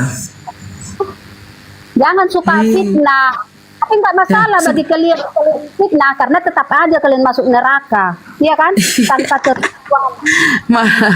di dalam tadi dibaca Gurunda itu, guru kami Bang Zuma itu, kau itu disiram dengan api, kau dibaptis dengan api. Dan tikus sama babi binatang menjijikkan loh, Rasmi. Makananmu, santapanmu itu binatang menjijikkan. Di Yesaya 66 tadi, babi, tikus, binatang menjijikkan. Jijik kali kau makan babi. Coba. Di dalamnya saya 66 tuh babi menjijikkan loh, disamakan dengan tikus Babi, tikus, binatang menjijikkan. Padahal itu makananmu babi, tikus, binatang menjijikkan. Wih, jorok kali kau pemakan babi. Bukan untuk kami ya. Rasmi, babi, tikus, binatang menjijikkan Yesaya. Dan ingat ketika ada orang kerasukan, setan itu dimasukkan kepada babi. Makanya kau ini kayak setan, nggak mau berhenti ngomong. Enak itu. Kau kesetanan. Iya, karena disitulah setan itu dimasukkan oleh Yesus kepada babi. Makananmu itu loh. Makananmu itu dimasukkan setan ke situ oleh Yesus. Ternyata kau yang kau santap itu ya penuh dengan setan-setan. Wish. Rasmi, diam dulu. Aku mau ngomong sama guru aku. Rasmi, diam dulu kau. Silakan. Assalamualaikum warahmatullahi wabarakatuh. Waalaikumsalam warahmatullahi wabarakatuh. Masya Allah, tabarakallah. Please, Rasmi, tolong dulu diam kau. Tidak dikasih makan. Tidak ingin. Ya Allah, kenapa sampai guru nangis? itu tadi saya izin nyambung lah. Tadi apa yang disampaikan oleh guru kami itu benar, ya. Karena memang Jadi sedih aku. orang kafir itu nanti akan mengalami penyesalan. Bahkan dia berucap itu di dalam Al-Qur'an kan. Aku sedikit bacakan dulu sedikit di dalam Al-Qur'an ya Gurunda ya. Ketika di dalam masalah perhakiman, karena dia telah mengingkari Allah, apa yang dikatakan? Bismillahirrahmanirrahim. Inna angdarnakum adabang qoriba yauma yang durul mar'u maqaddamat yadahu wa yaqulul kafiru ya laitani kuntu turaba. Nah itu kan, orang-orang kafir itu berkata, alangkah baiknya sekiranya aku dahulu adalah tanah. Jadi tanah aja sekalian. Karena apa? Karena tidak kuatnya menghadapi siksaan di hari kiamat. Jadi apa yang disampaikan oleh guru kami itu betul. Maksudnya Bu Rasmi, karena apa? Menjadi tanah tidak ada hisabnya nanti di akhirat. Tetapi ketika Anda menjadi manusia namun membangkang menolak kebenaran, maka siksaannya sangat pedih. Bahkan nanti justru Anda yang berharap, ya Allah ya Tuhanku, mendingan aku jadi tanah aja deh gitu kan, daripada mengalami siksaan. Itu maksud guru kami. Pedulinya guru kami kepada Anda, rasa sedihnya yang beliau rasakan, itu maksudnya Bu Rasmi. Masya Ayatnya Allah. mana? Ya ampun, kamu cuman fitnah doang. Ayatnya mana? Nggak kedengaran suaranya kalau kita ngomong, ketimpa suaranya, kesian kali kau. Ayatnya mana? Matius 7 nomor 15 sampai nomor 23. Matius 23 nomor 15. Celakalah engkau wahai ahli Taurat, wahai orang Farisi, wahai orang munafik, engkau menyeberangi lautan, menjelajahi daratan untuk mentobatkan orang masuk menjadi penganut agamamu. Setelah menjadi penganut agamamu, kamu jadikan dia menjadi orang neraka. Kamu jadikan dia orang neraka. Pertanyaan saya, ahli Taurat, orang Farisi, orang munafik yang meninggalkan tanah Yerusalem sampai ke Antioquia, sampai ke Kiliki, sampai ke Roma, itu siapa? Jawab, sebut nama, silakan. Siapa orang ahli Taurat, orang Farisi, orang munafik yang diterangkan dalam 1 Korintus 9 nomor 20 kepada orang Yahudi ngaku orang Yahudi, kepada penganut Taurat ngaku penganut Taurat, meskipun dia tidak menganut Taurat, dia adalah orang munafik. Siapa dia? Pengikutnya dijadikan sebagai penghuni neraka. Itu siapa? Jawab. Paulusnya Rasmi. Nah, Paulus kan? Dengar. Siapa pengikut Paulus di sini? Di antara kita 8 orang, siapa pengikut Paulus di sini? Rasmi. Nah, Rasmi. Berarti yang dijadikan sebagai orang neraka oleh Paulus adalah Rasmi. Ya. Apalagi dalilnya ada. Matius 23 nomor 15, bukti Kristen akan dibakar di neraka jahanam. Ayat. Sanggahannya ada di Matius 22 ayat Matius 22, buka Matius 22. Matius 7:23. Enyahlah kau Rasmi, pemakan babi. Kau akan diusir Yesus. Enyahlah kau Rasmi, pemakan babi. Aku tidak mengenalmu. Tuh, kau akan diusir oleh Yesus. Baca tuh Matius 7:22-23 tuh. Enyahlah kau Rasmi, pirang pemakan babi. Gitu ya bunyinya data itu. Cuma nggak ada pirangnya sih. Dengar, Matius. Itu data itu. Dengar dulu Rahma. Matius itu data, kau dengar itu. Kau saja mau didengar dari tadi ku tengok suaramu. Saya sekarang kamu dengar dalam Bibelmu Matius 7:22-23. Enyahlah kau Rasmi, itu kata Yesus loh, kau akan diusir. Makanya aku bilang, mana data di Bibelmu Yesus menjamin surga bagi oten pemakan babi kayak kau ini? Ya, bentar ya, saya baca. Tunjuk data dulu, enggak terlalu banyak ngomong kau. Sekarang tunjuk data di mana Yesus menjamin kau surga, mana? Yesaya 66:15 sampai 17. Itu dia dibakar Burunda. Matius 23 nomor 15. Dengar gitu. Ya, Matius. Kau usah kau didengar, ngapain kau mau didengar? Kasihan kau suaramu kayak ini. Suaramu Rasmi, suaramu kayak ini. Kayak apa ya?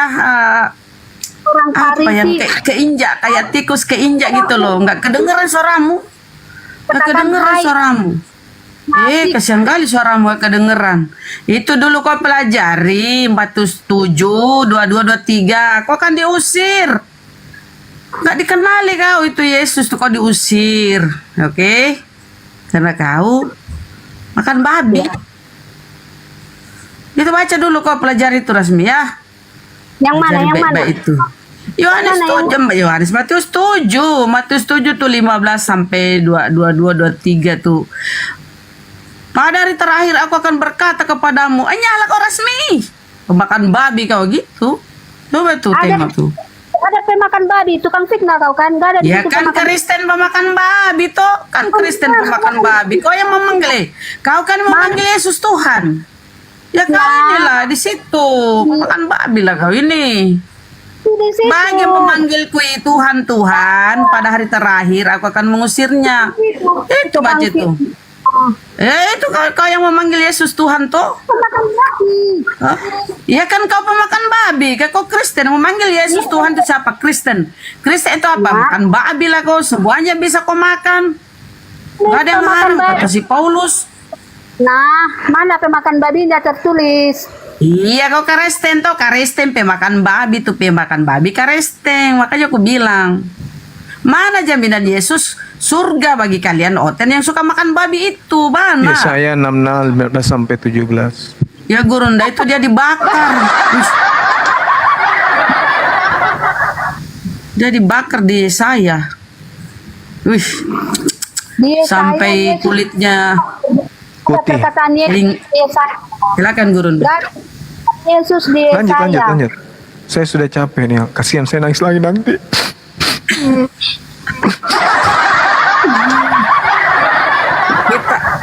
Gurunda nangis itu dia prihatin. Kau akan dipanggang di neraka sampai kulitmu apa yang gak ada lagi kulitmu lah. Udah putih kayak apa? Kenapa sih kalian suka fitnah mengatakan yang tidak ada tertulis di Alkitab? Lah, itu kan di dalam Yesaya 66 itu. Kau akan dibakar dengan api di situ. Baca kau Bibelmu. Jangan cuma kerjamu. Yesus belum lahir di Yesaya, jadi jangan suka fitnah. Belum lahir. Jadi kenapa kau masih kasih tempel itu perjanjian lama di Yesus Bibelmu? tidak lahir di Yesaya, tapi giliran Yesaya 9 nomor 6 di situ dikatakan telah lahir, tapi dibilang untuk Yesus. Ya, berarti dia oten kafir kayak Rasmi ini standar janda, mentang-mentang dia janda ya. Jadi kalau untuk nubuatan dia lirik perjanjian lama. Kalau hukum-hukumnya dia tolak, dasar kau kuclu. Tolak, katanya itu perjanjian lama. Tapi kalau nubuatan itu kan sudah dinubuatkan. Bentar. Kau itu standarmu. Apa sebentar? Itu fakta.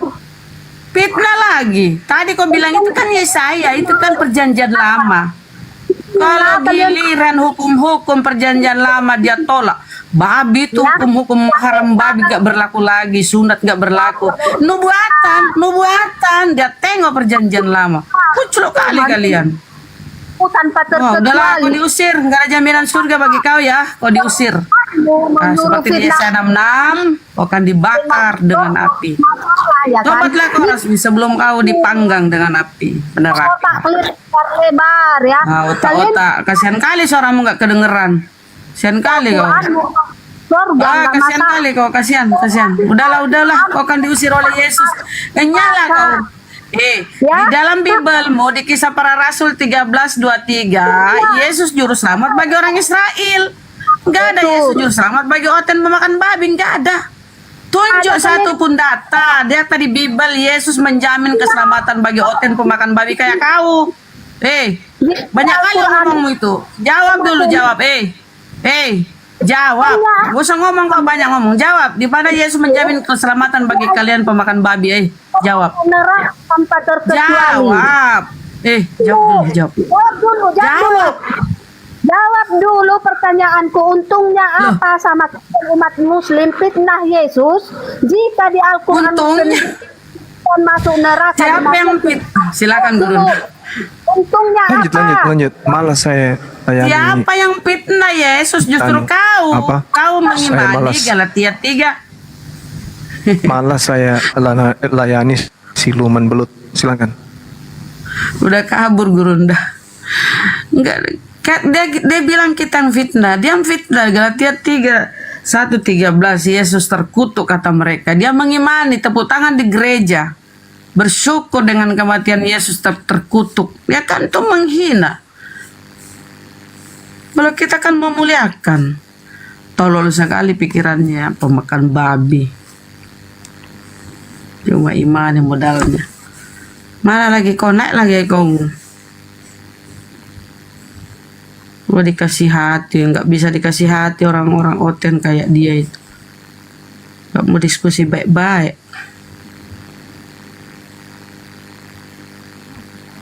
Nah dia sudah.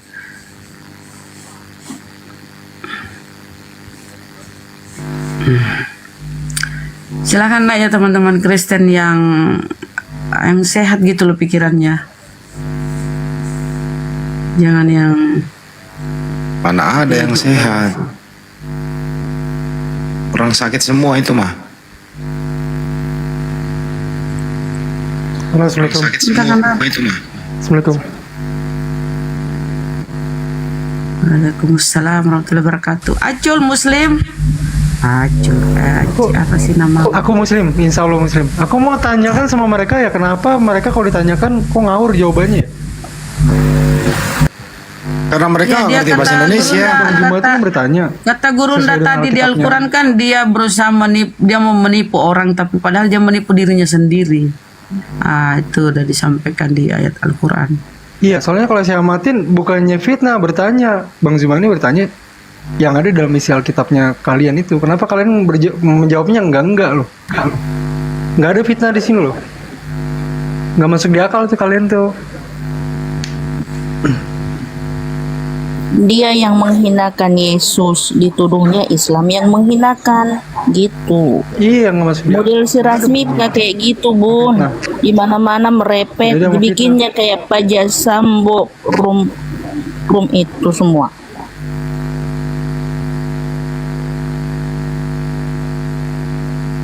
Kalau mau naik ke atas ini, Ayo, buka siapa Alkitab lagi? kalian lah, ditanyakan. Ya Bang. Aku mau bilang terima kasih lah dulu sama Gurunda, sama Bunda Rahma, sama Ustadz Ali, Ustadz Sugi, Bang Handi. Makasih semua ilmu-ilmunya. Saya selalu belajar. Sama Bunda. Saya selalu Sama-sama belajar belajar. untuk bisa.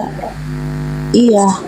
Untuk bisa saya mengcounter omongan-omongan fitnahan dajjal semua yang terhadap Rasulullah Shallallahu Alaihi Wasallam, terlebih-lebih di pita saya aduh luar biasa. Tapi dengan berkat saya setiap malam belajar di room Bang Juma, Ustadz Sugi, semuanya ilmu saya semakin ada, semakin bisa untuk memahami semua, dan bisa untuk yang biarpun kadang-kadang saya nggak bisa membalas dengan apa ya, dengan tegas, dengan keras gitu.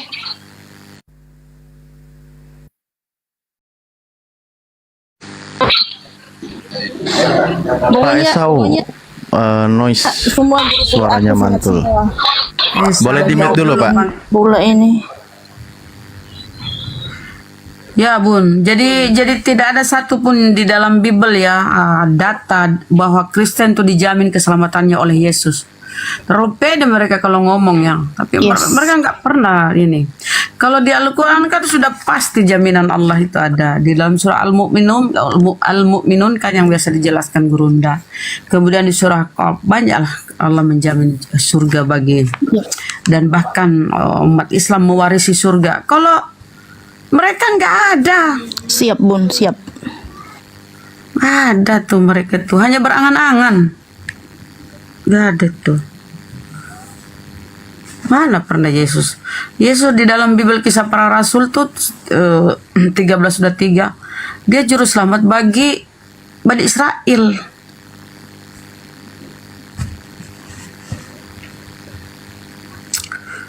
Mana Gurunda?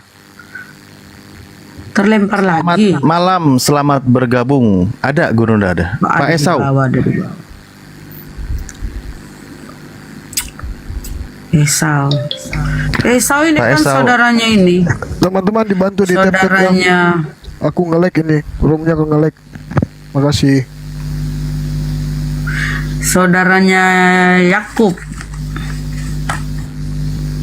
Esau ini saudaranya Yakub yang dijahati oleh mamahnya. Ini diambil hak kesulungannya kan. Malam Kristen ya bang. Bang. Ya, saya dari Nasrani Bu. Nasrani. Oh yang biasa ini naik ya. Oke. Paham saudara. Silakan Pak. Su sama guru kami. Pak. Oh iya. Berarti kalau yang selama kita dengar Bapak diskusi itu Anda tidak lagi mengimani Yesus ya kan? Hanya masih mengimani yang penebusan di tiang salib itu, mati tiang salib terkutuk itu masih Yesus ya Pak? Itu iman Anda ya? Masih seputar itu ya? Bukan. Betul ya Pak? Dia tidak mengimani Yesus disalib juga. Itu yang terakhir pernah diskusi itu begitu. Dia percaya Yesus itu diangkat ke langit kedua. Berarti Islam sama dengan Islam dong. Kalau Nabi bisa diangkat, nggak dibunuh, nggak di ini. Ya Pak ya Esau. Pak. Ya betul Bu. Karena memang begitulah adanya informasi atau tentang penyaliban itu sebenarnya Yesus Masih itu diselamatkan oleh Elohim ke langit kedua. Jadi yang disalibkan itu ya memang bukan Yesus. Yudas. Berarti Yudas ya Pak Esau. Enggak, biarin aja. Kalau berkaitan dengan siapa yang disalibnya, beliau sudah tidak mementingkan itu. Yang beliau tekankan sama, intinya Yesus itu tidak disalib tapi diselamatkan, diangkat ke langit kedua. Itu berdasarkan iman atau yang diimani oleh Pak Esau gitu. Nah itu dulu poinnya. Cuma agak beratnya aja di sini nih, bagaimana caranya beliau justru mempercayai apa yang diucapkan oleh Yesus bahwa memang akan ada nanti nabi terakhir gitu. Nah ini yang masih beratnya di sini Pak Esau ini. Karena nabi terakhir itu nabi yang akan mengajarkan manusia ke dalam seluruh kebenaran. Sampai detik ini Pak Esau masih mencari dan tanda tanya, siapakah dia? Nah, gitu.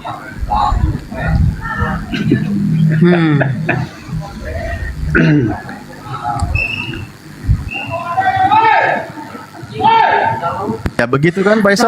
Kenapa kalau gitu saya bertanya ya Ustadz izin. Kenapa sih Bapak berat menerima Nabi Muhammad SAW tuh? Kenapa Bapak berat menerima bahwa dia adalah khataman Nabi, penyempurna, diutus untuk seluruh umat manusia gitu loh.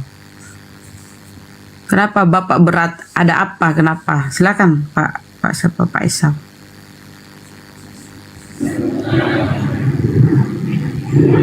Ya baik. Dua kali saya diskusi dengan Bang Zumaya untuk menarasikan suatu nubuatan yang menuju kepada Nabi akhir zaman.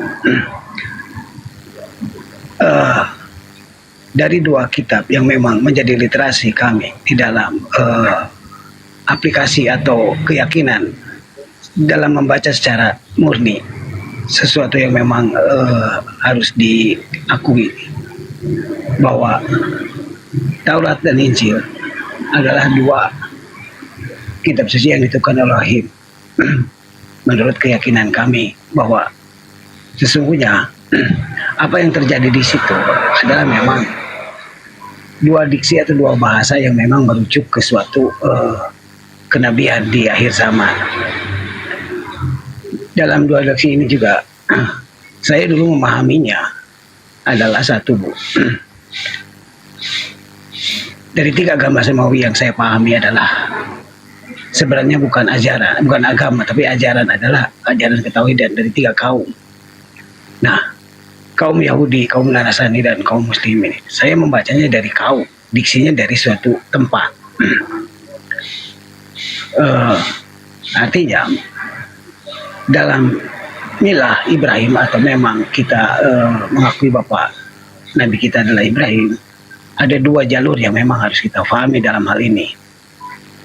Karena dua jalur ini sanad atau mata rantai riwayat dari kami untuk ke pihak Ismail ini semuanya dalam perkataan ambigu itu dari versi kami ya Bu ya, bukan dari versi Muslim.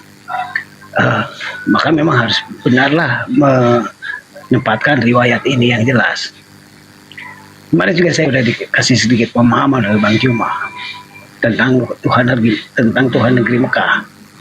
Di dalam hal ini memang ternyata benar pendapat saya dulu bahwa Tuhan negeri Mekah itu memang ajaran Nabi Muhammad sebagai agama terakhir.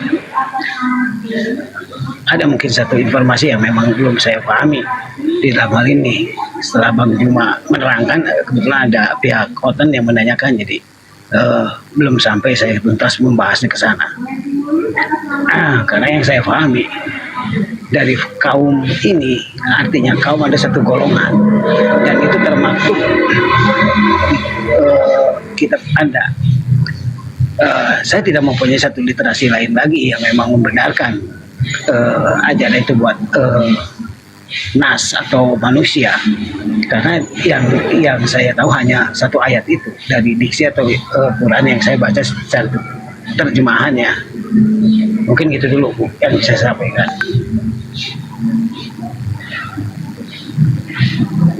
Ya, itu iman Anda ya. Tapi kalau kita lihat pernyataan Yesus, dia dikhususkan untuk Bani Israel. Dia juru selamat bagi Israel, Bani Israel. Gitu Pak. Jadi entah ini Anda Bani apa. Ya silakan Guru Nda kalau masuk atau Ustaz.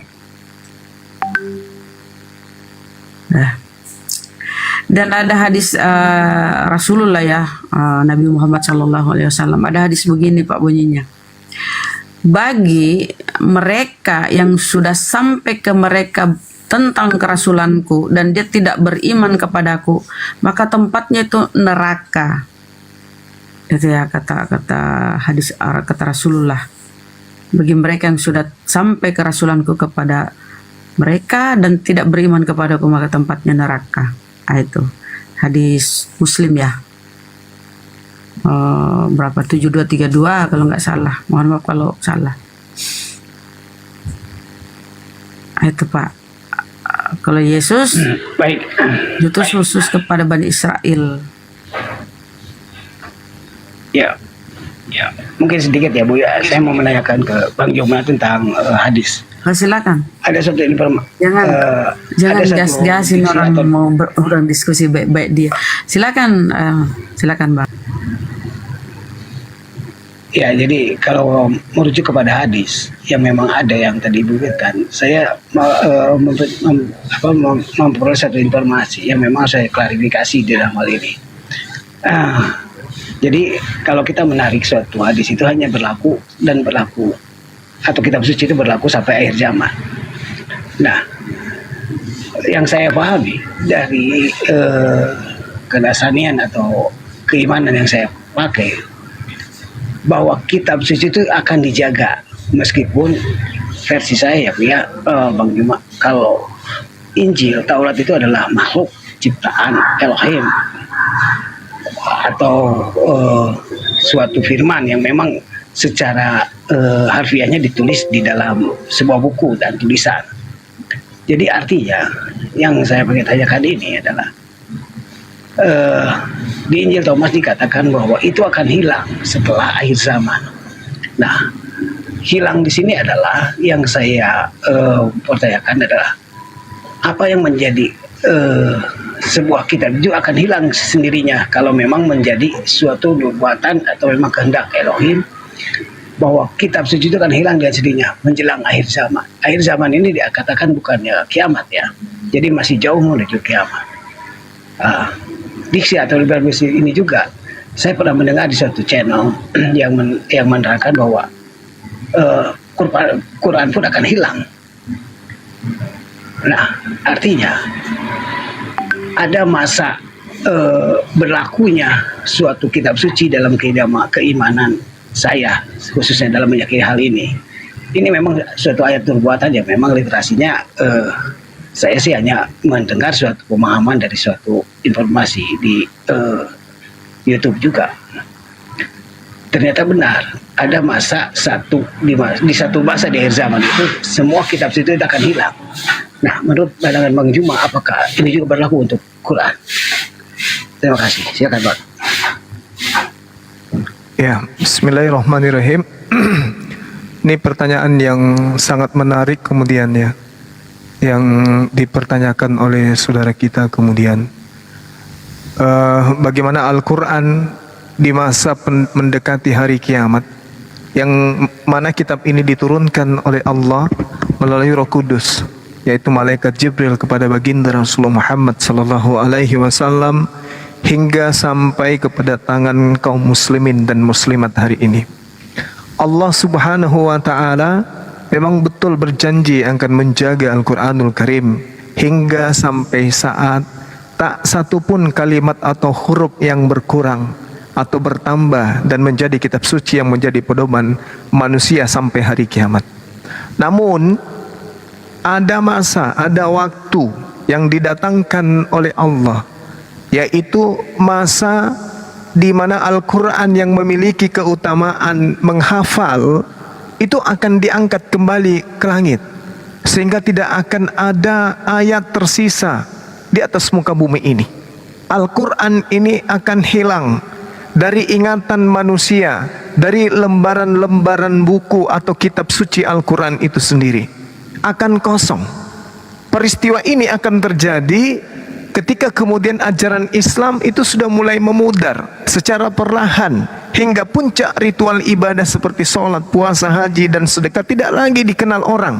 Itulah saat di mana hari kiamat itu datang, yakni hari di mana saat di mana Al-Quran itu akan diangkat.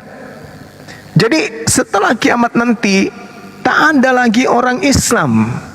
Yang mengalami kiamat itu hanya orang-orang kufur, hanya orang-orang kafir. Al-Quran akan diangkat oleh Allah. Orang-orang yang beriman kepada Allah akan diangkat semuanya. Wala in syi'na nazarhabanna billadhi auhayna ilaika summa la tujidu laka bihi alaina wakila.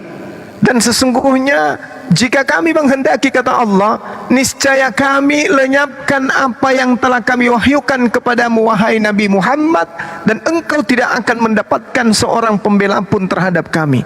Ini yang diucapkan kemudian di dalam Al-Quran oleh Allah. Di dalam hadis riwayat Ibnu Majah dan Hakim, di situ dikatakan bahwa dari Hudzaifah radhiyallahu anhu, Rasulullah Muhammad sallallahu alaihi wasallam bersabda, Islam akan pudar secara perlahan seperti pudarnya kemudian sulaman baju sehingga puasa. Salat, haji dan sedekah, semuanya syariat Islam tidak lagi dikenal. Orang tak mengenal lagi apa itu salat, orang tak mengenal apa itu haji, orang tidak mengenal apa itu sedekah, apa itu zakat. Al-Quran juga akan diangkat dalam satu malam sehingga tidak ada satu ayat pun tersisa di atas muka bumi ini.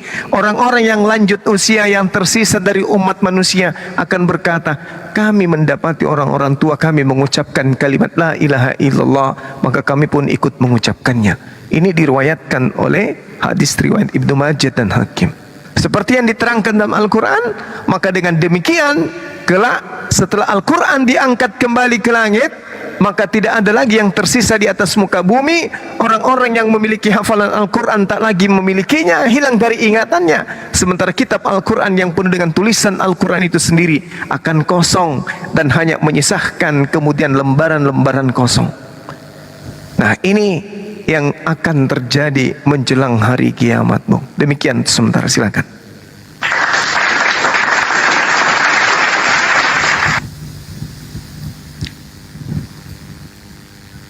Baik, artinya benarlah bahwa yang dikatakan Bang Juma tadi. Jadi semua makhluk yang memang sifatnya mentauhidkan atau menjunjung satu syariat dari beberapa kitab suci ini yang memang akan hilang secara ini. Pemahaman dari kami yang memang ada literasinya ini ya, yang saya pengen tanyakan ada hal yang memang jadi intinya gini Bang Juma, yang saya mau menekankan, artinya menjelang hari akhir itu jangankan orangnya, bukunya pun hilang begitu, atau sudah tidak ada lagi nilai kebaikan dari masyarakat yang memang orang-orang yang menjelang di akhir kiamat itu. Artinya yang dimaksud dengan orang-orang yang ada di akhir zaman itu, orang-orang yang sudah tidak mengimani apapun yang memang menjadi ucapan keyakinan orang-orang yang sebelumnya tentang ketuhanan. Apakah itu memang menjadi suatu kehendak Elohim atau memang ditakdirkan semuanya orang jadi kafir? Mungkin itu Bang Juma. Iya, jadi benar ketika kemudian Allah Subhanahu wa Ta'ala telah ingin mengkiamatkan, menamatkan kehidupan makhluknya di atas muka bumi ini, yang merasakan guncangan, yang merasakan kemudian hancurnya alam semesta, laut digulung, tanah digulung, gunung-gunung berterbangan seperti kapas dan seterusnya. Yang merasakan itu hanya orang-orang kufur, hanya orang-orang kafir. Sedangkan orang beriman dan yang beramal saleh sudah terlebih dahulu diselamatkan oleh Allah Subhanahu wa Ta'ala. Ini yang kemudian diimani oleh umat Islam berdasarkan Al-Quranul Karim dan hadits yang saya uraikan tadi. Seperti itu Bang.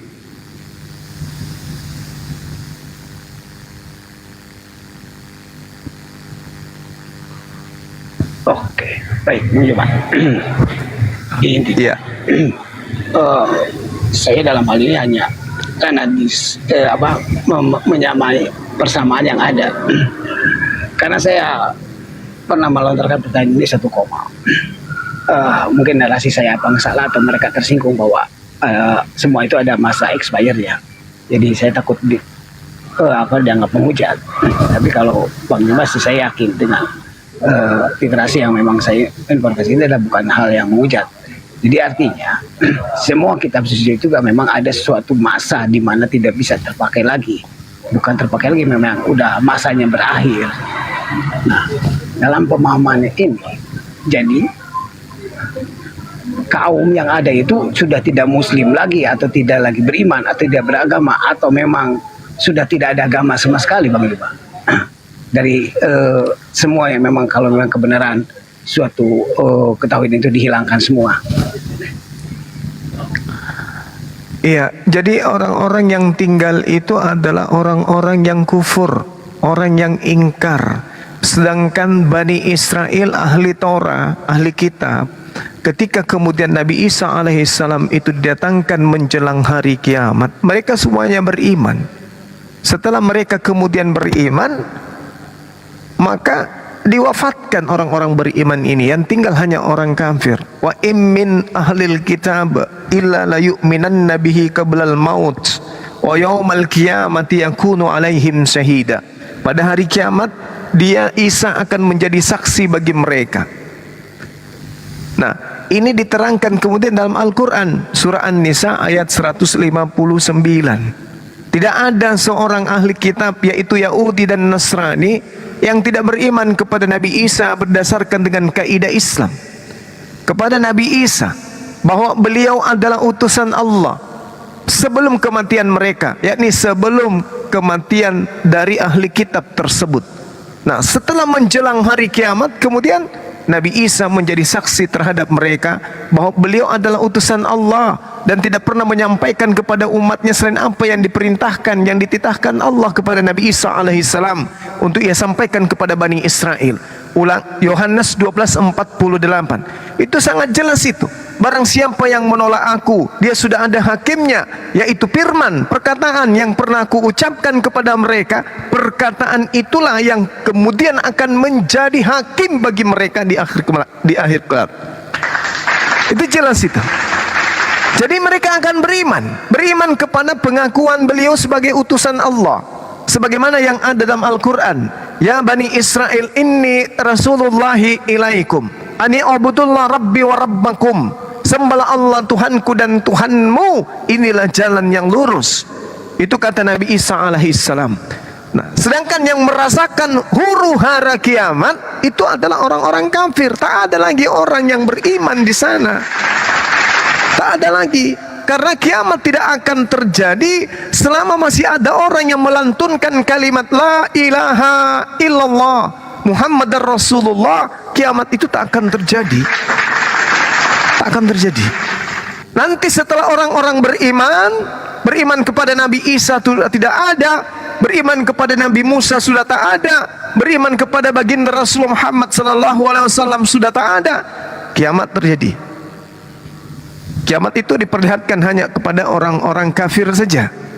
Makanya Rasulullah Muhammad SAW mengatakan, bacalah Al-Quran, karena Al-Quran akan datang pada hari kiamat nanti sebagai pemberi syafaat di hari kiamat bagi yang membacanya dengan tadabbur dan dengan mengamalkannya. Kemudian bacalah Sahrawatain, dua cahaya, yaitu surah Al-Baqarah dan surah Ali Imran, karena keduanya datang pada hari kiamat nanti seperti dua awan, atau dua seperti cahaya sinar matahari, atau seperti dua ekor burung yang membentangkan sayapnya. Keduanya akan menjadi pembela bagi yang rajin membaca dua surah tersebut. Ini perintah. Sebab kenapa kemudian membaca Al-Quran, mengamalkan Al-Quran dan kandungan Al-Quran, barang siapa di antara mereka, maka ia sudah termasuk kerabat Allah. Dalam hal ini orang-orang yang didekatkan kepada Allah secara khusus, baik ia menghafalkannya di luar kepala ataupun tidak. Namun bila menghafalkannya, ya lebih utama lagi. Oleh karena itulah kemudian Al-Quran akan diangkat oleh Allah dan akan menyisahkan orang-orang yang tidak mengerti apa itu sholat, apa itu puasa, dan seterusnya. Jadi kiamat terjadi nanti setelah tak ada lagi orang-orang beriman kepada Allah. Orang beriman akan dimatikan semua oleh Allah. Penghafal Quran akan semuanya dimatikan oleh Allah. Bacaan Al-Quran kemudian hilang seketika, akan menjadi kertas yang kosong. Itulah tanda-tanda kiamat datang, yang menyisahkan dan akan melihat gunung-gunung berterbangan kemudian, ya, hanyalah orang-orang kafir. Ketika kemudian bumi ini diguncangkan dengan sedahsyat-dahsyatnya, maka yang merasakan itu hanyalah orang-orang kufur, orang yang tidak beriman kepada Allah. Demikian.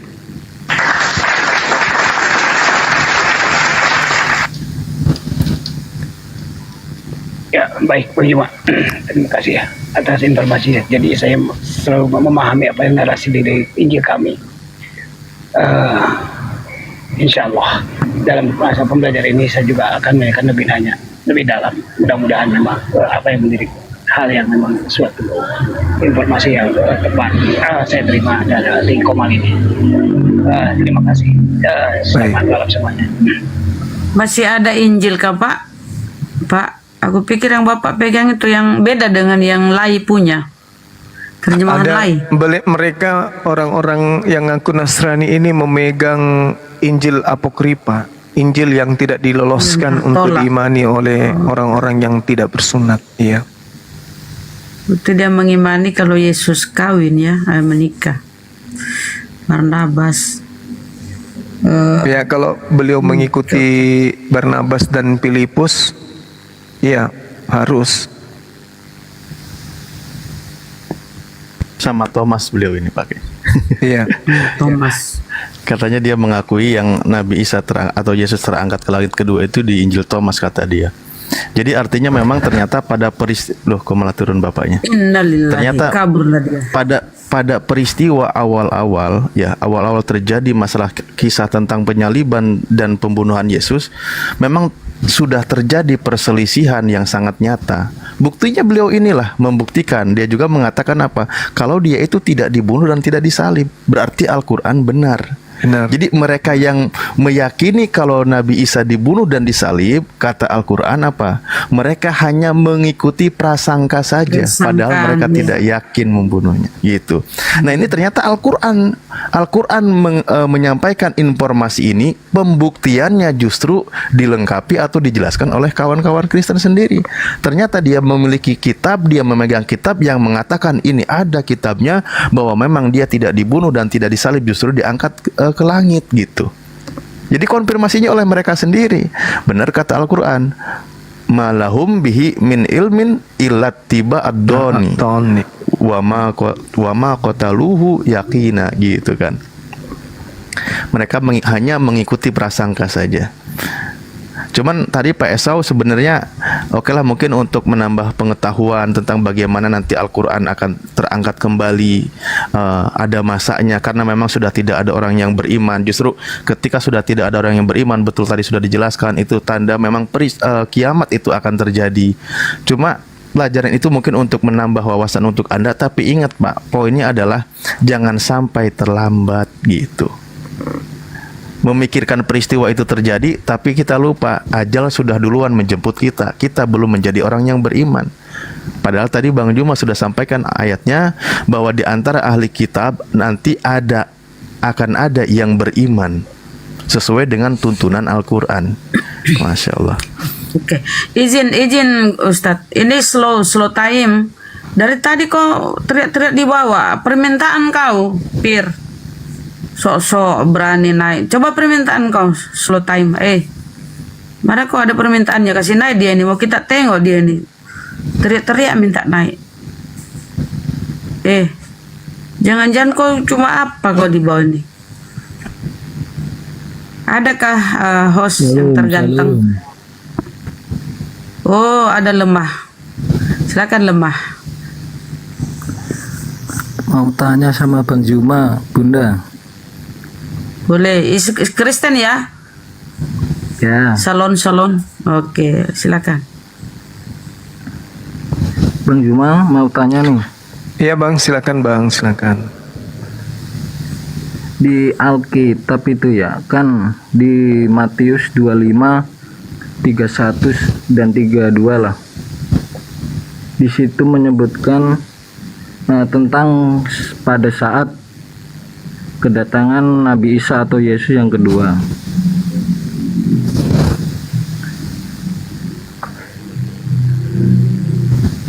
Iya, gimana Bang?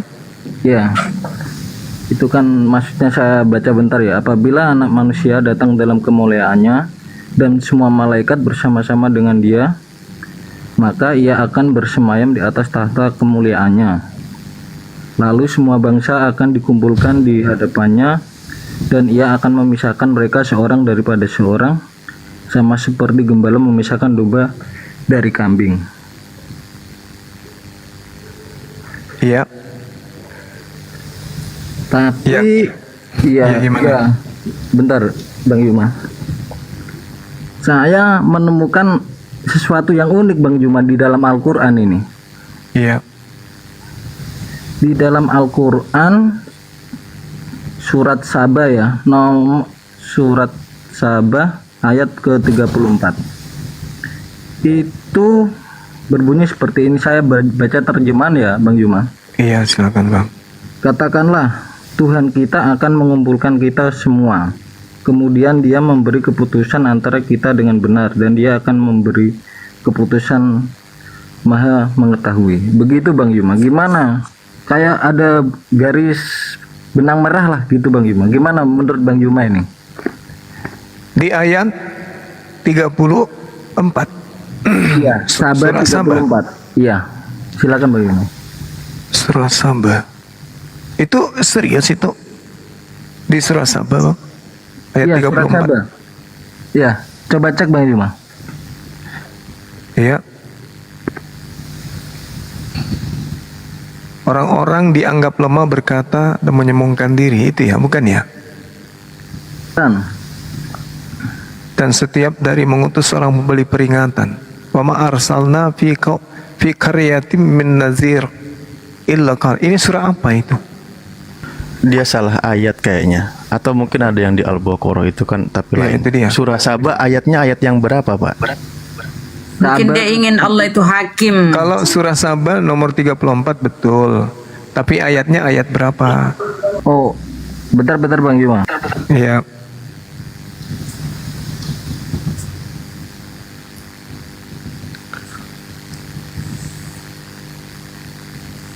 Jangan menyamakan Allah dengan Mungkin ayat 40 dia itu. Nggak apa-apa. Iya. Ayat 40. Ayat 40 pun enggak nyampe ke situ kayaknya, Dek. Atau nyampe ke sana ya? Kul inna rabbi wa yawma yahsyuruhum jami'an thumma yaqulu lil malaikati aha. Itu kan? Kayaknya itu Geronda, iya. Dan ingatlah pada hari ketika Allah mengumpulkan mereka semuanya, kemudian dia berfirman kepada para malaikat. Itu ya Bang. Itu ya. Apakah kepada mereka yang dahulu menyembah? Itu ya Bang ya. Oh di 26 Bang Juma 26. Nah itu dia makanya. Oke. Abah 26. 26. Taha. Apa tadi? Surah Saba ayat 26. Katakanlah, Tuhan kita akan mengumpulkan kita semua, kemudian dia memberi keputusan antara kita dengan benar, dan dia yang maha pemberi keputusan, maha mengetahui. Oh, dia mau jadikan Isa di situ ya. Yesus 26, silakan Gerunda. Iya. Ayat Al-Quran surah Saba ayat 26. Ya 26 Bang Juma. 26. Bismillahirrahmanirrahim.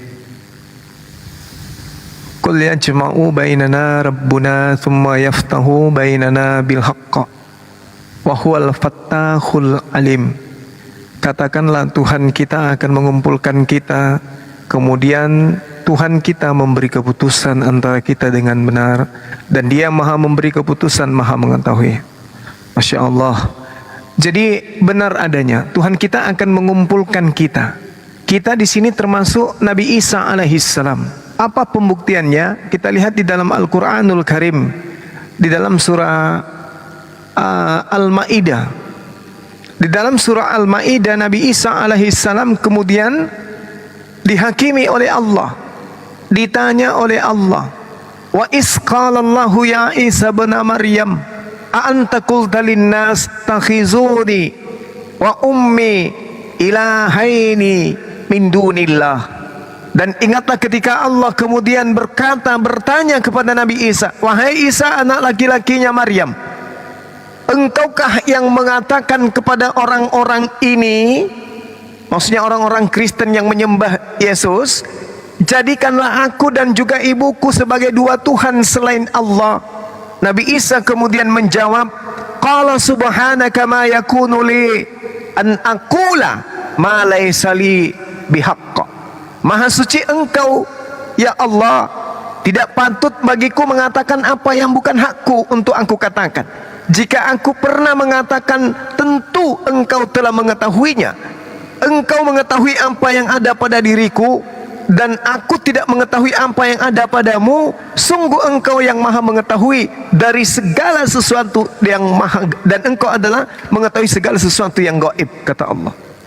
Makultu lahum illa ma amartani bi. Aku tidak pernah mengatakan kepada mereka kecuali apa yang engkau perintahkan kepadaku. Apa itu? Ani abudullah rabbi wa rabbakum. Sembahlah Allah, Tuhanku dan Tuhanmu. Lalu Nabi Isa melanjutkan, wa kuntu alaihim syahida ma dumtu fihim. Aku menjadi saksi bagi Bani Israel terhadap mereka itu hanya selama aku berada di tengah-tengah mereka saja. Namun setelah engkau wafatkan aku, falamma tawaffaitani kunta antar raqiba alaihim, engkau yang mengawasi mereka, wa anta ala kulli syai'in syahida, engkaulah yang maha menyaksikan atas segala sesuatu. Jadi Nabi Isa kemudian didatangkan ketika Anda membaca Matius berapa tadi? Matius berapa tadi Bang? 25. 25, 31, 32 Bang. Yes. Begitu diterangkan kemudian di dalam Matius 25 yang Anda maksudkan tadi, itu Nabi Isa kemudian memang menjadi saksi atas orang-orang yang mana yang menuhankan dirinya, yang mana yang tidak. Makanya dikatakan, maka Matius 25 ya, benar ya?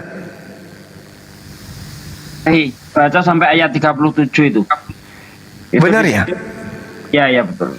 Pasal 25 ayat 31 Bang Yuma. Awalnya 31 sampai seterusnya. Oh, makanya kalau Anda mengatakan dari 25 itu keliru. Saya salah mendengarkan. Apabila anak manusia datang dalam kemuliaannya dan semua malaikat bersama dengan dia, bersemayam di atas tahta kemuliaannya, lalu semua bangsa akan dikumpulkan di hadapannya dan ia akan memisahkan mereka. Ini betul. Jadi Nabi Isa akan dihakimi di tengah-tengah manusia, makanya dia dikatakan terkemuka di akhirat. Kenapa dia terkemuka? Karena dia akan menjadi hakim dan dia akan terhakimi oleh Allah. Apakah engkau yang mengajarkan mereka orang-orang ini? Tidak. Aku mengajarkan ini bahwa aku adalah nabi, aku adalah rasul. Maka Yesus akan memisahkan orang-orang yang menyebutnya Tuhan tetapi melakukan kehendak Bapa, dan orang-orang yang menyebutnya Tuhan tapi tidak melakukan kehendak Bapa. Rujukannya ke dalam Matius 7:15 sampai nomor 23 tadi. Ia akan menempatkan domba-domba di sebelah kanannya dan kambing-kambing di sebelah kirinya. Dan raja itu akan berkata kepada mereka yang di sebelah kanannya, mari hai kau yang diberkati oleh Bapa, terimalah kerajaan yang telah disediakan bagimu sejak dunia dijadikan. Oleh Bapa kan, bukan oleh Yesus. Sebab ketika aku lapar, kamu memberi aku makan. Ketika aku haus, kamu memberi aku minum. Ketika aku seorang asing, kamu memberi aku tumpangan. Ketika aku telanjang, kau beri aku pakaian. Ketika aku sakit, kau melawat aku. Ketika aku dalam penjara, kamu mengunjungi aku. Maka orang-orang benar itu akan menjawab dia, Tuhan, bilakah kami melihat engkau lapar dan kami memberi engkau makan, atau haus dan kami memberi engkau minum? Bilakah kami melihat engkau sebagai orang asing dan kami memberi tumpangan, atau telanjang dan kami memberikan engkau pakaian? Bilakah kami melihat engkau sakit atau dalam penjara dan kami mengunjungi engkau? Dan raja itu akan menjawab mereka, aku berkata kepadamu, sesungguhnya segala sesuatu yang kamu lakukan untuk salah seorang yang sakit, ya, dari saudara-saudaramu, dari saudaraku yang paling hina ini, kamu melakukannya untukku. Jadi di sini Yesus memiliki saudara. Jadi Yesus di sini dikatakan, untuk salah seorang dari saudaraku yang paling hina ini, kamu telah melakukan untuk aku. Dan ia berkata juga kepada mereka yang di sebelah kirinya, enyahlah di hadapanku, hai kamu orang-orang terkutuk, enyahlah ke dalam api yang kekal yang telah sedia untuk iblis dan malaikat-malaikatnya. Kalau kita melihat ini secara harafiah, kita menjelaskan kemudian orang-orang yang memberi tumpangan, orang-orang yang menjenguk Yesus, orang-orang yang melawat Yesus, orang-orang yang beri minum Yesus, orang-orang yang beri makanan kepada Yesus, itu umat Islam. Ketika kemudian orang mengajarkan tentang Yesus, dia manusia terkutuk, Islam datang mengatakan tidak. Ketika orang-orang Kristen datang mengatakan dia ditampar, dia diludahin, dia ditelanjangin, Islam datang mengatakan tidak. Ketika orang-orang Kristen mengatakan Yesus itu teraniaya, terzalimi, maka umat Islam mengatakan tidak. Padahal kami tidak melihat Yesus, kami tidak mendengarkan dia langsung, tetapi kami membela akidahnya, membela ajarannya. Islam kemudian yang meluruskan akidah yang diajarkan kepada Bani Israel kemudian. Maka sangat boleh jadi itu kami. Dan yang diusir itu siapa? Yaitu mereka yang kemudian tidak melakukan apa yang diperintahkan oleh Yesus, sehingga dia mengatakan, dan ia berkata kepada mereka yang di sebelah kirinya, enyahlah dari hadapanku, hai kamu orang-orang terkutuk. Siapa orang-orang terkutuk ini? Orang-orang terkutuk itu yang adalah menerima tanda Yunus, orang-orang yang angkatan jahat, orang-orang yang tidak setia, orang-orang yang mengajarkan Yesus mati terkutuk di atas tiang salib, orang-orang yang percaya kepada hadiah yang diberikan oleh orang yang terkutuk karena makan suap. Siapa itu? Kristen. Terkenyalah engkau wahai orang-orang terkutuk ke dalam api yang kekal yang telah disediakan iblis dan malaikat-malaikatnya.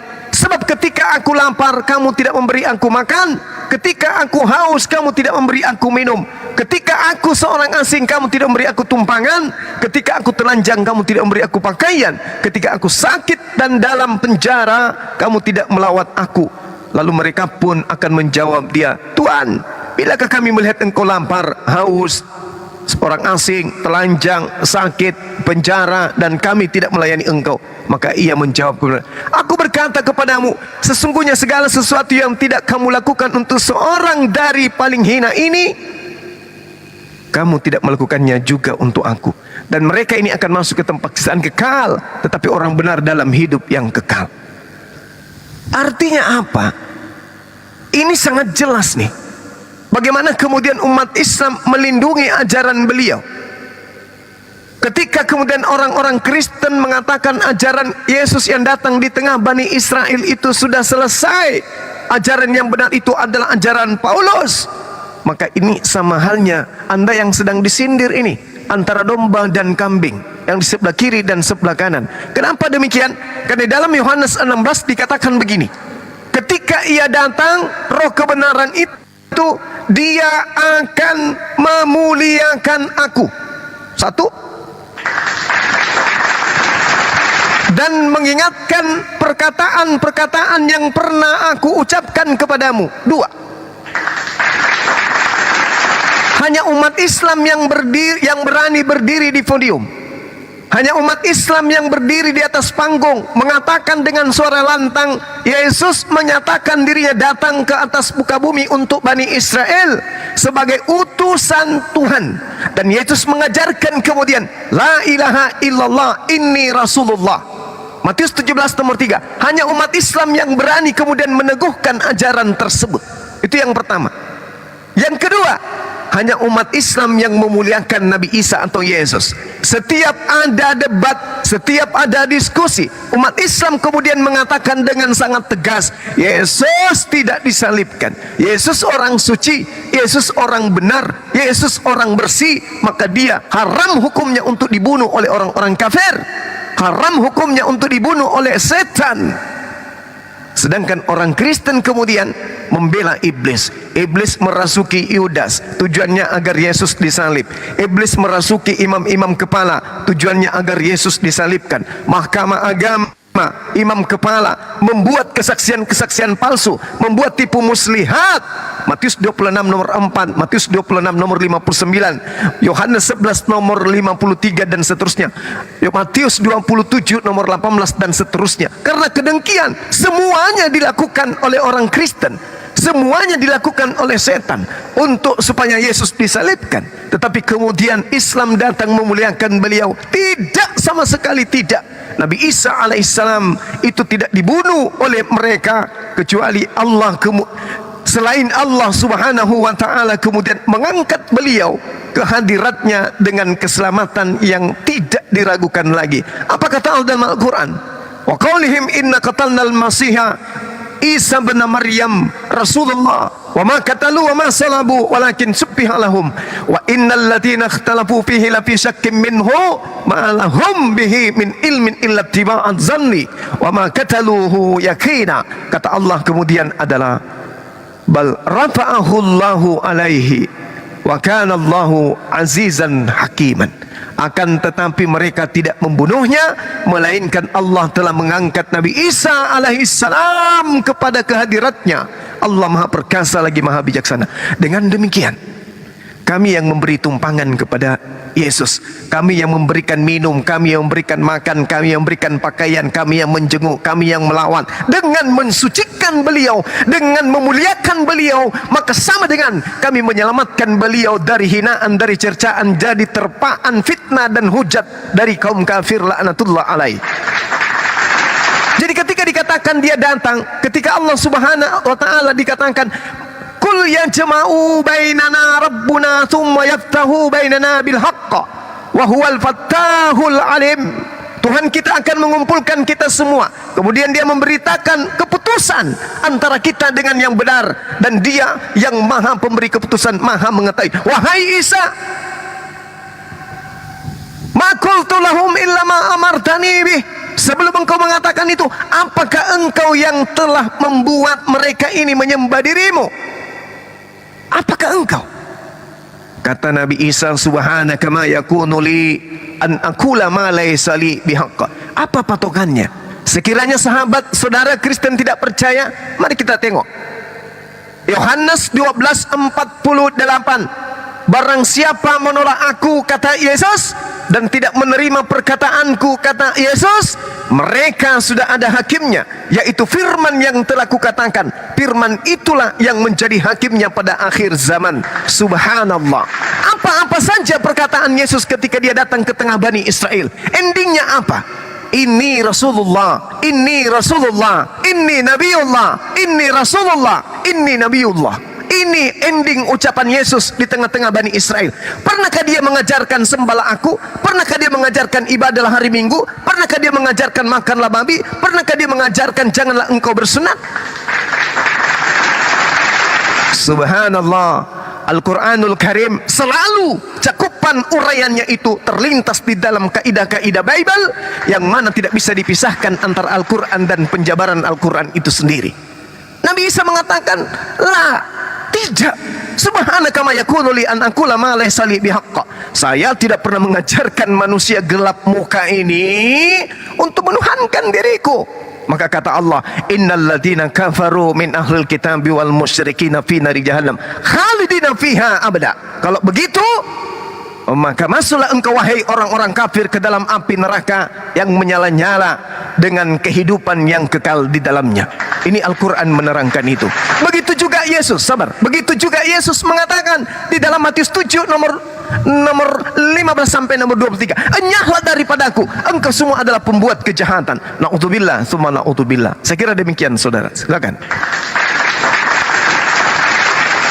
Terima kasih Bang Juma, sangat sama-sama. Lengkap. Tapi saya masih ada ini yo. Silakan Bang. Satu yang mengganjal itu dari surat apa tadi Bang Juma yang jadikan aku dan ibuku dua orang Tuhan itu? Iya. Surat Al-Maidah ya. Al-Maidah. Iya. Itu pun kalau di Alkitab memang nggak ada Bang Juma. Emang Nabi Isa atau Yesus itu nggak pernah bilang dua orang Tuhan memang. Iya, memang betul. Iya, tapi Kak, kenapa ini ya? Ini secara identifikasi ya Bang Yuma. Siap. Kita selidiki bareng-bareng ya. Baik. Allah berfirman kan, hai Isa, adakah kamu mengatakan kepada manusia? Kenapa Allah yang bertanya kan? Padahal dalam Injil sendiri emang nggak pernah bilang. Emang Maria itu Bunda Maryam itu nggak pernah dituhankan sebenarnya kan? Terus ini indikasinya gimana Bang Yuma? Terima kasih. Iya. Maria ini pernah dituhankan oleh sekelompok manusia. Dalam Trinitas pun konsili-konsili itu dibentuk untuk melengsarkan beliau. Bunda Rahma tahu Ibu Tuhan disebut apa Bunda Rahma? Theotokos. Kemudian di dalam penjabaran keadaan, kalau kita diskusi tentang agama, orang-orang terdahulu memang pernah menjadikan Bunda Maria ini sebagai Tuhan. Ada sekte, ada golongan yang Bunda Maria ini pernah disahkan menjadi ibu Tuhan. Kalau dia ibu Tuhan, berarti dia adalah Tuhan. Ibu ayam berarti dia ayam. Ibu sapi berarti dia sapi. Ibu kambing berarti dia kambing.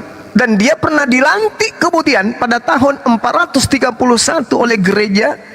Bagaimana kemudian Konsili Efesus itu mensahkan Bunda Maria itu sebagai Tuhan, tapi kedudukannya sebagai mami Tuhan, Theotokos. Jadi Al-Quran tidak pernah keliru itu. Kalau kelompok ini sudah sirna, kelompok ini sudah habis. Tapi di hari kemudian mereka semua akan dibangkitkan. Dan Nabi Isa pun ditanya disebabkan karena ada yang mempertuhankan. Maka di hadapan Allah semua manusia akan terhimpun kemudian. Ditanyalah Nabi Isa karena dia terkemuka. Wahai Isa, ente terkenal di dunia. Sini. Apakah engkau yang mengajarkan mereka dan juga mengajarkan mereka untuk menjadikan dirimu dan ibumu sebagai Tuhan selain aku? Lah, tidak. Subhanaka ma yakunu li, aku tak pernah mengatakan itu. Nah, kalau Al-Quran keliru, berarti saudara-saudara Kristen sedunia pernah dan bisa menunjukkan bahwa Yesus itu mengajarkan menyembah dirinya. Sepanjang saya berdebat diskusi, tidak pernah ada seorang pendeta, pastor, lulusan teologi yang pernah menunjukkan data Yesus pernah meminta dirinya disembah. Tetapi faktanya di atas muka bumi ini 2 miliaran manusia menyembah Yesus. Maka Allah mempermalukan mereka dengan mengatakan, wahai Isa, a'anta qulta linnas takhizuni wa ummi ilahaini min dunillah. Dipermalukan mereka orang-orang ini. Makanya di dalam Al-Quran diterangkan bahwasanya mereka akan bertengkar dengan orang-orang yang mereka sembah, dengan sembahan-sembahan mereka. Kalian saudara-saudara Kristen akan bermusuh, akan menjadi musuh bagi Yesus. Yesus akan memusuhi kalian nanti di hari kehidupan berikutnya. Kalian akan menjadi musuh. Yesus memusuhi kalian. Karena kenapa? Kalian menyembah Yesus. Enyahlah daripadaku, kalian semua adalah pembuat kejahatan. Itu jelas itu, Bang. Makanya di dalam Al-Quran, di dalam surah Al-Ma'idah, kalian itu akan diazab kemudian, akan dibenci oleh Tuhan karena kalian memperlakukan satu tindakan kepada Tuhan dengan tidak benar, dengan menjadikan utusannya sebagai Tuhan. Maka utusan ini pun akan marah karena dia dianggap sebagai Tuhan. Ma qultu lahum illa ma amartani bi an ya'budullah rabbi wa rabbakum. Yohanes 4 nomor 22. Aku dan kamu menyembah Tuhan yang kita kenal, sedangkan mereka menyembah Tuhan yang mereka tidak kenal. Gantian dong dari tadi kamu terus yang ngomong. Saya yang ditanya, Cak Ayu, saya yang ditanya, bukan ente yang ditanya. Terus dari tadi. Yang saya hujat yang mana? Orang yang di sini. Yang saya hujat itu yang mana? Saya mau kasih tahu sama kamu ini. Ini kamu yang saya hujat yang mana? Dengar dulu cuma. Nggak bisa didengar kau nggak bisa. Kamu siapa? Kamu siapa yang mau didengar? Kamu cuma tamu. Kenapa, Bang? Apa ya? Saya menghujatnya di mana? Panas ya? Panas ya karena menyembah orang terkutuk di atas tiang salib. Hanya Kristen yang menyembah orang terkutuk. Kalau sembahanmu saja terkutuk, bagaimana kamu? Dia kakeknya terkutuk itu. Sembahanmu aja terkutuk, bagaimana kamu, coy? Jangan kesurupan lah. Santai. Kalau bilang menghujat, mana bukti kayak mana hujatannya gitu loh. Kalau ngomong tuh dipikir dulu. Lama-lama saya banting di kunci dongkrak. Lanjut Bang Juma, lanjut. Iya. Seperti itu, Bang. Jadi Nabi Isa alaihissalam itu akan dimintai pertanggungjawaban. Juma, dengar dulu.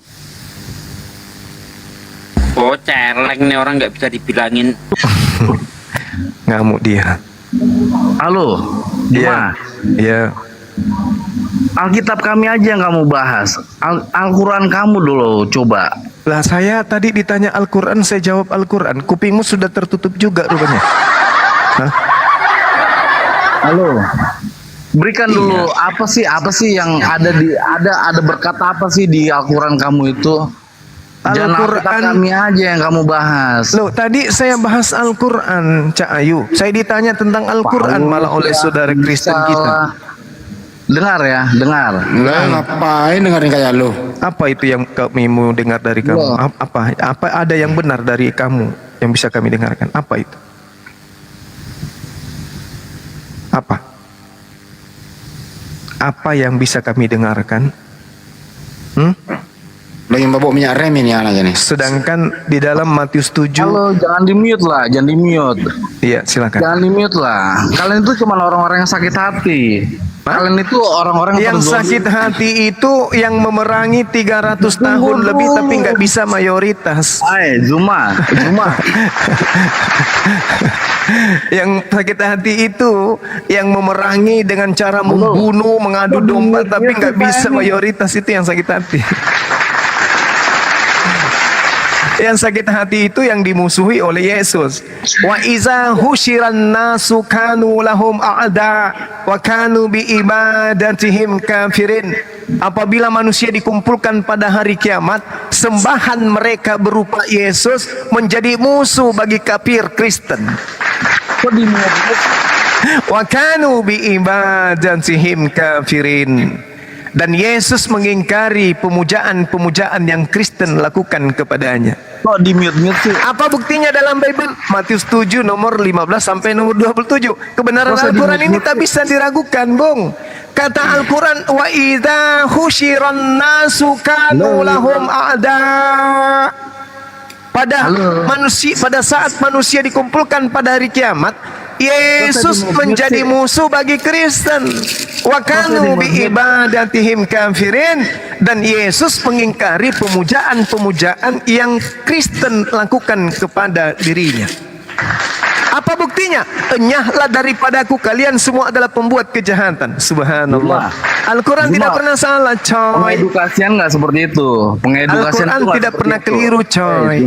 Zuma itu pengedukasian nggak seperti itu. Ini kita 4.000 orang. Pengedukasian yang benar itu minta perpuluhan gitu. Bukan. Gini. Setiap bulan. 25% Jadi edukasi yang benar itu mematikan akal manusia gitu. 25%, Habis itu didoktrin dan didogma dengan ajaran paganisme, nyembah anak manusia gitu. Menyembah manusia terkutuk di atas tiang salib, diajarkan kepada orang-orang itu yang Anda maksud edukasi yang benar. Mematikan akal orang agar orang-orang ini bayar perpuluhan, sudah gitu diajarin mereka menyembah manusia terkutuk di atas tiang salib. Itu edukasi yang benar. Edukasi yang benar itu gitu. Masuk di hari Minggu, sandai hari dewa matahari, otak dipisahkan dari orangnya, lalu didoktrin untuk menyembah manusia terkutuk di atas tiang salib. Itu yang kamu maksud edukasi yang benar. Kok di mute? Zuma, dengar dulu. Iya, silakan. Biar diskusi itu enak, bicara dua arah. Ya, iya, silakan. Emang kamu pikir tadi 5 arah? Tadi cuma 2 kok. Jangan cuma mengumpulkan koin dan congor itu besar, itu. Oh, kamu sakit hati ya? Bukan sakit hati. Dengar. Kamu sakit. Turunin nggak ada gunanya orang. Nah sekarang kau ngomong di bawah sendiri ya, ngomong di bawah sendiri, gadein suaramu. Tapi naik di atas pohon. Nah, silakan. Jangan di sini. Sakit hati kan? Mampus. Jangan di sini ya, naik pohon lu teriak-teriak. Jangan di sini. Mampus. Saya khawatir nanti saudaramu ada di atas pohon itu, nungguin kamu, oke? Mampus. Ya udah, naik. Katanya slow, tapi dia yang ngegas. Memang kalau Bang Juma lagi ngomong banyak yang sakit hati. Udah Bang Juma. Ya silakan Bang, silakan. Lanjut materi kita, silakan. Udah cukup tadi Bang Juma. Iya, dah. Ada lagi? Saudara saya ya kadang-kadang emang saya itu juga pusing, kadang emang ada yang gitu loh. Iya.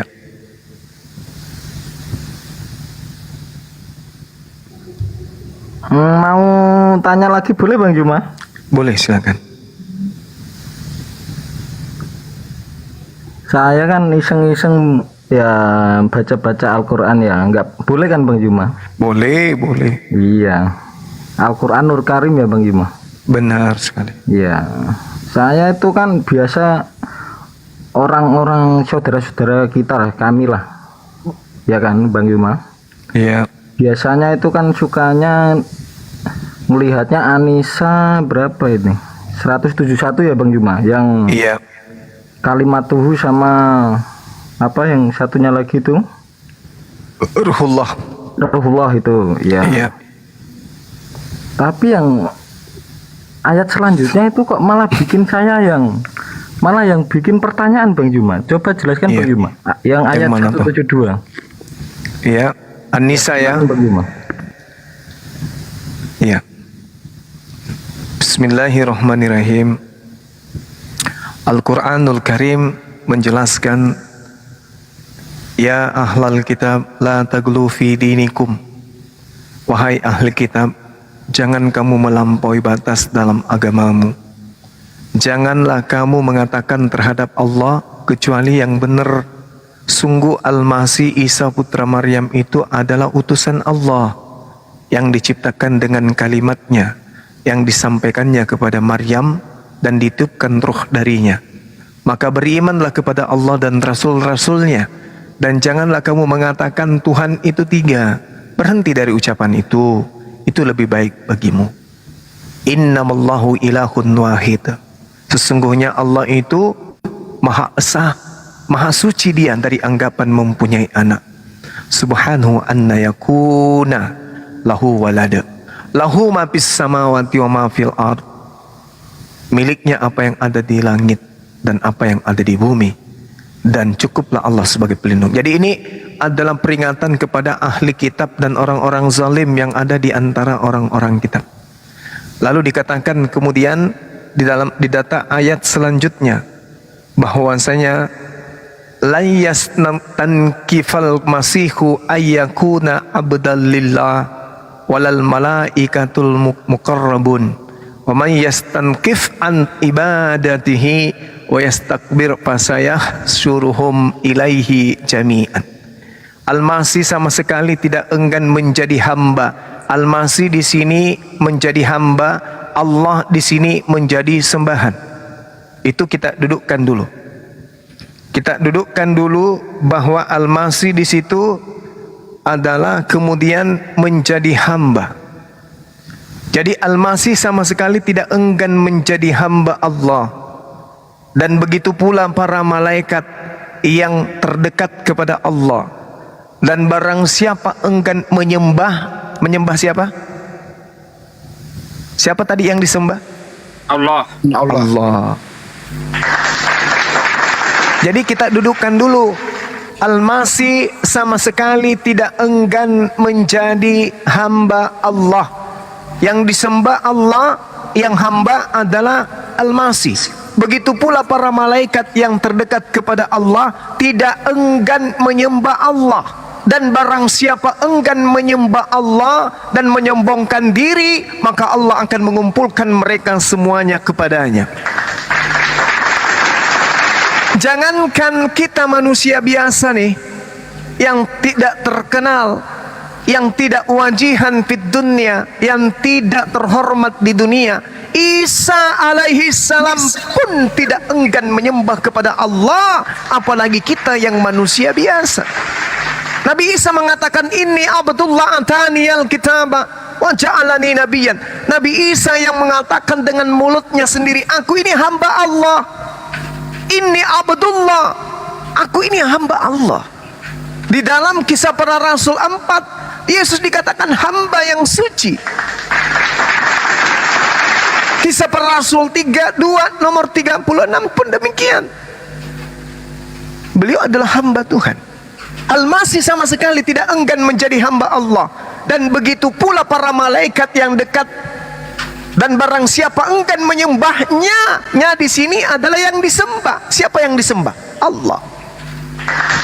Makanya dikatakan, ani abdullah. Nabi Isa ditanya, apakah engkau mengajarkan menyembah dirimu selain daripada aku dan juga ibumu selain daripada aku? Nabi Isa mengatakan, Allah subhanaka ma yakunu li an aqula ma laysa li bihaqqa. Saya tidak pernah mengatakan sesuatu yang bukan hakku untuk aku katakan. Yang aku katakan, maqultu lahum, apa yang aku katakan kepada mereka.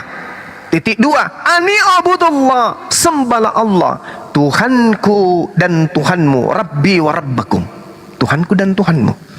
Maka Nabi Isa tidak enggan menyembah Allah, apatah lagi kita. Kenapa justru ente pada menyembah Isa alaihi salam yang sejatinya yang anda sembah adalah penggantinya, yaitu manusia terkutuk Yudas Iskariot. Kenapa? Ini Al-Quran sudah menjelaskan itu. Nabi Isa orang yang diberi kedudukan wajihan fid dunya, tidak enggan menyembah Allah.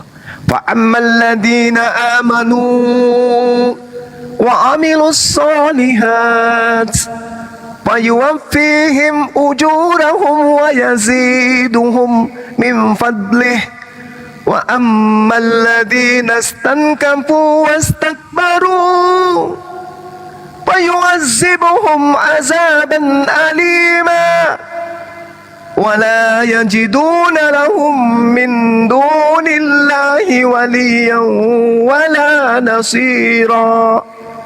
Adapun orang-orang yang beriman dan mengerjakan kebajikan, Allah akan menyempurnakan pahala bagi mereka. Allah menambah sebagian dari karunia-Nya kepadanya. Sedangkan orang-orang yang enggan menyembah Allah dan menyombongkan diri, apa kata Allah? Maka Allah akan mengasap mereka dengan asap yang pedih, dan mereka tidak akan mendapatkan pelindung dan penolong selain daripada Allah. Anta qulta linnas tahizuni, apakah engkau yang mengajarkan? La, Allah subhanaka ma yakunu li an aqula ma laysa li bihaqqa. Makanya ketika dikatakan oleh Allah, wala yajiduna lahum min dunillah waliyyan wala nasira, mereka tidak mendapatkan perlindungan dan penolong selain daripada Allah. Tidak. Apakah Yesus bisa menolong kalian? Tidak. Apa buktinya? Kamu semua pembuat kejahatan. Betapa sedihnya coba. Betapa hancurnya hati ini. Menghabiskan waktu siang dan malam mengajarkan anak-anak keturunan menyembah kepada yang bukan Tuhan. Siang malam berdoa, siang malam merasa benar, siang malam merasa kemudian menjadi anak-anak Tuhan. Tapi ternyata betapa sedihnya di hari penentuan antara surga dan neraka justru diusir oleh dia yang anda sembah. Apa kata Al-Quran? Mereka akan menjadi musuh. Wa iza husyiran nasu kanu lahum a'da wa kanu bi ibadatihim kafirin. Dan apabila manusia dikumpulkan nanti di hari kiamat, sembahan-sembahan mereka itu menjadi musuh bagi mereka dan mengingkari pemujaan-pemujaan yang mereka lakukan ketika hidup di dunia. Na'udzubillah summa na'udzubillah. Ada yang teriak kemudian dari pinggir belakang dengan wajah yang gelap, Tuhan, bukankah kami bernubuat pakai namamu, bermujizat pakai namamu, dan banyak mengusir setan pakai namamu jua? Apa kata sembahan mereka kemudian? Aku tidak mengenal engkau. Engkau semua pembuat kejahatan. Enyahlah daripadaku. Kalian semua adalah pembuat kejahatan. Na'udzubillah summa na'udzubillah. Sementara kami yang beriman kepada Allah, Allah subhanahu wa ta'ala menjelaskan, fa'ammal ladhina amanu wa amilus salihat wa yuwaffihim ujurahum wa yaziduhum min fadlih wa ammal ladhina istanqafu wastakbaru wa yu'azzibuhum azaban alima. Dua mata rantai yang berbeda. Orang-orang yang beriman dan mengerjakan amalan saleh, Allah akan menyempurnakan pahala mereka dan menambah sebagian dari karunia-Nya. Sedangkan orang-orang yang enggan menyembah, menyombongkan diri kepadanya malah, maka Allah akan mengazab mereka dengan azab yang pedih. Na'udzubillah summa na'udzubillah. Jadi Bung, kalau anda membawa Al-Quranul Karim bahwa Nabi Isa itu tidak enggan untuk disembah, untuk menyembah kepada Allah, lalu anda mau kemana? Sedangkan dalam kitab saudara sendiri, Yesus mengusir orang-orang yang mempertuhankan dirinya. Janganlah lari ke Al-Quran mencari jalan untuk menjadikan Isa Tuhan. Karena di dalam Al-Quran, Inni Abdullah, aku ini hamba Allah, atani al-kitab wa ja'alani nabiyan, aku diberi kitab dan aku diberi nikmat kenabian. Rasulullah inni Rasulullah ila Bani Israel, aku hanya rasul untuk Bani Israel. Matius 15 nomor 24, sesungguhnya aku diutus hanya kepada domba yang sesat dari umat Israel. Mana pengakuan Yesus, aku diutus untuk orang Roma, untuk orang Belanda, untuk orang Indonesia? Tak ada. Tapi kalau baginda Rasulullah Muhammad SAW diutus untuk orang Indonesia, untuk seluruh umat manusia, ada. Bil bayyinati waz zubur wa anzalna ilaika dzikr litubayyana lin-nasi ma nuzzila alaihim wa la'allahum yatafakkarun. Nabi Muhammad, Rasulullah Muhammad sallallahu alaihi wasallam diutus untuk seluruh umat manusia, bahkan untuk semesta alam, rahmatan lil alamin. Tapi kalau untuk Yesus, mana ucapan beliau? Aku diutus untuk orang Roma, Yunani, untuk orang-orang yang tidak bersunat. Tidak ada. Tak ada ucapan Yesus seperti itu. Maka ketika patokannya kemudian yang dibangga-banggakan orang Kristen, dosa-dosa kami telah ditebus Yesus. Mana pembuktiannya? Galatia 3 nomor 13, kata mereka. Apa bunyinya di sana? Dikatakanlah oleh saudara-saudara kita Kristen, di sana tertulis dengan indah bahwa Kristus telah terkutuk, Kristus telah mati dengan cara terkutuk oleh kita, karena dia mati untuk menebus hukum Taurat. Begitu ditanya, hukum Taurat ini untuk siapa? Untuk Bani Israel. Lah, Yesus katanya mati untuk menebus kutuk Taurat. Berarti kutuk Taurat ini berlaku untuk siapa? Untuk Bani Israel. Kalau orang di luar Bani Israel tidak menjalankan hukum Taurat, apakah mereka berdosa? Tidak. Loh, berarti kutuk Taurat itu berlaku untuk siapa? Untuk Bani Israel. Lalu untuk siapa Yesus mati? Untuk kita. Kok bisa? Kematian Yesus menurut Galatia 3 nomor 13 adalah untuk menebus dari kutuk hukum Taurat dengan jalan menjadi kutuk. Jadi Yesus mati karena kutuk Taurat adalah mati untuk Bani Israel. Karena Taurat itu hanya untuk Bani Israel.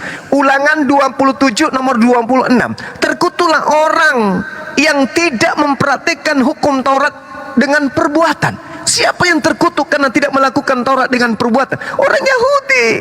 Kalau orang di luar Yahudi tidak melakukan hukum Taurat, terkutuk enggak? Enggak. Kenapa bisa? Karena hukum itu hanya untuk Bani Israel. Mana dalilnya? Ulangan 33 nomor 4. Hukum yang Tuhan berikan kepada Musa hanya berlaku kepada Bani Yakub. Yeremia 31 nomor 31 sampai 33. Aku akan memasukkan hukum Taurat kepada Bani Yakub dan Bani Israel dan Bani Yehuda. Mazmur 147, hukum-hukumku hanya berlaku kepada Bani Yakub dan aturan-aturanku hanya untuk Bani Israel. Aku tidak berikan kepada bangsa lain. Sehingga apabila ada orang Bani Israel yang tidak mempraktekkan hukum Taurat dengan perbuatan, maka terkutuklah dia. Supaya dia tidak terkutuk, maka datanglah Yesus mati dengan cara terkutuk di atas tiang salib untuk membebaskan Bani Israel dari hukum Taurat, bukan membebaskan orang Kristen dari kutuk hukum Taurat. Jadi kematian Yesus, kalaupun dia mati untuk hukum Taurat, maka dia mati untuk Bani Israel. Tapi ada polanya Bang Suma, memang ada. Di mana pola itu terjadi? Di Yohanes 11 diterangkan di sana. Ketika kemudian mereka orang-orang Yahudi, mahkamah agama bersekongkol untuk membunuh Yesus, apa kata mereka? Di dalam Yohanes 11 nomor 50, dan kamu tidak insaf, kata imam besar mahkamah agama pada saat itu, imam besar Kayafas pada saat itu, kamu tidak insaf, dan bahwa lebih berguna bagimu jika satu orang mati, yaitu Yesus, untuk bangsa kita, agar bangsa kita ini tidak binasa.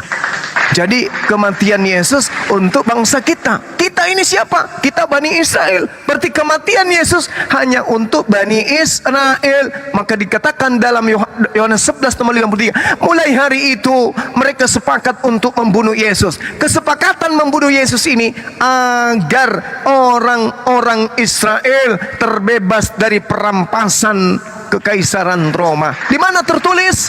Di dalam Yohanes 11 nomor 48. Apabila kita biarkan Yesus, maka semua orang akan percaya kepadanya, dan orang-orang Roma akan datang dan mengambil serta merampas tempat suci kita dan bangsa kita. Maka Kayapas bernubuat. Maka hal itu kemudian meresahkan imam kepala mahkamah agama. Maka Kayapas tahun itu juga bernubuat. Apa kenubuat Kayapas kemudian? Hal itu dikatakannya bukan dari dirinya sendiri, tetapi sebagai imam besar pada tahun itu, Kayapas imam besar pada tahun itu bernubuat bahwa Yesus akan mati untuk bangsa Israel. Kesepakatan imam kepala, kesepakatan mahkamah agama, dilengkapi oleh orang-orang Farisi, dihadiri oleh ahli kitab, dikerumuni oleh orang Yahudi. Mahkamah muktamar besar yang mereka lakukan untuk menghilangkan Yesus di tengah-tengah mereka, disepakati agar bangsa mereka tidak dirampas oleh Roma. Maka mereka sepakat untuk membunuh Yesus.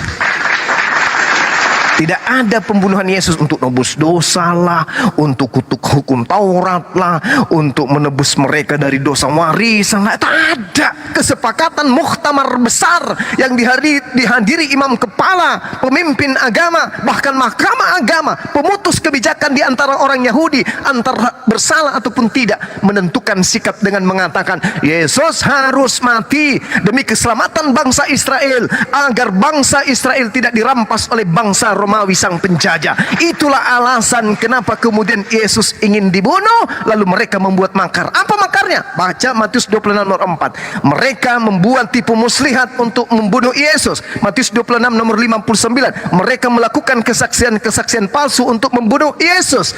Baca kemudian Yohanes 11 nomor 53. Mulai hari itu karena ketakutannya terhadap tentara Romawi, mereka sepakat untuk membunuh Yesus. Baca kemudian Matius 27 nomor 18.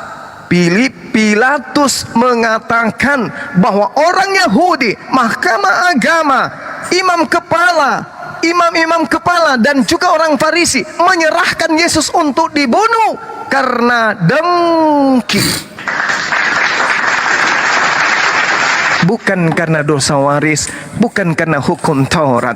Pengajaran mati nebus dosa, pengajaran karena hukum Taurat itu muncul hadiah dari pembinasa keji Paulus untuk orang Roma, untuk orang-orang yang tidak bersunat, termasuk orang Indonesia yang mengikuti ajaran Paulus itu sendiri.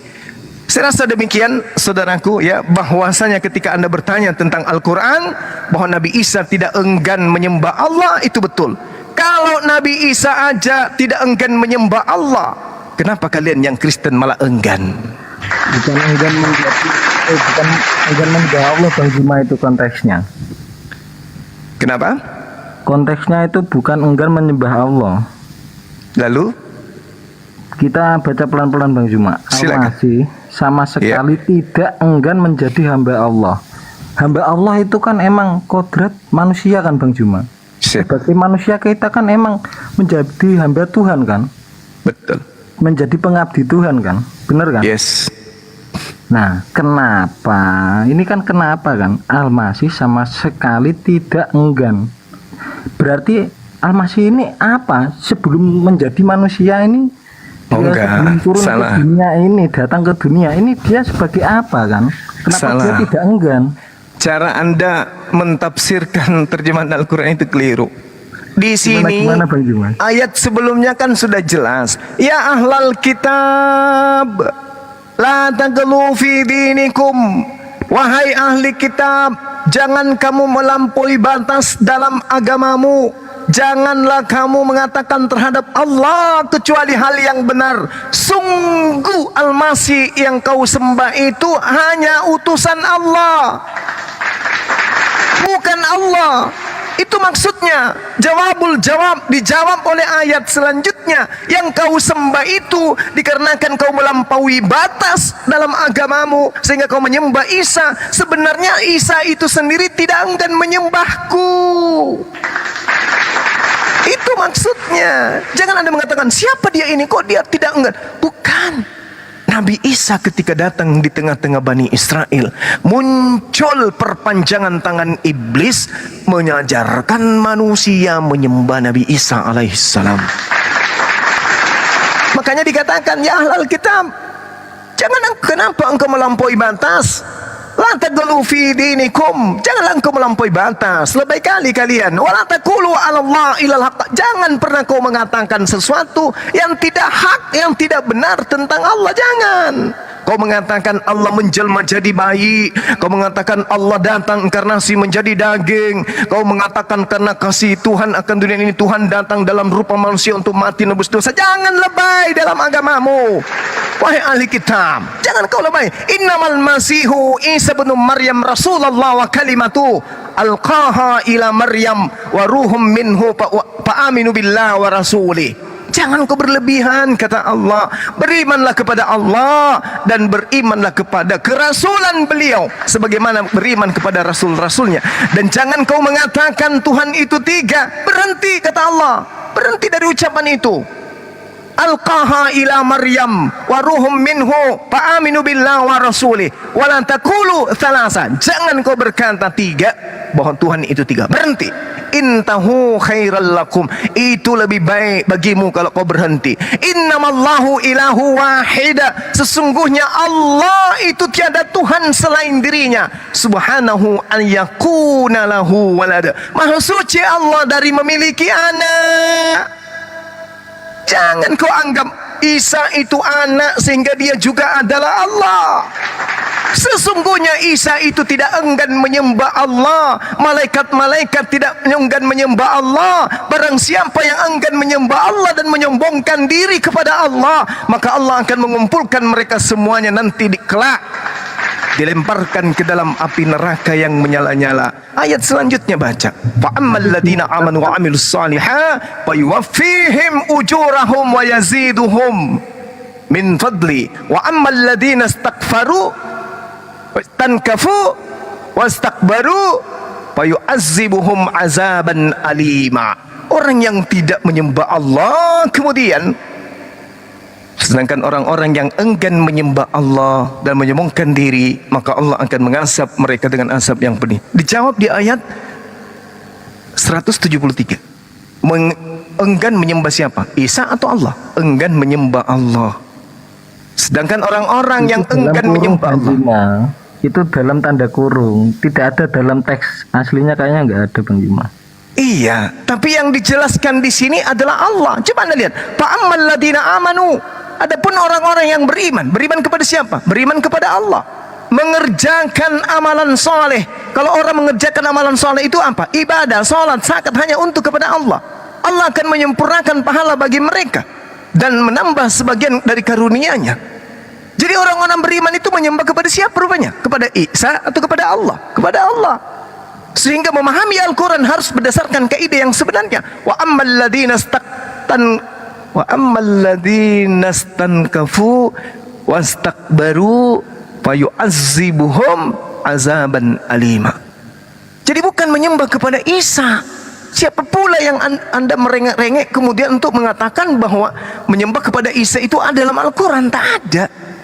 Isa mengajarkan ani abudullah rabbi wa rabbakum. Kan ayatnya tadi kita sudah bahas itu.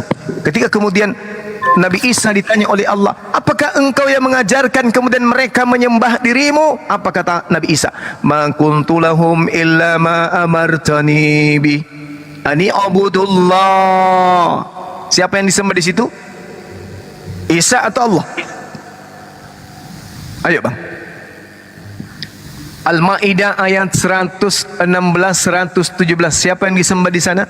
Ketika Nabi Isa berkata, "Ma kuntu lahum illa ma amartani bi ani abudullah rabbi wa rabbakum wa kuntu alaihim syahida ma dumtu fihim falamma tawaffaytani kunta antar raqiba alaihim wa anta ala kulli syai'in syahid." Ani abdullah, sesungguhnya sembahlah Allah. Jadi umat Islam itu nggak bisa kemudian terkecoh dengan pemahaman penafsiran orang-orang pengikut terjemah untuk memahami Quran, karena Al-Quran saling membackup ayat lain dengan ayat yang satu. Jelas itu. In tu'azzibahum fa innahum ibaduk wa in taghfir lahum fa innaka antal azizul hakim. Jika engkau menyiksa mereka, maka sesungguhnya mereka adalah hamba-hambamu, dan jika engkau mengampuni mereka, sesungguhnya engkaulah yang maha perkasa lagi maha penyayang, lagi maha bijaksana. Jadi Al-Quran itu mengajarkan umat Islam itu sesempurna ini. Wah, kita tidak akan gimana? Yang saya tadi ayat berapa yang Bang? An-Nisa 172 ya? An-Nisa 172 ya, yang Anda bawa. Yang Al-Masih tidak enggan itu kan? Ya. Itu ada selaras dengan di Perjanjian Baru Filipi 2, sekitar Filipi 2 ya, ayat ke-6 dan sampai 8 kayaknya Bang Juma. Kenapa dia?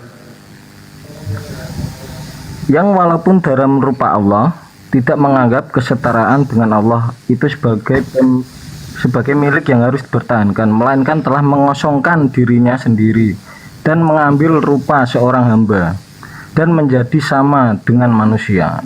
Dan dalam keadaan sebagai manusia, ia telah merendahkan dirinya kan sebagai hamba kan Bang Yuma, dan taat sampai mati, bahkan sampai mati di kayu salib Bang Yuma.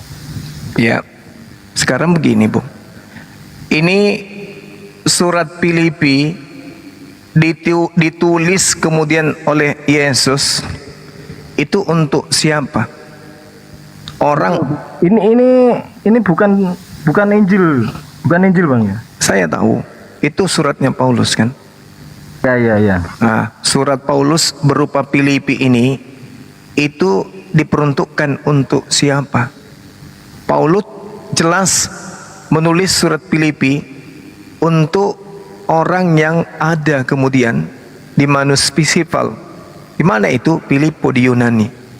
Jadi surat Filipi ini dari Paulus itu ditulis untuk orang yang tinggal di Filipi, di munisipal Filippoi di kota Yunani. Itu jelas. Nah, kalau kita urai kemudian, artinya Paulus sedang mengajarkan tentang ajaran pagan. Ini ajaran dewa-dewa. Sama sekali najis tralala trilili diteruskan untuk Al-Quran. Kenapa? Karena di sini berbicara mengenai teos, yang walaupun dalam rupa teos, dalam rupa dewa, tidak menganggap kesetaraan dengan dewa itu sebagai milik yang harus dipertahankan, melainkan telah mengosongkan dirinya sendiri dan mengambil rupa seorang hamba dan menjadi sama dengan manusia. Dan dalam keadaannya sebagai manusia, dewa tadi telah merendahkan dirinya, taat sampai mati di atas kayu salib. Jadi lagi-lagi Anda ingin mengatakan bahwasanya Allah Subhanahu wa taala menjelma menjadi manusia. Ini pernyataan yang sangat konyol dan memalukan. Allah Subhanahu wa taala jelas bukan makhluk dan dia tidak akan pernah menjadi makhluk. Laisa kamitslihi syai'. Tuhan pencipta langit dan bumi itu tidak serupa dengan apapun, tidak serupa dengan manusia. Yeremia 10 nomor 6, 2 Samuel 7 nomor 22. Tuhan itu maha tinggi. Tuhan itu maha tinggi. Tuhan itu tidak serupa dengan apapun. Al-Quran mengatakan Subhanalladzi asra bi 'abdihi lailam minal masjidil haram. Subhanalladzi, maha suci Allah. Allah itu maha apa? Maha suci. Yesus begitu dia batuk keluar dahak, begitu dia ngeden keluar Allah maha suci, tidak bisa dia tersentuh oleh noda, tidak bisa dia tersentuh oleh dimensi makhluk, tidak bisa. Jadi yang menjadi manusia di Filipi 2 itu dewa, bukan akontas. Akontas dalam bahasa Yunani Tuhan, tapi kalau theos itu dewa. sekali lagi saya katakan kepada saudara-saudara dan untuk Kristen juga yang ada di bawah, yang mendengarkan channel ini juga nanti ke depannya. Kenapa kitab saudara menggunakan bahasa Yunani? Karena itu dihadiahkan untuk mereka penyembah-penyembah dewa. Penyembah-penyembah dewa yang mendapatkan hadiah surat dari Paulus ini. Makanya Paulus mengatakan di dalam Galatia 2 nomor 8, aku diutus kepada orang-orang yang tidak bersunat. Siapa yang dimaksud oleh Paulus? Roma, Yunani, Bani apa? Dinda Vera Estar? Bani berkuluk. Bani Romawi. Assalamualaikum warahmatullahi wabarakatuh. Waalaikumsalam warahmatullahi wabarakatuh. Jadi yang walaupun dalam rupa teos tidak menganggap kesetaraan dengan teos untuk sebagai miliknya yang harus dipertahankan. Jadi dewa kalian itu menurut Paulus tidak mempertahankan kedewaannya, kemudian nuzul ke bumi menjadi manusia, menjadi daging. Nah, apakah itu bisa? Jangankan Al-Quran, Tuhannya orang Yahudi apa bisa? Tidak bisa. Makanya orang Kristen menurut Yahudi ini adalah apa? Bidat Abu Dasarah, orang-orang yang dibakar di neraka menurut orang Yahudi. Orang Yahudi itu jijik sama kalian. Kenapa? Karena kalian itu menyembah dewa-dewa. Masakan dewanya nusul menjadi manusia, lalu menjadi bayi, habis itu disuampin, habis itu dinetein, habis itu disunat, habis itu dibunuh, habis itu bangkit jadi Tuhan, jadi teos, jadi dewa. Itu adalah ajaran paganisme yang tidak diajarkan oleh para nabi. Jadi kalau Anda mengatakan di dalam Al-Quran, di dalam Filipi mengatakan jangankanlah tembus ke Al-Quran, tembus ke agama Yahudi aja kagak bisa, apalagi ke Al-Quran. Qul huwallahu ahad, Allahus samad, lam yalid wa lam yulad wa lam yakul lahu kufuwan ahad. Qul huwallahu ahad. Wahai Nabi Muhammad, ajarkan kepada kaummu, dialah Allah yang Maha Esa. Esa berarti tak ada dua, tak ada tiga, tak ada empat, tak ada lima, tak ada tujuh. Allahus samad, Allah tempat meminta segala sesuatu. Yesus, Bapakku yang di surga, muliakanlah namamu, berikanlah kami makan hari ini. Yesus selalu berdoa semalam-malaman, kemudian dia berdoa. Berdoa untuk apa? Untuk meminta. Sedangkan Allah itu jelas diterangkan dalam kitab sucinya umat, Allahus samad, Allah tempat meminta segala sesuatu. Lam yalid wa lam yulad, Allah tidak beranak dan tidak diperanakan. Yesus anak manusia, anak Maria. Maria adalah manusia. Yang keluar dari lubang hidung Maria ingus, yang keluar dari telinga adalah tungki, katanya bunda siapa? Blokir permanen. Yang keluar dari mulut adalah daha, yang keluar dari anus adalah yang keluar dari vagina adalah anak manusia. Sedangkan Allah lam yalid wa lam yulad, Allah tidak beranak dan tidak diperanakan. Walam yakul lahu kufuwan ahad, dan Allah tidak ada sesuatu yang setara dengan dia. Yesus setara dengan kita. Bahkan kalau Anda melihat di dalam kitab saudara 2 Yohanes 3 nomor 1 itu 2 Yohanes 1 ya, 2 Yohanes 3 ya, 2 Yohanes 3 ya teman-teman, atau 1 Yohanes yang apa Guru? Ingat gak bahwa kita akan melihat Yesus sama seperti kita dalam keadaan yang ya, 2 Yohanes 1 nomor 3 ya. Iya, ya Guru. Salah, keliru. Nah, itulah saya selalu lupa. Ayo teman-teman, ayat berapa teman-teman? Bantu saya teman-teman. 1 Yohanes 3 nomor 2. Bukan. Ya, itu ya. 1 Yohanes 3 nomor 2. Ya, itu Guru, 1 Yohanes 3 nomor 2. Di situ dikatakan, saudara-saudaraku yang kekasih, sekarang kita adalah anak-anak dewa, tetapi sebelum nyata apa keadaan kita, belum nyata apa keadaan kita kelak. Akan tetapi kita akan tahu bahwa apabila Yesus menyatakan dirinya, kita akan menjadi sama seperti Yesus. Sebab kita akan melihat Yesus dalam keadaannya yang sebenarnya. Sementara Al-Quran mengatakan, walam yakullahu kufuwan ahad, dan tidak ada sesuatu yang setara dengan dia. Sedangkan 1 Yohanes 3 nomor 2 jelas dikatakan Yesus akan sama seperti dengan manusia. Dan memang sama seperti manusia, dan memang dia manusia. Ibrani 18 nomor 3, Yesus hari ini, Yesus kemarin, hari ini, dan seterusnya tetap sama, yaitu anak manusia. Jadi nggak bisa bang, Allah Subhanahu wa ta'ala itu terlalu suci untuk disama-samakan dengan bayi yang dilantik oleh orang Yahudi menjadi Tuhannya orang Kristen. Demikian. Mantap Gurunda. Aku mau nambahin dikit. Ya, silakan. Ini lemah Filipi 2 6-8 itu vital doktrinnya saksi Yehova. Karena di sini membuktikan bahwa Yesus itu dia mengambil bentuk dewa, yang dimana walaupun dia mengambil bentuk dewa, dia tidak pernah kepikiran untuk merampas kesetaraannya dengan Tuhan yang benar. Itu kata saksi Yehova. Kok bisa begitu? Kok ada kata merampas? Ya karena memang aslinya begitu, cuman di LAI dihilangkan. Kita baca ya, kita baca di sini.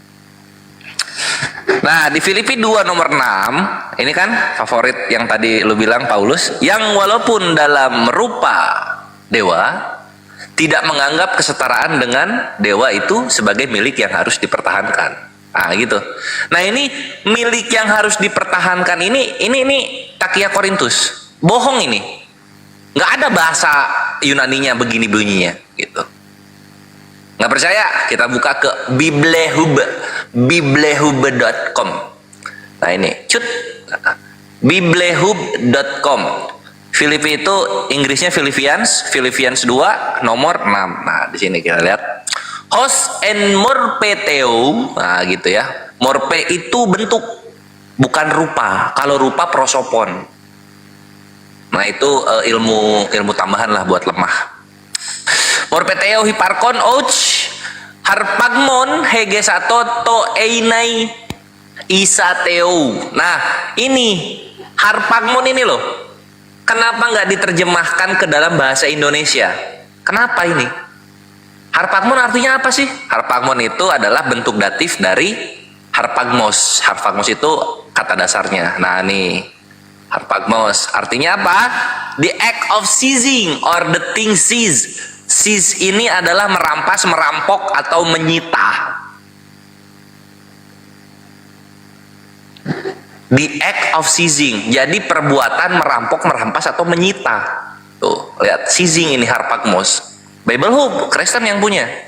Nah, jadi Kores, harusnya apa yang benar dong terjemahannya? Nah, terjemahan yang benar harusnya Filipi 2 itu, yang walaupun dalam rupa, bukan rupa ini, yang walaupun dalam bentuk dewa,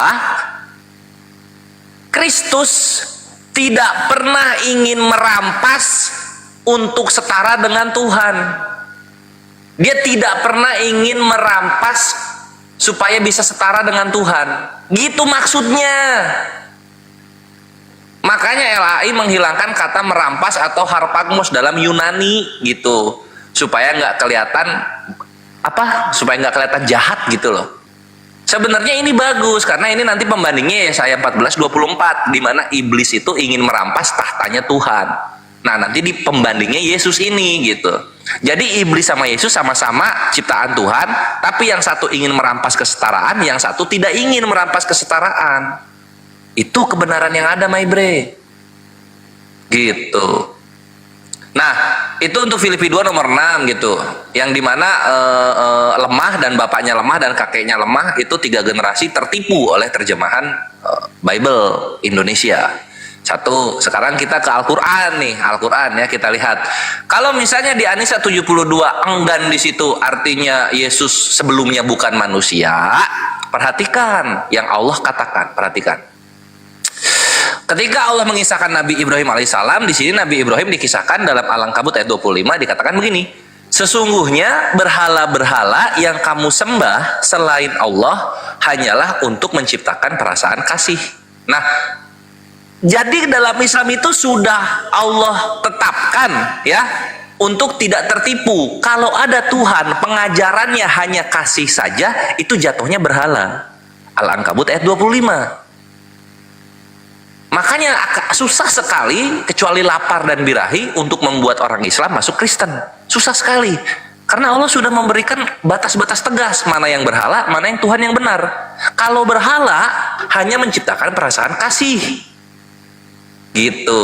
Itu satu. Sekarang yang kedua nih, firman Allah. Dalam Al-A'raf ayat 194. Sesungguhnya mereka yang kamu seru selain Allah adalah makhluk yang serupa juga dengan kamu. Tuh, lagi-lagi di sini kena. Jadi kalau ada Tuhan-Tuhanan yang bentuknya sama seperti kamu atau saya atau kita, itu berhala. Berhala itu my brain gitu. Kecuali lu mau mengimani Yesus itu gurita atau bentuknya tidak manusia supaya tidak sama seperti kita. Baru lu bisa nggak kena dengan surah Al-A'raf ayat 194 gitu. Satu, dua, ini yang ketiga. Yang ketiga ini. Kamu ini menyamakan sama Isa, Bang. Apa tuh? Berarti kamu menyamakan setara dengan Isa. Kamu ini. Ya iyalah. Nabi Isa ada hidung, gua ada hidung. Nabi Isa makan, gua makan. Nabi Isa nanti kawin, gua udah kawin. Apa bedanya? Kamu udah naik belum? Naik kemana? Nabi Isa naik kemana? Naik ke langit kedua. Nabi Isa ini kalah sama orang-orang yang gugur di jalan Allah di surah Ali Imran ayat 169. Orang-orang yang gugur di jalan Allah, mereka sudah bolak-balik surga. Nabi Isa belum masuk surga, masih di langit kedua dia. Tapi itu ilmu tambahan ya. Poin terakhir yang mau gue kasih tahu buat lo. Surah Al-Maidah ayat 17. Ini mungkin Gurunda udah bawa, cuma aku pengen bawa lagi karena ini yang bikin apa ya? Bikin kawan-kawan Kristen auto mental kalau mau mengais-ngais Tuhan yang lain selain Allah di Al-Qur'an gitu. Al-Maidah ayat 17. Cut. Nah, di sini dikatakan apa? Sungguh telah kafir orang yang berkata sesungguhnya Allah itu dialah Al-Masih putra Maryam. Katakanlah Muhammad, nah ini Al-Maidah 17 di bawah tidur lemah. Siapakah yang dapat menghalang-halangi kehendak Allah jika dia hendak membinasakan? Ayo baca. Baca. Lemah, dibuka mute-nya ayo. Ayo kita baca bareng-bareng. Siapakah yang dapat menghalang-halangi kehendak Allah jika dia hendak membinasakan? Siapa ini? Tiba-tiba burem, rabun gua. Al-Masih, Al-Masih ya? Bener ya Al-Masih ya? Oh iya Al-Masih ini. Lemah kok sampai malu-malu gitu buka mute. Jadi kita ulang supaya sempurna ya. Siapakah yang dapat menghalang-halangi kehendak Allah jika dia hendak membinasakan Al-Masih putra Maryam beserta ibunya dan seluruh yang berada di bumi? Ini firman Allah, selamat datang di kebenaran, jangan lagi menuhankan orang. Gitu sudah. Thank you, Gurunda. Lanjut, silahkan. Ngapain kita sekarang? Assalamualaikum warahmatullahi wabarakatuh. Waalaikumsalam warahmatullahi ta'ala wabarakatuh. 1 menit ya, 1 menit. Terima kasih host, terima kasih. Untuk teman-teman Fiber di bawah yang sangat baik ataupun pura-pura baik serta manusia yang beriman juga manusia yang masih mencari keimanan. Kaisar Neo Claudius berkalam kaul di pasal live sahabat Bang Zuma. Kencangkan tap-tap layarnya sampai pecah dan jangan lupa follow akun host narasumber di atas. Untuk saudara yang mau naik, jangan tantrum, kesurupan, serangan jantung, gangguan kejiwaan. Harap diskusi dengan dasar pengetahuan menggunakan dalil dan data. Paparkan dengan baik, narasi, literasi, kolerasi, komparasi. Tidak menggunakan diksi, asumsi, logikal pelesi, cek cokologi, apalagi geoblokologi. Narasumber memberikan dedikasi, viewer penonton mendapatkan edukasi. Diskusi tanpa pakai urat, tanpa hujat menghujat, cukup bermanfaat dan selalu untuk diingat. Diskusi inspiratif, tidak mengenal kontradiktif dan pastinya bukan provokatif. Selamat datang di kebenaran bagi yang menerima dan selamat bingung buat kalian yang masih kebingungan. Sekian, terima gaji, stay tune. Lanjut yang mau naik ya, saudara-saudara Tritung, Paganisme penyembah kardus Indomie silakan. Saya boleh izin turun ke bawah nggak apa-apa. Buat teman Oten ya. Terima kasih semuanya, Bang Zuma, Brother Kores, Bang Sadli, Bunda Rahma, Pak Ade Sugi, Ustadz Alip, no handi, no party, thank you. Assalamualaikum warahmatullahi wabarakatuh. Mantap Kaisar Nero. Waalaikumsalam warahmatullahi wabarakatuh.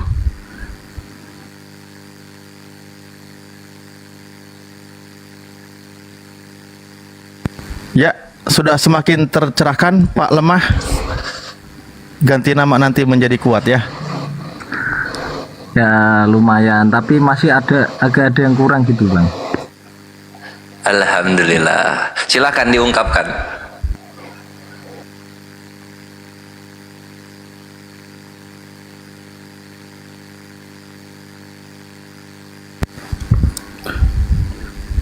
Cepetan, apa yang kurangnya? Kalau nggak ada gue masuk lagi nih. Ya, masuk lagi ya Gerunda, Ustaz Alif. Ya, sambil dia mikir kekurangannya apa, mungkin Kores lanjut. Ya, jadi gini, nubuatan. Bang Kores. Ya, aku 2 menit bun. Jadi setengah menit. Ya udah setengah menit nggak apa-apa. Jadi gini, Yesaya 53 yang sering digaung-gaungkan oleh kawan-kawan Kristen sebagai nubuatan Yesus itu menjadi senjata ampuh bagi umat Muslim mendakwahi kebenaran kepada kalian. Ya, Yesaya 53 satu perikop, jangan dipotong-potong. Karena ya cocok. Cocok ya. Nah, kita lihat Yesaya 53, kita lihat di 10 sampai 12. Kita perikop terakhirnya aja.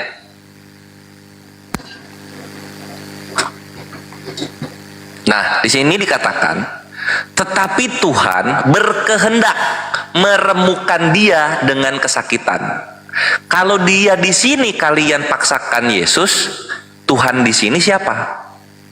Kalau Tuhan di sini kalian maunya Yesus, dia di sini siapa?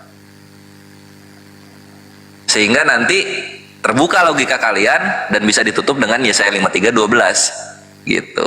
Yang dimana dikatakan di sini adalah, sebab itu aku akan membagi-bagikannya kepada orang-orang besar sebagai rampasan, dan ia akan memperoleh orang-orang kuat sebagai jarahan, yaitu sebagai ganti karena ia telah menyerahkan nyawanya ke dalam maut. Nah, ia di sini siapa? Aku di sini siapa? Sehingga benar-benar dinyatakan dalam Yesaya 53 ada hamba Tuhan yang diutus oleh Tuhan. Itu lemah.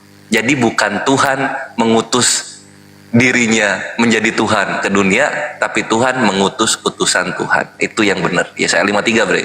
Silahkan Bunda Rahma. Oke, saya cuma sedikit aja Mbak mengulang tadi saudara siapa? Saudara lemah. Lemah apa ya?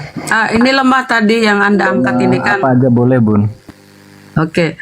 Matius 20 yang bukan Matius 20 ya, tadi yang diangkat tuh. Semua bangsa-bangsa kan. Dikit, bentar Bang. Bentar. Matius 25, pasal 25 31 Bun. 25 31 32 kan? Itu yang Anda angkat tadi kan. Nah, jadi untuk mempertegas di situ kita ke Matius 19:28. Buka Bang kalau punya Bible situ. Matius 19:28. Izin ya 1 menit lah. Matius 19:28 tuh bunyinya gini. Kan Petrus bertanya nih, muridnya bertanya. Apa dia bilang Petrus? Apa yang kami peroleh ketika kami sudah mengikut kamu? Apa kata Yesus? Kata Yesus kepada mereka, aku berkata kepadamu, sesungguhnya pada waktu penciptaan kembali. Penciptaan kembali artinya udah kiamat kan, semua udah mati, kita dibangkitkan semua. Pada waktu penciptaan kembali, apabila anak manusia bersemayam di tahta kemuliaannya. Buka Bible Bang ya. bersemayam di tahta kemuliaannya, kamu yang telah mengikut aku, ini muridnya karena dia berbicara dengan Petrus, akan duduk juga di atas 12 tahta untuk menghakimi ke-12 suku Israel. Jadi tegas ya, Yesus itu hanya menghakimi ke-12 suku Israel. Umatnya, Yesus kan diutus kepada Bani Israel, jadi terkhusus dia akan menghakimi ke-12 suku Israel. Jadi di luar itu nggak dianggap. Lanjut, itu aja yang sampaikan, lanjut. Untuk komparasi yang Anda angkat tadi. Lebih tertarik ke Yesaya ini loh. Yesaya 53 ini seru ini. Lanjut, betul. Lanjut Bang Gores. Iya. Kalau menurut Islam ini sebenarnya ini untuk siapa? Nubuat untuk siapa?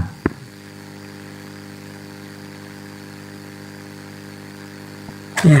Silakan yang mau jawab. Yang mana? Yang mana nubuat yang mana?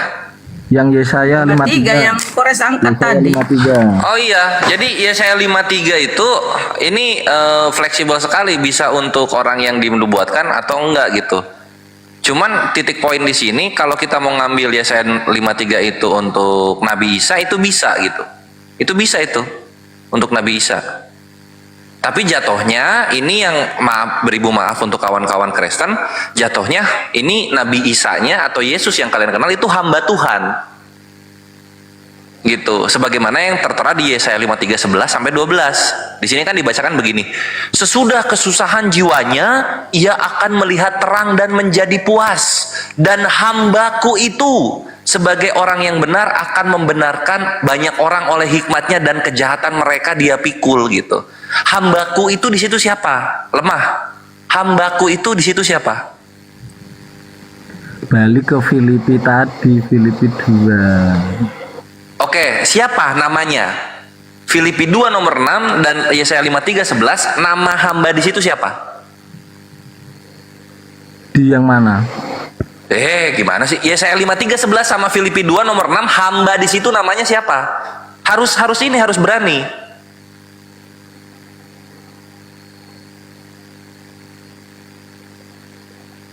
Nah, itu dia, masih malu-malu. Maksudnya gimana? Ayat berapa?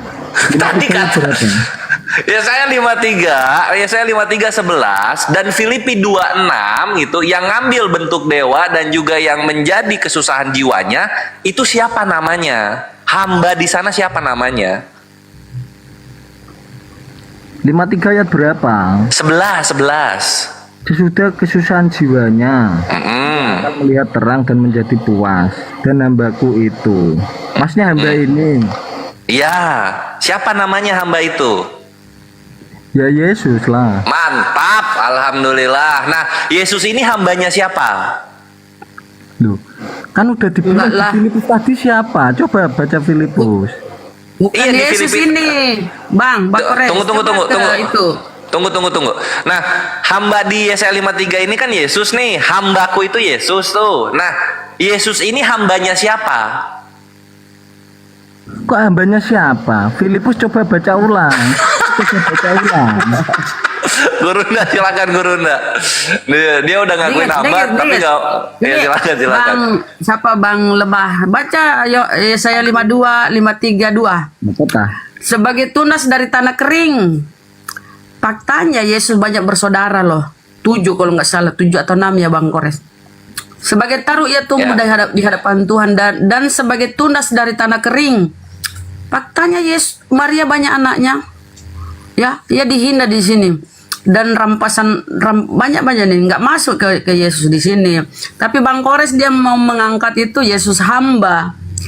Kalau hamba ya berarti dia bukan Tuhan atau Bang ya.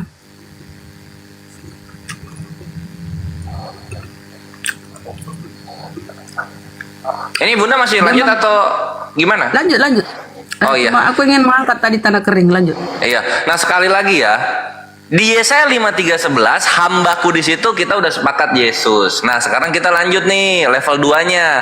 Oke, Yesus ini hambanya siapa? Lemah? Ayo dijawab. Yesus ini hambanya siapa? Filipi baca bareng-bareng. Filipi baca. Oke, kita baca Filipi bareng-bareng ya. Kita baca Filipi bareng-bareng. Filipi Filipi 2. Filipi 2 ya, kita baca. Tapi pakai terjemahan yang udah gua ini ya, untuk yang 6-nya. Yang walaupun dalam bentuk dewa tidak terpikirkan untuk merampas kesetaraan dengan Tuhan, melainkan telah mengosongkan dirinya sendiri dan mengambil bentuk seorang hamba dan menjadi sama dengan manusia, dan dalam keadaan sebagai manusia ia telah merendahkan dirinya dan taat sampai mati, bahkan sampai mati di kayu salib. Oke. Nah, yang mati di kayu salib ini hamba di Yesaya 53 bukan? Yes, hamba. Oke, mantap. Nah, siapa nama hamba ini? Dari Filipi tadi ya, Filipi 5, coba Filipi 5. Hendaklah kamu dalam hidup bersama menaruh pikiran dan perasaan yang terdapat juga dalam Kristus Yesus, yang walaupun dalam bentuk dewa. Oke, berarti hamba di Yesaya 53 dan Filipi 2 itu Yesus ya? Yes. Mantap. Yesus ini hambanya siapa sekarang? Loh, kan dia itu bukan seorang hamba, dia menjadi seorang hamba, gitu loh. Ngerti nggak sih konteks ini? Baca ulang. Ya. Ini kan kita kan dikorelasikan dengan Yesaya 53. Ketika dibilang hambaku gitu, awas hati-hati loh, nanti lu manunggaling kawulo Gusti kayak Syekh Siti Jenar. Nanti lu masa Yesusnya kayak Syekh Siti Jenar menyembah diri sendiri? Ini kan nggak masuk di konsep ketuhanan, kawanku. Gurunda silakan, Gurunda. Aku udah segitu aja. Lanjut dong. Oh, dia apa namanya, keenakan dia. Mulai terhanyut. Ya, jadi ketika Yesaya 53 ini untuk Yesus, ya untuk Yesus gitu loh. Untuk Yesus gitu. Nah, dari siapa? Ini untuk Yesus dari siapa gitu? Ini kan buat Nabi Yesaya. Nah, iya, nubuatan Nabi Yesaya itu nubuatannya datang dari siapa? Datang dari Elohim kan? Nah, Elohimnya siapa namanya? Baca itu tadi Filipi. Dia tahu namanya. Di situ kan yang mengambil rupa sebagai hamba Yesus, yang Elohimnya tidak kasih tahu namanya. Itu mau lu ambil Matius sampai Wahyu itu nggak ada namanya. Jujur dong, ayo, bisa, ayo bisa, ayo. Jadi yang mengambil bentuk dewa dan juga yang seorang hamba di dalam Yesaya 53 ini tuh hambanya siapa? Ayolah. Masa nggak bisa jujur sih? Hamba Tuhan. Nggak jawab. Nah, kalau nanti dijawab hamba Tuhan, Tuhannya ini namanya siapa? Ya kalau di Yesaya itu kan YHWH Elohim. Ayo lemah, ayo, bisa. Nanti soalnya gini ya. Kita kasih tahu, nanti tebak sendiri siapa namanya, tapi kita akan kasih tahu ciri-ciri dari Tuhannya ini gitu. Silahkan dibuka 1 Timotius 1:17. Ini favorit gua dan ini dari Gurunda juga. Ini Gurunda kemana ini? Gurunda. Ya lanjutin Gurunda juga istirahat kan. Lanjutin dulu. Lagi buat kopi itu kebiasaan. Iya. Ini buat kopinya di Toraja kayaknya ini, jauh. Oke, kita buka 1 Timotius 1:17 ya. Ya udahlah, kita langsung mode full penginjilan aja. Nah, di 1 Timotius 1:17 nanti karakter dari siapa yang Yesus menghambakan dirinya ini ketahuan gitu. Perhatikan di sini. 1 Timotius 1:17. Hormat dan kemuliaan. Ini Paulus ya. Hormat dan kemuliaan sampai selama-lamanya bagi raja segala zaman. Ini Tuhan yang kekal, yang tak nampak, yang esa. Amin gak lemah? Amin gak lemah? Nah, gak mau amin dia. Nggak mau amin dia. Tertulis loh perjanjian baru. Raja segala zaman, Tuhan yang kekal, yang tak nampak, yang esa. Amin. Amin nggak? Amin. Amin, mantap. Nah, kalau udah diaminkan, Yesus artinya hamba dari yang tak nampak ini, gitu loh. Nanti kita tinggal cari tahu siapa nama yang tak nampak ini.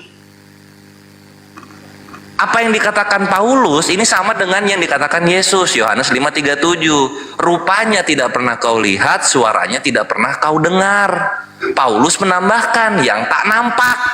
Udah jelas banget, kalian Kristen malah menyembah Yesusnya. Kan lucu. Disangka Yesus pas ngobrol itu kayak angin bentuknya. Nggak kelihatan sama murid-muridnya. Ini udah jelas-jelas Tuhannya Paulus, Tuhannya Yesus, dan Tuhannya orang-orang yang ada di zamannya Yesus itu tak nampak. Kalian nuhanin Yesusnya, Yesus kupingnya aja kelihatan. Gitu loh.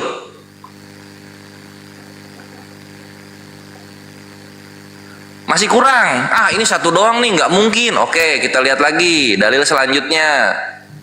Mundur sedikit ke maju ke 1 Timotius 6. 1 Timotius 6:16. Di sini dikatakan, dialah satu-satunya yang tidak takluk kepada maut, bersemayam dalam terang yang tak terhampiri, seorang pun nih lemah tak pernah melihat dia, dan memang manusia tidak dapat melihat dia.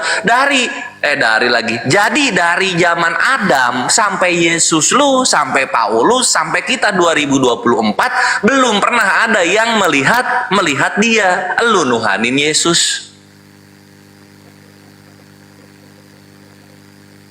Jadi perjanjian baru itu kalau lu baca tanpa doktrin dari Kristen, itu nanti nyambung sama Al-Quran. Tuhan itu tidak kelihatan, tidak mampu digapai oleh penglihatan mata, gitu. Ini Paulus 2 kali ngomong kayak gini loh. Paulus 2 kali ngomong kayak gini, masih lu bebal. Kalau Paulus lu nggak percaya lagi, misalnya lu jadi hilang feeling sama Paulus, oke, kita ke Yohanes. Kita lihat yang Yohanes katakan. 1 Yohanes 4:12. Nah, di sini. Baca di sini. Tidak ada seorang pun yang pernah melihat Tuhan. Jika kita saling mengasihi, Tuhan tetap di dalam kita dan kasihnya sempurna di dalam kita. Nih, Yohanes sekarang ngomong. Paulus udah ngomong 2 kali. Lu masih nggak mau. Yohanes sekarang yang ngomong firman Allah adalah Allah. Yohanes ngomong firman Allah adalah Allah, tetap dia bilang tidak ada seorang pun yang pernah melihat Allah, yang pernah melihat Tuhan. Lu mau kemana lagi? Gitu loh. Mau kemana lagi? Yesusnya mau dibikin angin supaya nggak kelihatan. Melihat Yesus sama seperti melihat Bapa, bro. Mantap. Oke, kita ke situ. Yohanes 14:9. Itu penjelasannya gimana? Kita lihat di KPR nih. Jadi kita sola scriptura, menjelaskan dalil dengan dalil. Kita ke KPR 9. Mana sih KPR itu ya? KPR 9. Ya. Nah, di sini. Ingat waktu Paulus pertama kali berjumpa dengan Yesus? Ingat nggak? Ya. Nah, mantap. Nah, sekarang lihat di sini. Ia rebah ke tanah dan kedengaranlah olehnya suatu suara yang berkata kepadanya, Saulus, Saulus, mengapakah engkau menganiaya aku? Mengapakah engkau menganiaya aku? Jawab Saulus, siapakah engkau? Tuhan, katanya. Katanya dijawab, akulah Yesus yang kau aniaya itu. Kapan? Kapan Paulus nganiaya Yesus? Kalian nanti terjemahinnya apa? Iya, itu maksudnya menganiaya orang-orang yang percaya dengan Yesus. Itu maksudnya, bre. Orang-orang percaya Yesus, Yesus percaya Bapa. Jadi dalam satu iman. Satu iman, satu pekerjaan, satu kepercayaan. Jadi yang Yohanes 14 nomor 9 penjelasannya di Kisah Para Apostol 9 nomor 4. Ketika Yesus ngomong, Saulus, Saulus, mengapa engkau menganiaya aku? Selamat datang di kebenaran. Itu maksudnya, my bre. Gitu. Karena kalau lu maksa melihat Bapak sama dengan melihat Yesus, murid-murid Yesus itu lebih pinter dari lu, lebih lama ngobrol sama Yesus, dan lebih tahu ajaran Yesus udah langsung dari mulutnya. Dan mereka tetap ngomong, tidak ada seorang pun yang pernah melihat Tuhan. Jadi tinggalkan doktrin gereja, tinggalkan doktrin Kristen, lu baca ini dengan jujur gitu, sola scriptura. Kebenaran itu datang dari kitab sucinya sendiri gitu loh, bukan dari penjelasan pribadi. Lu akan mengerti gitu. Lu akan mengerti bahwasanya yang namanya Tuhan itu satu, Tuhan itu tidak bisa mampu digapai oleh penglihatan para makhluk. Gitu kan? Tuhan itu tidak pernah melakukan apa yang dia tidak katakan. Maksud gua apa? Tidak pernah satu kata pun Tuhan ngomong salib atau penyaliban, tidak pernah. Nggak pernah, Bre. Gitu. Jadi itu penjelasannya Yohanes 14 nomor 9. Apalagi?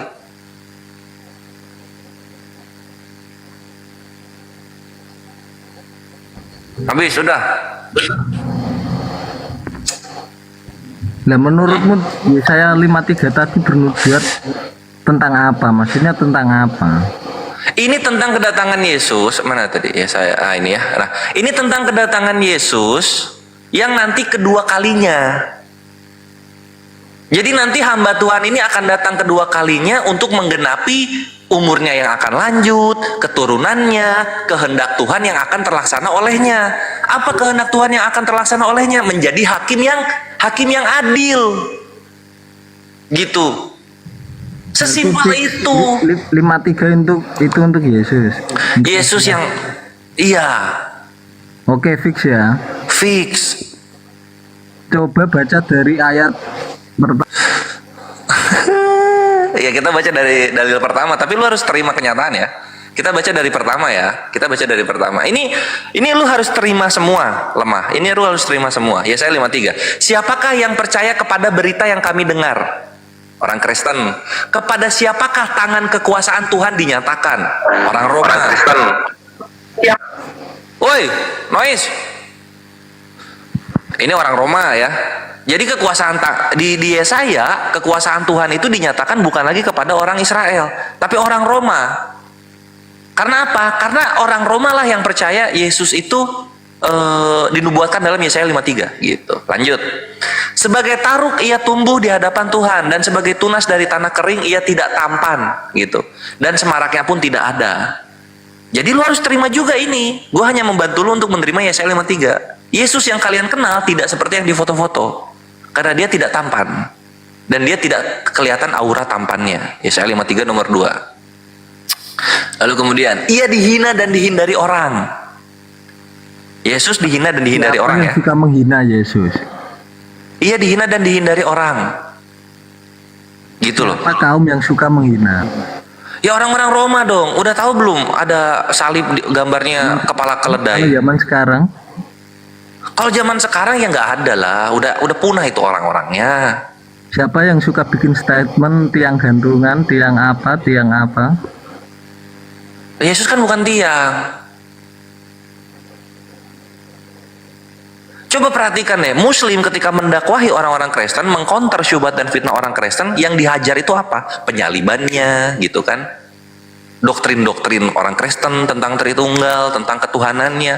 Yesusnya tuh nggak pernah sekalipun dihina Yesusnya, terlindungi.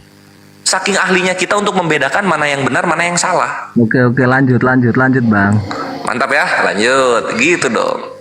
Nah, ia dihina dan dihindari orang, seorang yang penuh kesengsaraan dan yang biasa menderita kesakitan gitu. Ini gue nggak tahu, nanti orang Kristen aja yang menghayati gitu, sengsaranya di mana, menderita sakit apa dia.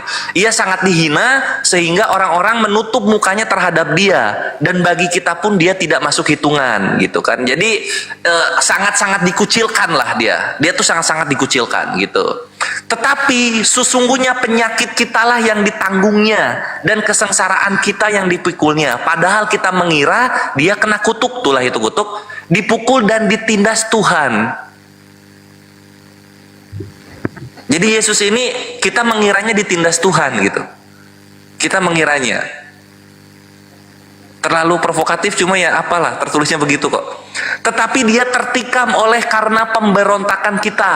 Dia diremukkan oleh karena kejahatan kita. Ganjaran yang mendatangkan keselamatan bagi kita ditimpakan kepadanya. Dan oleh bilir-bilurnya kita menjadi sembuh gitu. Jadi dia ini kalau zaman sekarang kalau ditafsirkan itu ini kejadian apa? Zaman sekarang secara tafsir kalau ayat itu loh. Oh, kalau zaman sekarang belum, nanti yang gue bilang Yesus itu nanti kan turun kedua kali. Di sini dia akan mengalami peperangan dengan Al-Masihud Dajjal, Mesias palsu gitu. Makanya nanti akan ada pemberontakan kepada dia gitu. Akan ada yang mencoba meremukkan dia dengan kejahatannya, yang menyembah Masihud Dajjal ini gitu kan. Lalu kemudian ganjaran yang mendatangkan keselamatan bagi kita. Jadi keselamatan yang harusnya buat kita itu malah untuk dia gitu. Kenapa? Karena kita satu koalisi. Dalam apa? Dalam liilah kalimatillah, tauhid, la ilaha illallah Muhammadar Rasulullah gitu. Karena apa? Itu membuat penyaliban, bukan untuk nanti kedatangan kedua beda lagi. Kawanku, perhatikan. Ganjaran yang mendatangkan keselamatan bagi kita. Jadi ini kan ada ganjaran yang nanti hasilnya itu diapain dulu? Sebelum ganjaran diapain dulu? Lihat, perhatikan. Sebabnya kan ditikam ya. Oleh pemberontakan. Dia diremukkan oleh kejahatan. Nah, kejahatan kita kan manusia kan. Iya. Nah sekarang lemah gini loh, coba dipikir deh. Yesus ketika turun pertama sebelum disalib, apakah orang Yahudi menyembah berhala? Tidak dong.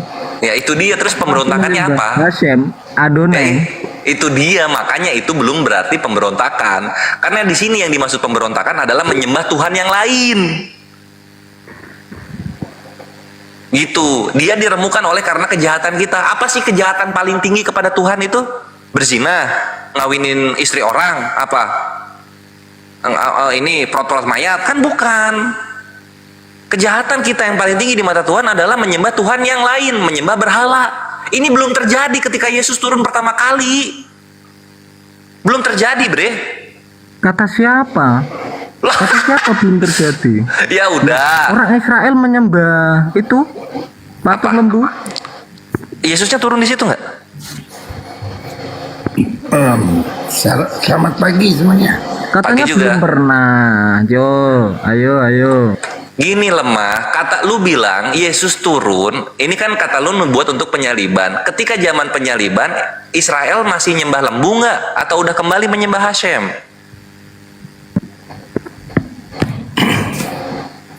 Nah itulah maksud gua gitu kan. Akhirnya lu menyadari gitu. Kalau lu bilang Israel menyembah, menyadari apa? Ini ketika Yesus turun pertama kali, ada nggak orang-orang Yahudi berontak kepada Tuhan? Ada nggak? Emang jujur. Emang ahli kitab orang Farisi zaman itu pengikut Yesus apa berontak terhadap Yesus? Loh ini kan Yesusnya nih objek yang menderita. Jadi Yesus itu datang sebagai objek yang menderita, bukan sebagai penguasa, kan gitu. Jangan keputar-putar gitu. Nah, pemberontakan kita tuh Nah iya, pemberontakan kita tuh apa sih pemberontakan tuh? Tidak menyembah Tuhan yang benar. Itu apa? Tidak ikut aturan kan? Tidak ikut aturan. Nah, pemberontakan yang paling tinggi apa? Tidak taat. Apakah orang Israel tidak menyembah Tuhan yang benar ketika Yesus ketika Yesus mau disalib? Apa orang Israel Yahudi itu mau mengikuti Isa Yesus? Enggak kan? Malah mau begini kan? Coba itu memberontak enggak? Ya bukan dong. Lo kok bukan? Coba bukan. Karena Yesus bukan karena Yesus bukan otoritas. Bener, diam. Coba buka Al-Quran An-Nisa ayat 156. Ya kita buka ya An-Nisa 56. Anissa 156. Jangan baca dulu, jangan baca dulu ya. Enggak dibaca dulu. Ah, ini buka dulu. Nih. Jangan dibaca, jangan dibaca. Enggak, ini baru dibuka. Jangan dibaca ya. Iya. Nah, dan kami yang hukum disebut juga orang yang disebut orang kafir itu kafir terhadap Allah kan? Iya. Kenapa di sini kafir terhadap Isa juga? Coba jelasin. Iya, kalau misalnya lu tidak menyampaikan apa yang benar sesuai dengan apa yang dikatakan Nabi, ya lu kufur terhadap Nabi, lu kafir terhadap Nabi, lu menutup kebenaran. Kayak misalnya kafir Quraisy. Kenapa kafir Quraisy? Mereka sama-sama menyembah sama menyembah Allah, tapi mereka mengatakan Allah punya anak. Dan mereka menolak kenabian dari Nabi Muhammad. Ya, mereka kafir kepada Nabi Muhammad. Tidak ada tertulis sama sekali, hanya terhadap Isa. Lihat dan pelajari. Iya, ini semua nabi. Kalau lu menolak apa yang dikatakan oleh nabi, ya lu kafir. Sama kayak kafir ahlul kitab, Yahudi. Yahudi kafirnya apa emang? Kalau di dalam Al-Qur'an. Bro, apa? Orang yang disebut kafir, kalau kafir terhadap nabi itu masih diampuni. Kalau kafir terhadap Allah itu tidak diampuni. Nggak ada, bre. Kafir itu orang yang tidak menyembah kepada Tuhan, bro. Jikalau telah sampai risalahku kepadamu mengenai kenabianku dan engkau menolak, maka neraka kekal jahanam untukmu. Itu kata Nabi. Mana. Ya elah, ini jikalau telah sampai risalah kenabianku.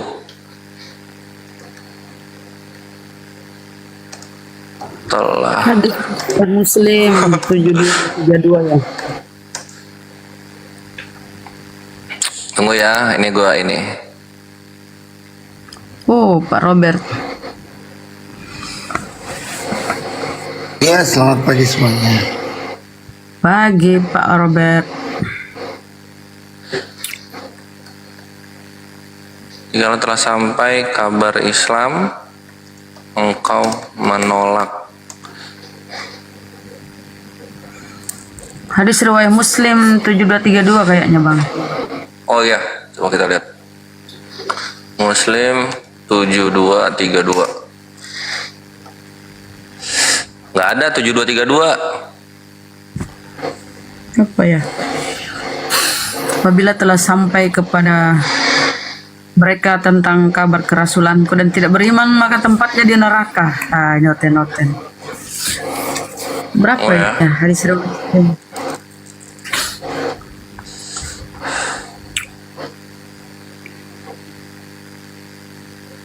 5232. Bentar.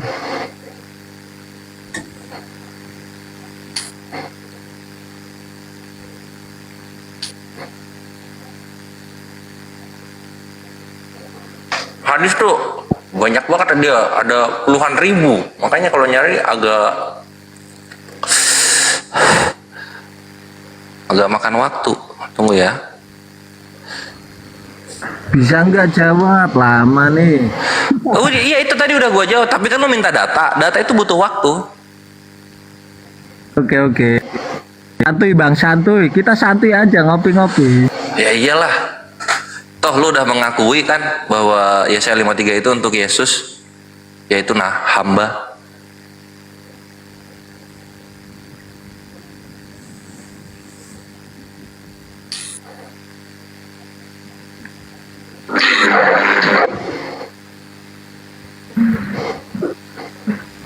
Mana?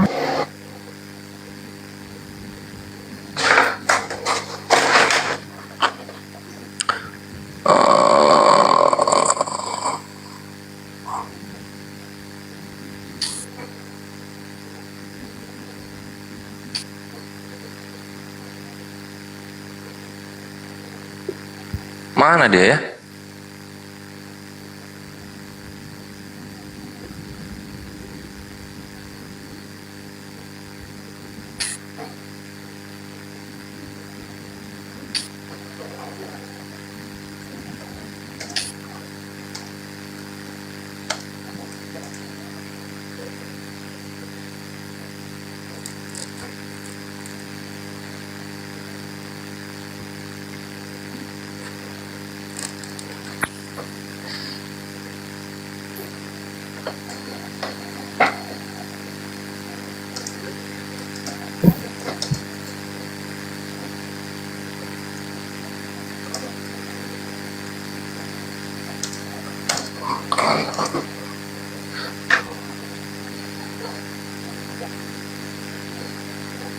Ini dia.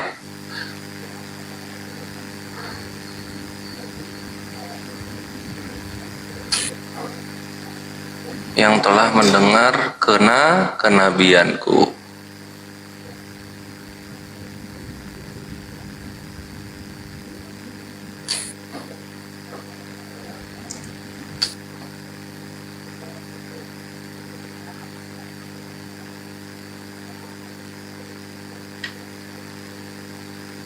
Pada kemana ini kok sepi? Ini yang hadis risalah Nabi itu loh, Ustad. Di mana ya, Ustad? Susah weh nyarinya. Yang apa itu?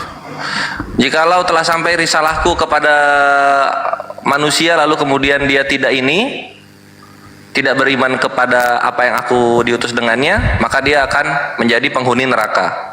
Oh, itu di hadis Muslim itu ada. Hadis riwayat Muslim. Hadis riwayat Muslim. Ya, Muslim kan banyak, tunggu ya. Ya, Waladi nafsi Muhammadin biyadi la yasma' bi ahadum min hadil ummah Yahudian wala Nasronian.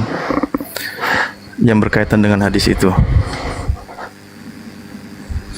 Iya, tahu Ustaz, hadis riwayat Muslim. Cuma nomor hadisnya tuh, kalau aku nggak salah 7. Oh, nomor hadisnya. Iya, aku pernah dapat tuh. Ntar aku ketik pakai teks Arab aja. Ini minta data kan ya? Ini. Iya. Boleh. Ini aja deh. Kita kan sesuai data kan, Bang. Ya.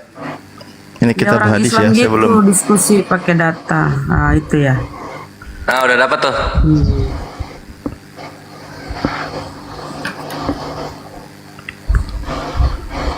nih. Nomor kalau terjadi ini nggak pakai nomor, ini nggak pakai nomor. Nanti kalau cari nomornya lama lagi aku barusan ngetik dari pakai bahasa Arab. Di sini dikatakan bahwa ini kan demi Allah yang jiwa Muhammad berada di tangannya, tidaklah seorang pun di antara kalangan umat ini, Yahudi dan Nasrani, mendengar tentang aku kemudian dia mati dan tidak beriman kepada apa yang aku diutus dengannya, kecuali dia termasuk penghuni neraka. Betul. Selamat datang di kebenaran. Di sini dikatakan sumayamutu walam yu'min billadhi arsaltu bihi. Mereka mati dan tidak beriman terhadap apa yang aku utus kepada Nabi itu, kepada Nabi Muhammad, illa kana min ashabin nar, kecuali orang itu dari penghuni neraka. Tuh, lu ketika dengar mengenai kenabian Nabi Muhammad SAW dan lu menolak, neraka lu, neraka jatuhnya. Jadi itu bukan hal spesial ketika dibilang kekafiran terhadap Nabi Isa. Kekafiran terhadap Nabi Isa nya dalam kurung dia, gitu kan. Sehingga kita balik lagi bre, kita balik lagi. Ketika lu tahu bahwasanya melihat, barang siapa yang melihat aku maka dia melihat Bapa, itu sama dengan ketika Paulus menganiaya Yesus maka dia menganiaya jemaat, maka di situ tuh satu pekerjaan, satu iman, dan satu percaya maksudnya. Bukan satu hakikat. Bukan satu hakikat. Jadi kembalilah ke surah Al-A'raf ayat 194, Al-Ankabut ayat 25 gitu. Jangan lu mencoba menyembah sesuatu yang serupa juga denganmu. Ngapain lu menyembah sesuatu yang serupa juga denganmu? Perhatikan lemah, dari 6 agama yang diakui di Indonesia hanya Islam. Bentar, beda. Apa tuh? Apa tuh? Kita, maksudnya kita ini loh, kita manusia sama Nabi Isa itu udah beda. Nabi Isa bedanya gimana? Coba tanya, bedanya gimana gitu? Nah, bedanya gimana? Kamu atas kepengennya siapa? Gitu. Atas kepengennya, kehendak Allah. Bukan, adanya. Bukan.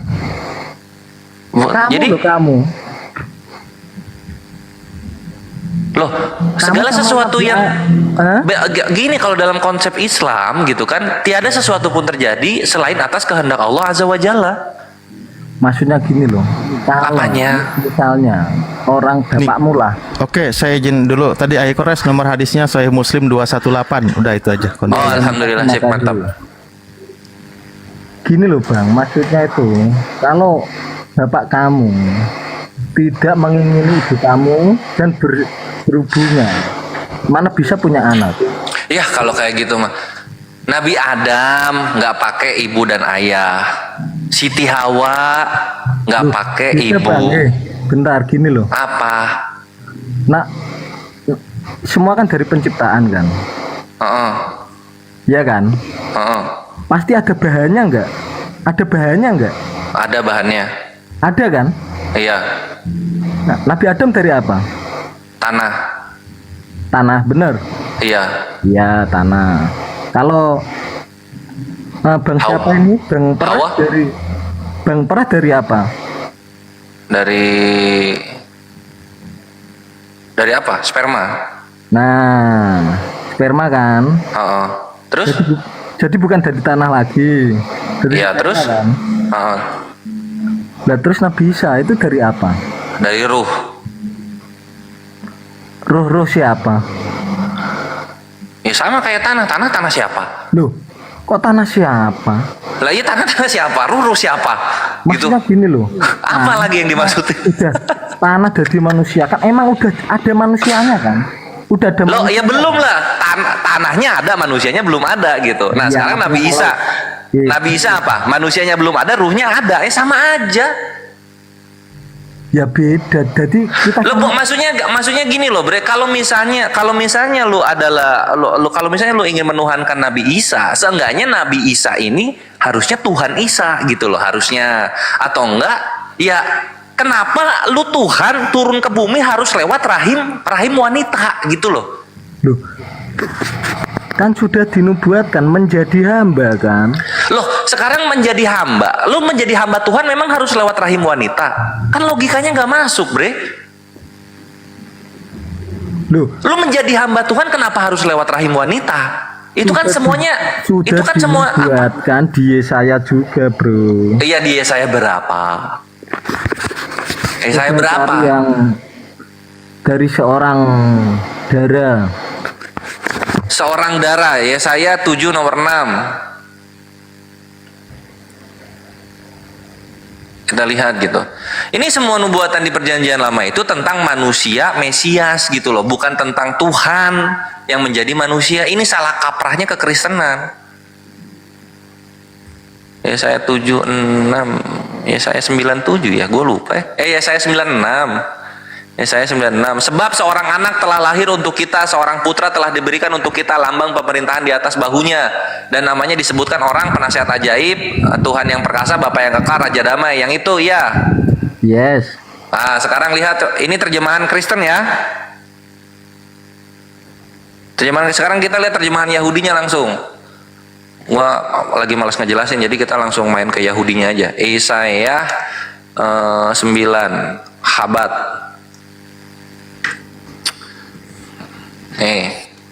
Nah ini ya, ini Habat, Yahudi punya nih. Yahudi pemilik sah dari kitab yang kalian sebut perjanjian lama. Kita buka nih Yesayahu 9 nomor 6. Nah ini Ibraninya, ini terjemahan Inggris yang sesuai dengan yang mereka imani. Nah ini Yesaya 6 ya. Kita copy, kita translate. Nah Yesaya, ini Yesaya berapa? Yesaya 9 kan? Oh 5 salah. Yang 5-nya berarti dia mundur 1. Nah, kita baca di sini.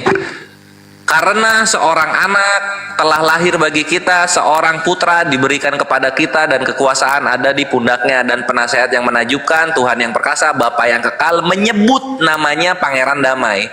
Jadi namanya tuh 1, Pangeran Damai, enggak 4. Nama Pangeran Damai ini diberikan oleh Tuhan yang perkasa, Bapa yang kekal.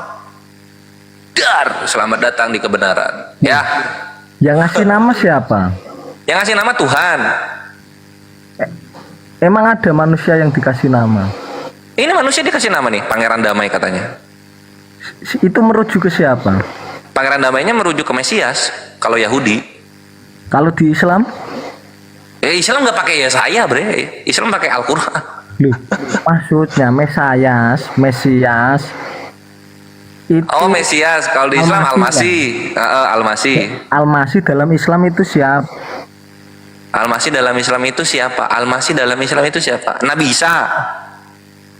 Betul.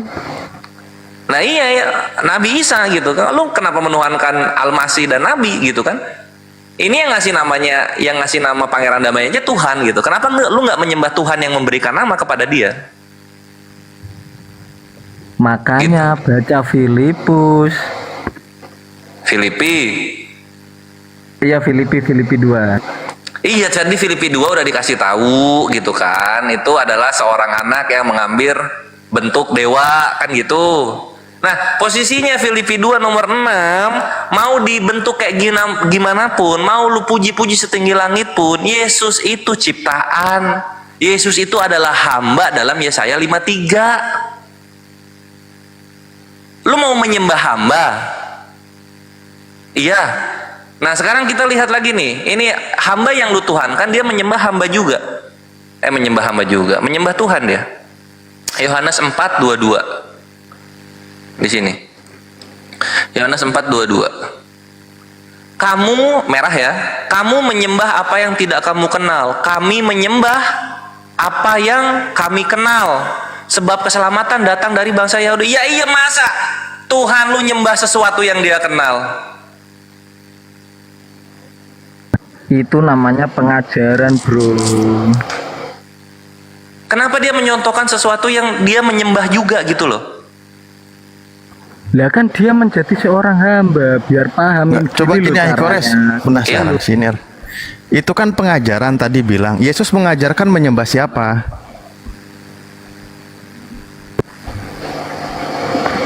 Coba Pak Lemah Sihwit. Gimana? Yes, Anda tadi mengatakan itu pengajaran. Maka pertanyaan saya, Yesus mengajarkan kepada muridnya itu untuk menyembah siapa?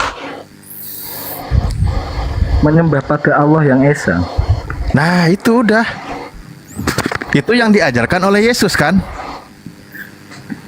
Malam ini aku menanamkan lagi nih bahasa bahwa Kristen adalah Rasulnya Paulus, Tuhannya Yesus.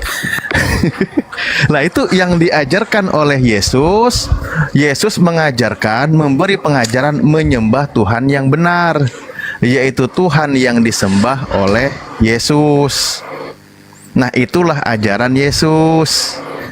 Nah, permasalahannya lagi sekarang, orang-orang Kristen mengatakan Yesus itu Tuhan. Nah, itu poinnya di situ. Iya kan? Yang mengatakan meyakini Yesus Tuhan itu bukan ajaran Yesus, pasti itu ajaran di luar Yesus. Siapakah yang mengajarkan demikian? Anda punya kitabnya, contoh tadi kitab Rasul Anda. Nama kitabnya tertulis Filipi 2 nomor 6. Filipi itu siapa? Paulus. Paulus itu siapa? Rasul Anda. Siapa Tuhannya? Yesus. Jadi Anda seorang Kristen yang memiliki Rasul seorang Paulus, yang Tuhannya adalah Yesus. Beda dengan ajaran Yesus. Kalau Yesus memberi contoh, Tuhannya itu tidak bisa dilihat gitu. Bahkan dia memberikan pengajaran seperti yang tadi Anda katakan. Jelas kan di sini bedanya?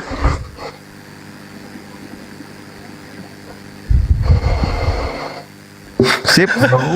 Mantap Ustaz Alif, mantap. Tunggu Pak Robert, tunggu nanti. Pak Robert harus hilang dulu 2 tahun baru nanti pas masuk dialog lagi. Berarti udah selesai ininya saya dong kalau gitu. Naik kelas. Iya. Ya harus diakui lah, kamu itu kan Kristen. Kristen itu siapa yang buat? Paulus. Sesuai KPR 1126 itu data yang tertulis di kitab Anda. Siapa Paulus? Rasul Anda. Bahkan di dalam kitab Galatia juga di mana semua dikatakan apa? Aku Paulus Rasul, aku Paulus Rasul. Itu kan pengakuannya dan Anda imani. Ya udah selesai. Siapa Tuhannya? Yesus. Nah, itulah ajaran Kristen yang Rasulnya Paulus, yang Tuhannya Yesus. Beda dengan Yesus. Siapa Yesus? Utusan Tuhan. Utusan Tuhan berarti apa? Rasul Tuhan. Kalau Rasul Tuhan, siapa Tuhannya? Yang Yesus menyebut Bapa. Siapa Bapa? Tuhan langit dan bumi. Siapa itu? Tuhan yang disembah oleh Yesus. Makanya Yesus katakan, kalian menyembah apa yang kalian tidak kenal, kami menyembah apa yang kami kenal. Itulah yang dicontohkan oleh Yesus. Coba tarik ke atas lagi yang apa ya? Allah itu roh itu. Waduh. Alamak. Ya, bukan ke atas, ke bawah. Ke bawah itu. Maaf bang. Ya ke bawah. Ini aku masuk lagi ya, Salif ya. Masuk lagi ya. Main di 24 ya. Lemah harus kuat. Main, aduh. Polres itu guru yang hebat. Sama Ustadz Ali. Nah, kita lihat di sini ya. Yohanes 4:24. Allah itu roh dan barang siapa menyembah dia harus menyembahnya dalam roh dan kebenaran. Itu ya. Betul. Nah, betul. Nah, ini lagi-lagi lemah, bapaknya lemah dan kakeknya lemah. Apa? Ini loh, Bang. Apa? Ini loh. Ya. Anda percaya nggak sama ayat itu? Allah itu roh itu percaya nggak? Enggak percaya.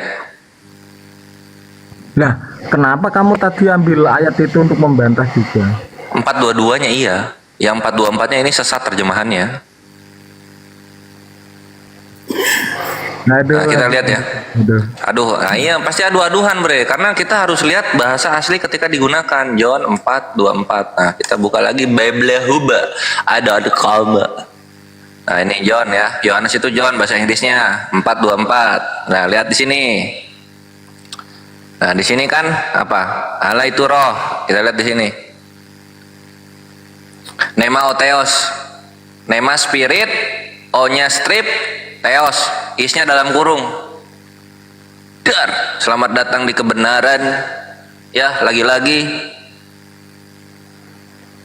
Tuh. Jadi ini bukan Allah itu roh, tapi di sini nema oteos. Lihat, ini pembahasan Yunani sama kayak Indonesia gitu. Jadi kalau objeknya di depan, objeknya duluan dibaca gitu. Subjek di depan, subjek duluan dibaca.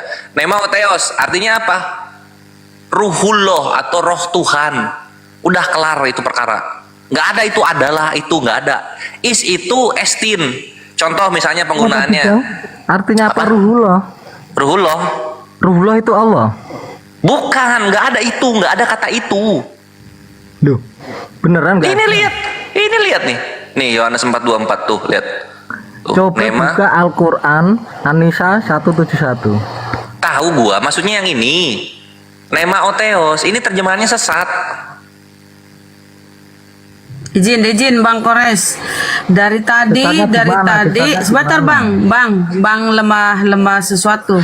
Dari tadi ku tengok kau selalu lari ke Al-Quran untuk mencari ayat-ayat untuk mendukung ketuhanan Yesus. Kenapa kamu nggak pernah menyentuh Al-Maidah? Al-Maidah 7:72 gini ku kasih tahu ya. Ini sekali-sekali kau bawa dong.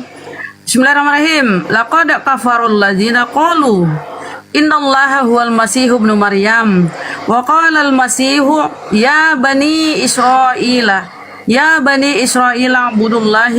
ibudullaha rabbi wa rabbukum.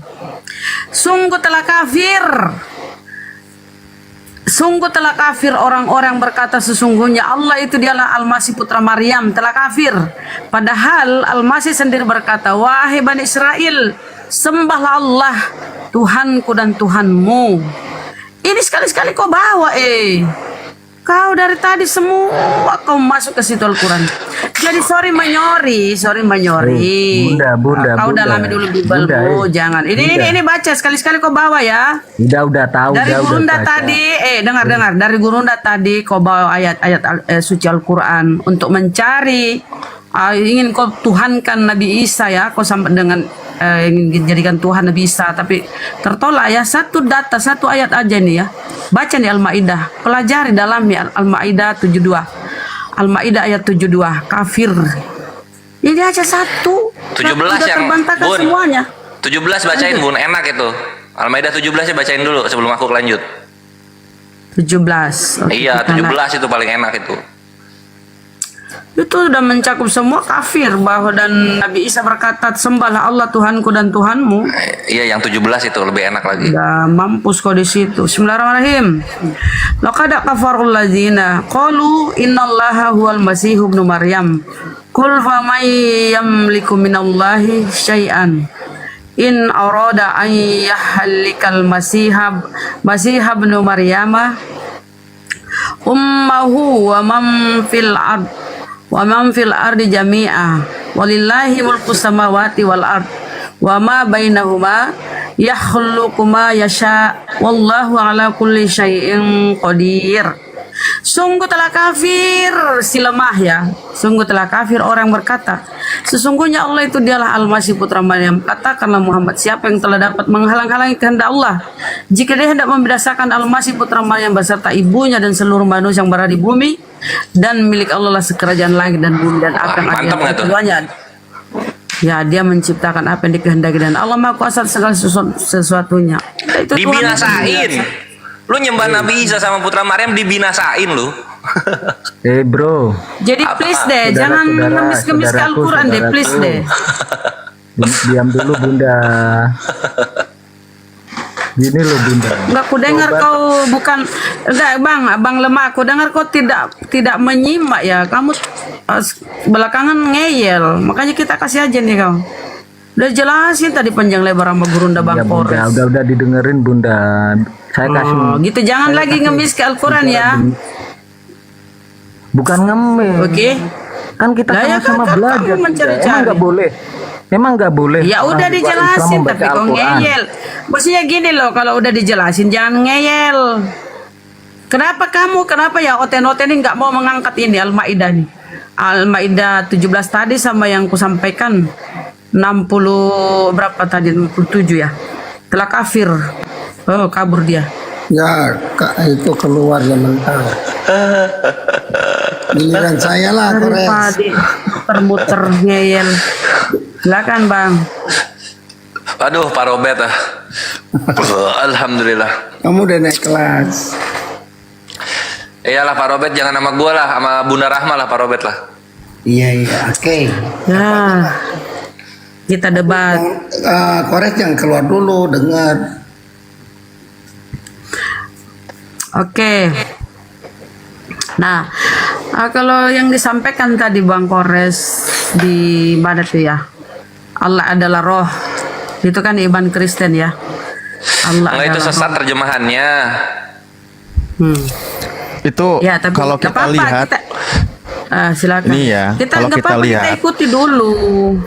Kalau kita lihat sebenarnya kawan-kawan Kristen itu cuma ini salah memaknai dari kalimat itu.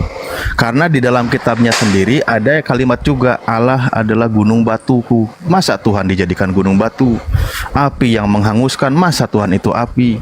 Nah, itu dicari maknanya. Allah itu adalah roh. Maksudnya apa? Tuhan itu memang yang maha gaib, tapi ada seperti roh spirit, ada kekuatan di sana gitu loh. Nah, barang siapa yang berdoa kepadanya harus dalam ruh, dalam jiwanya. Itu maksud memahaminya. Karena Tuhan itu prinsipnya sudah dikenalkan di dalam kitab Perjanjian Lama juga. Tidak ada yang sama seperti aku, baik di langit maupun di bumi. Tidak ada yang dibentuk, baik sebelum aku maupun sesudah aku. Itu dulu poinnya. Maka ketika ketemu kalimat-kalimat seperti itu, kita pahami maknanya. Karena sudah ada kalimat memang Tuhan itu tidak sama dengan makhluk. Kalau Anda langsung maknai kalimat itu, langsung artikan bahwa dia itu roh sebagaimana roh, nanti repot. Kenapa? Iblis juga makhluk roh, nggak bisa dibedakan. Iblis roh, Tuhan juga roh. Nanti ketemu lagi, ada yang menghasut Daud, yang satu iblis, yang satu Tuhan. Keduanya roh, keduanya menghasut Daud. Berantem di situ, Pak.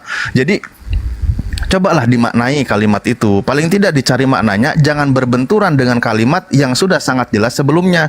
Kalau di dalam Islam itu sudah ada ayat yang muhkamat, yang sangat jelas maknanya, itu dulu yang dipegang. Maka ketika ketemu kalimat-kalimat yang lain, jangan dibenturkan maknanya gitu. Karena ada juga di dalam kitab Anda, Tuhan itu gunung batu. Nggak mungkin engkau meyakini Tuhan itu adalah batu.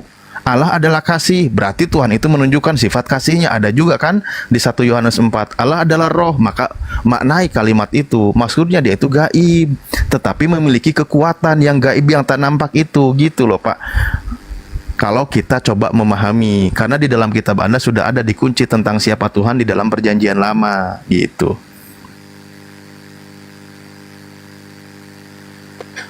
Mantap. Ya, itu naikin lagi aja sih mah. Enak bubuk ini. Gimana Pak itu Pak Robert, silakan. Kores, bisa nggak saya? Iya bisa. Kores terus Pak Robert. Kores terus. Dia guru sama Ustadz Ali. Ya Bunda Rama juga, semuanya lah. Oke, lanjut. Sama Ustadz Alif. Alif, wah itu kan saya semua. Ya. Ya, Pak Robert ini yang pelan-pelan katanya pingin syahadat, cuman dia masih ragu gitu. Kapan disampaikan? Shalom semua. Terputus tadi. Ya, bahasa itu ada yang tersurat, ada yang tersirat, Pak. Jadi kita ke sana. Lanjut. Saya lagi bisa? Pak Lemah saya lagi dong. Saya dulu, bukan saya lagi kan? Oh iya. Ya, pertanyaanku dulu, kemudian dilanjut ya pertanyaanku Pak Robert gini. Apa? Halo? Apa yang membuat Bapak ini menuhankan Yesus? Kan Yesus ini manusia, terus apanya yang ilahi dari Yesus yang Tuhan Anda ini apanya? Nah, itu nanti saya tertarik sama mau bahas itu Yesaya 53, boleh nggak? Aduh, udahlah Pak, itu saya udahlah. Itu kita bahas yang nanti kita ke sana, Bunda Rama. Nah, lama kan mau jelaskan Yesaya 53 kan? Nubuatan. Gini loh Pak Robert. Anda mohon maaf nih kan Anda sebagai kita udah lama di Zoom ya. Yesaya perjanjian lama. Kalau nubuatan Anda korek-korek Yesaya perjanjian lama, tapi hukum-hukumnya Anda tolak, katanya udah ditebus dengan kematian Yesus terkutuk. Ini kan tidak fair. Giliran hukum-hukum Taurat ditolak, nubuatan masih melirik ke perjanjian lama. Atau nggak boleh gitulah. Sekalian ambil nubuatan, ambil pula itu hukum-hukum Tauratnya. Kan masih nempel di perjanjian baru tuh, janjian lamanya. Jadi nggak usah lah bahas itu. Mending bahas tadi nih. Apa sih yang membuat Pak Robert itu menuhankan Yesus? Apanya itu yang ilahi loh pada diri Yesus? Ini menarik loh Pak. Biar kita bahas. Saya singkat aja tuh untuk Yesaya 53. Aduh, yalah. Lanjutlah Pak. Tetap ngotot Bapak. Padahal Bapak itu menolak ini ya. Padahal Bapak makan babi. Padahal itu larangan di imamat Pak. Perjanjian lama. Babi haram. Anda tidak patuh, tidak taat dengan hukum-hukum Torah itu. Malah lari ke penubuatan, melirik. Babi kan haram. Aduh. Tunggu dulu, gini. Mana babi haram? Gak ada babi haram. Iya babi haram, tapi kenapa kau makan? Masalah Yesaya. Wah, budak ke gocek nih. Iya, babi haram tapi kau makan kan? Itu artinya. Padahal nubuatan kau tengok-tengok perjanjian lama. Boleh? Aneh, silakan. Oke, itu tuh Yesaya 53. Tadi kan kalau saya lihat Kores dengan lemah udah sepakat bahwa itu ada dari Yesus. Saya juga sepakat. Nah, itu didukung oleh Matius ya, murid Yesus, bahwa itu adalah Yesaya 53. Mau kita bahas satu-satu Pak Robert. Oke, kita bahas ya Yesaya 53, kita bahas satu-satu. Ini Pak Robin senang ini ya, nih. Boleh sekali. Oke, Yesaya 53:1. Siapa yang percaya kepada berita yang kemudian kedua, dia nomor 2. Ayat satunya dulu.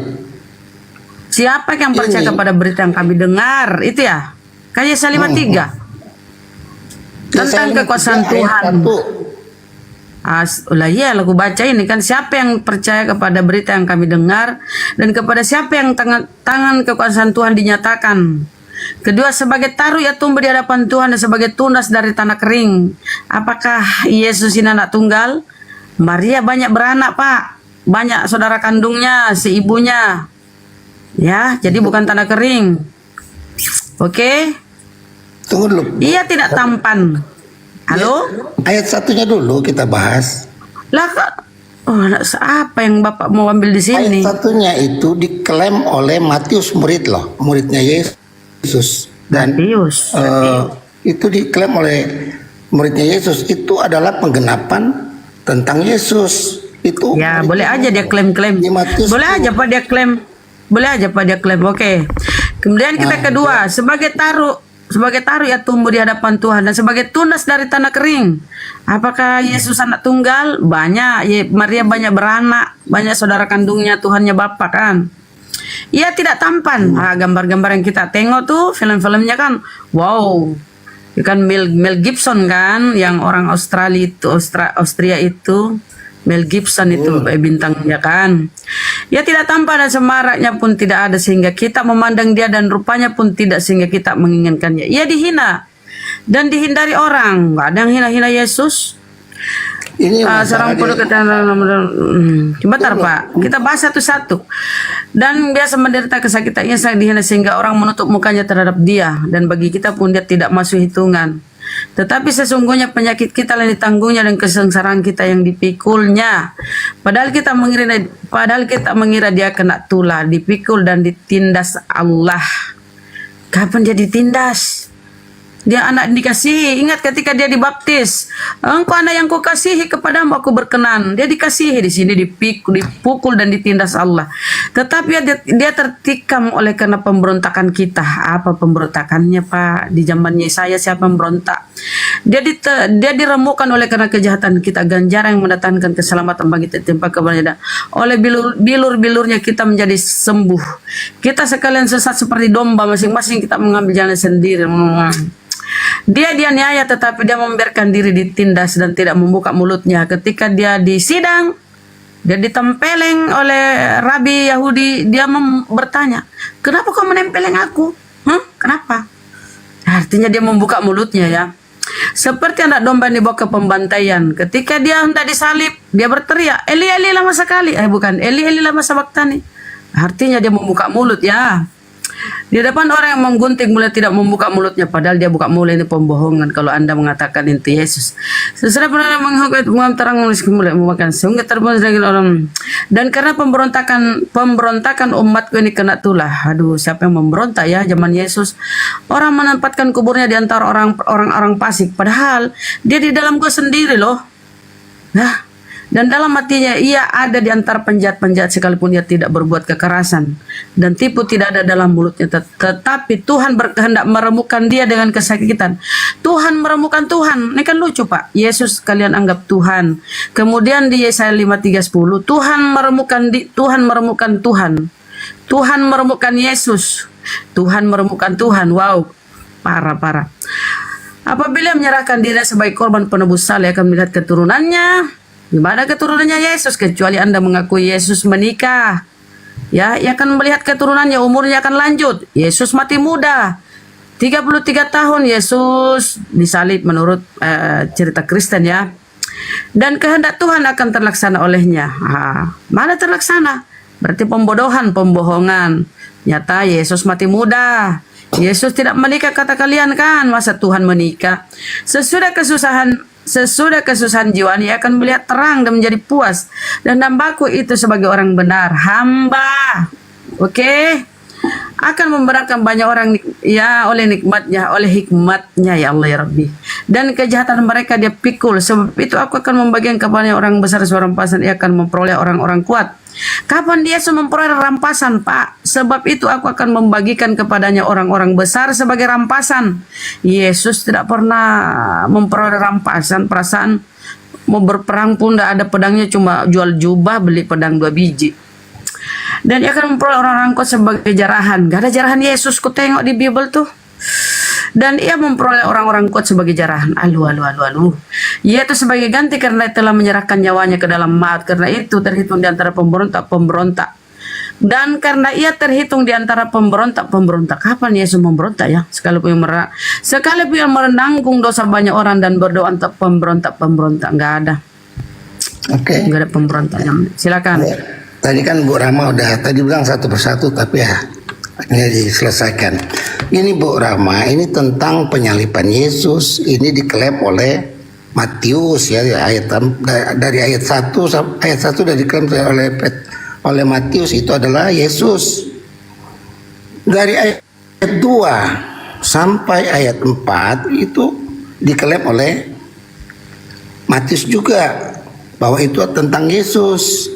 Matius 8 ayat 17 itu tentang Yesus. Ya, ini orang-orang abad 1 loh.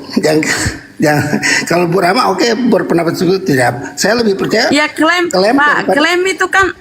klaim itu kan bisa aja. Sekarang orang miliaran orang Kristen tuh mengklaim Yesus Tuhan. Klaim tuh manusia biasa kok. Betul loh. Matius ini kan siapa? Bukan murid Yesus.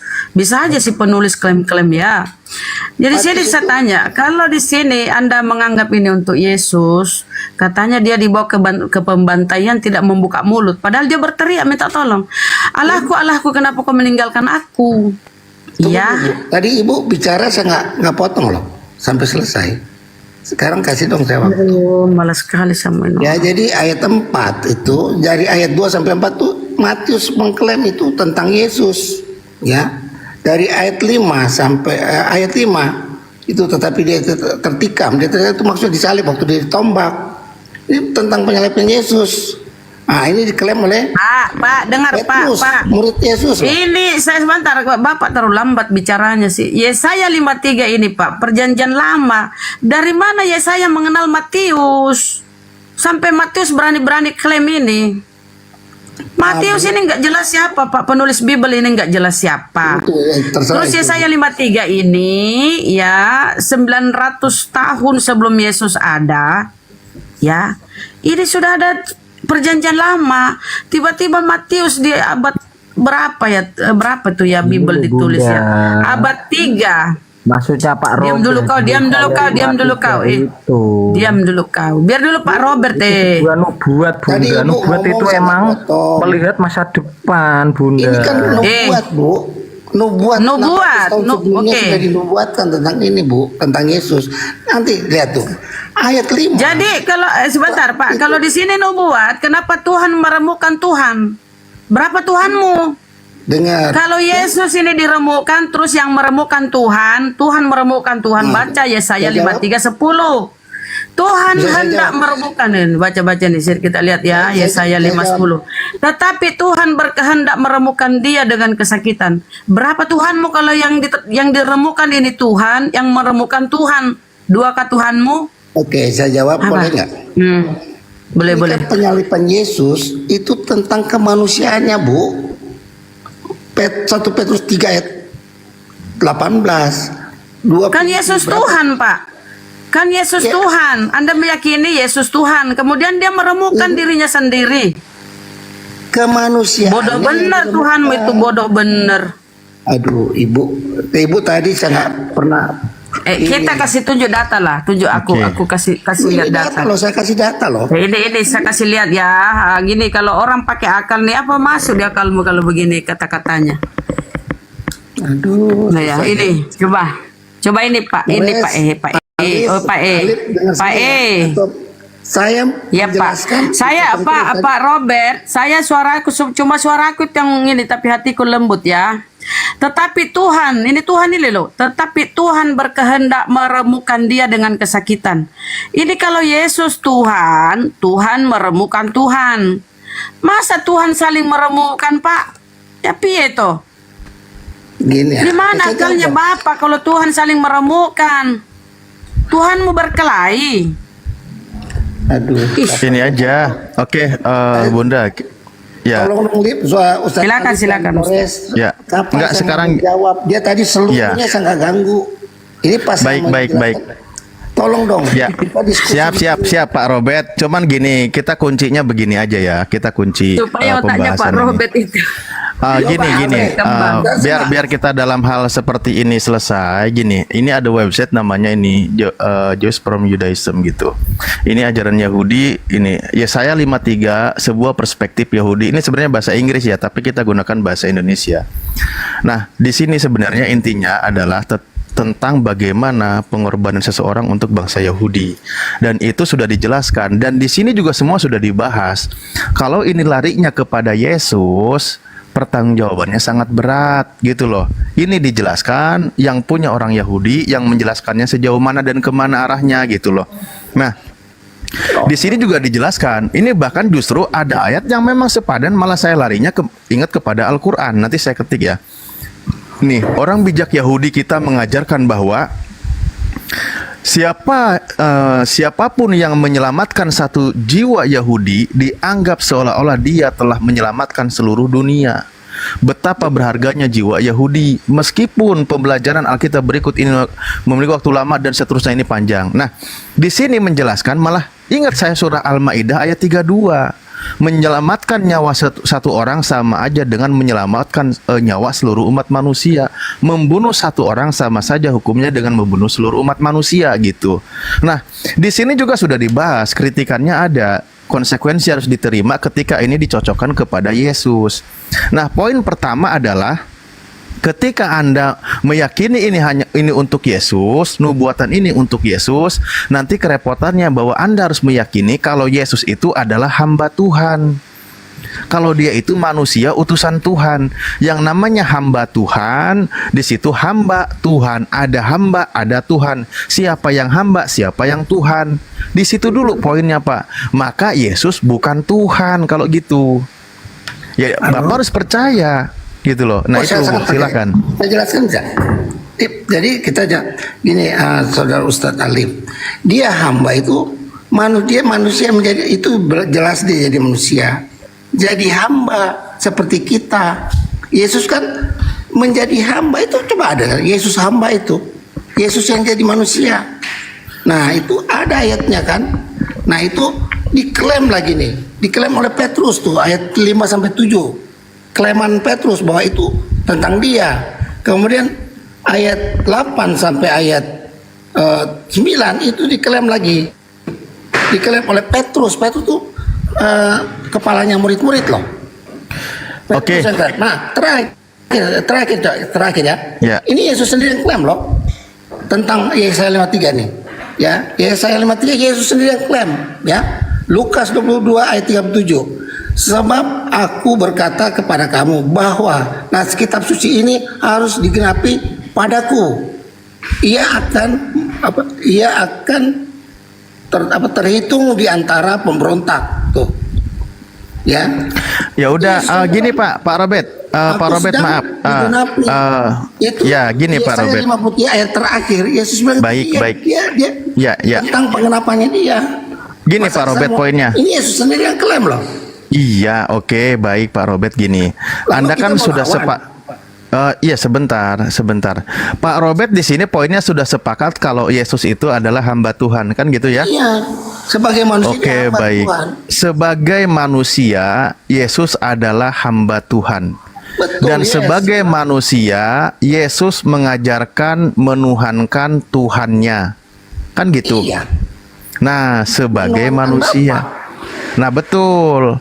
Maka sebagai manusia, ya Yesus sebagai manusia, dia itu bukan Tuhan. Nah, itu ya. Di dalam Bapa itu ada siapa kan dia bilang? Di dalam Bapa itu ada dia. Di dalam dia ada Bapa. Yesus yang sebentar, Pak. Itu. Jadi kalau kita klaim Bapa itu adalah Tuhan, Yesus ada di dalam Bapa itu sendiri. Enggak, saya tanya dulu Pak. Ini dulu, pahami dulu Pak Robert.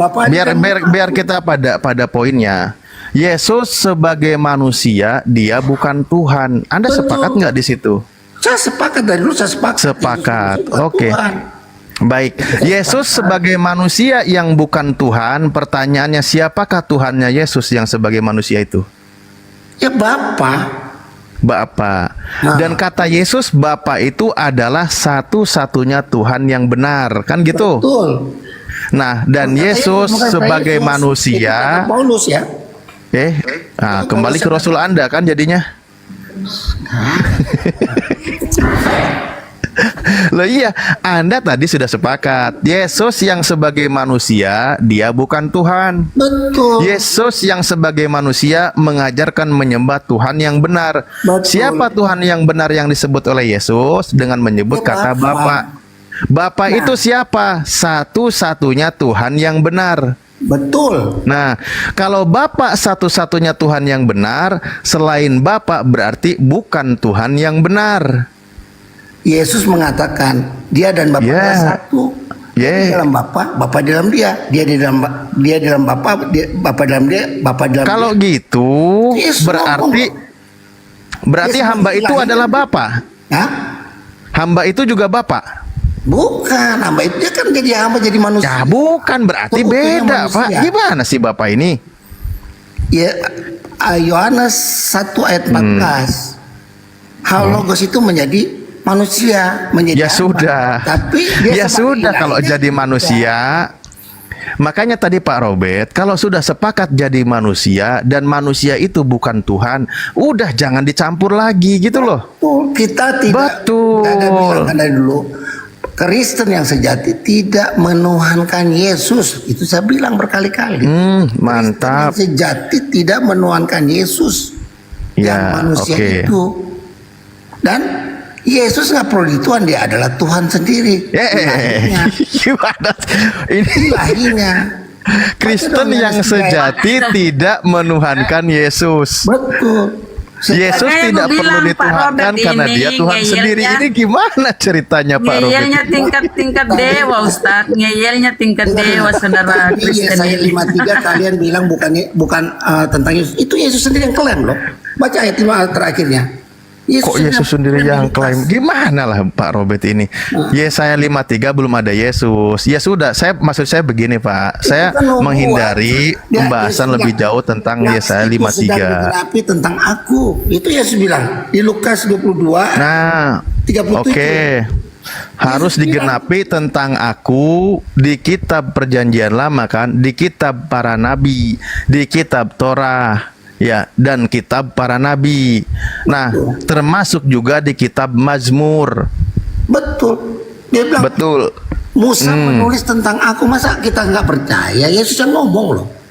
Ya udah, di mana? Nanti aku.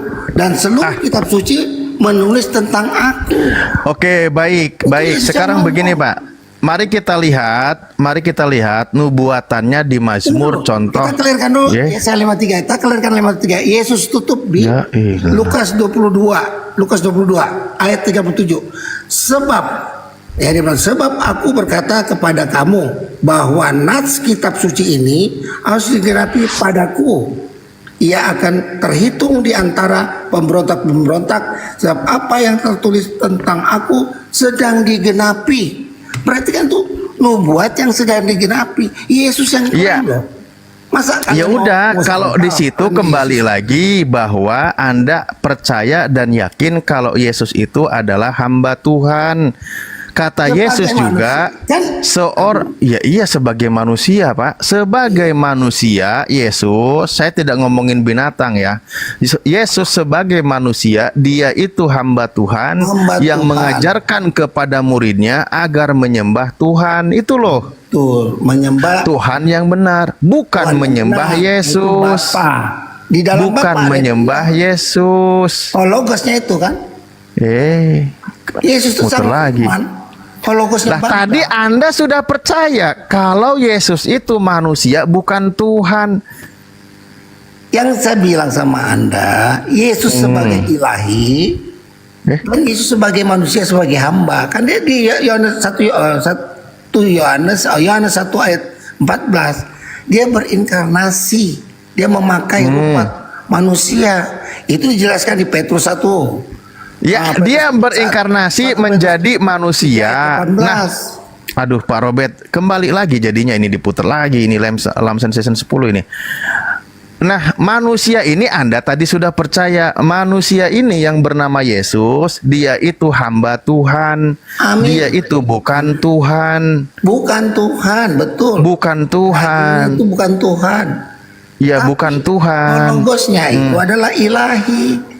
Kan hologos jadi daging, Pak Robert. Mana bisa transenden jadi daging? Lah dia itu buktinya firman itu menjadi manusia. Dia memakai rupa manusia. Sekarang make lagi. Baca 1 Yohanes 1 ayat 1. Baca dong Pak Robert ini gemesin loh. Ayat 1. Pak Robert pinjam pipinya dong, aku pengen cubit. Pak Robert. Tadi Anda sudah bilang. Gini, clear dulu. Yesaya 53, Yesus Yesaya lagi. Nubuat yang dia sedang genapi, itu Yesus yang ngomong di Lukas 22 ayat 32. Ya, udah.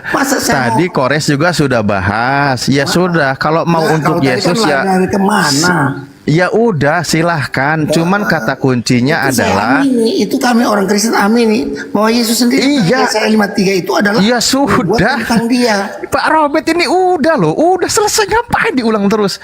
Ya Ah, sudah, udah. Anda Clear yang kan? penting di Clear ya? sini Jadi bukan poinnya kata Robert, itu bukan iya, kata Robert. udah poinnya di sini Pak Robert percaya bahwa Yesus itu adalah manusia hamba Tuhan, bukan Tuhan.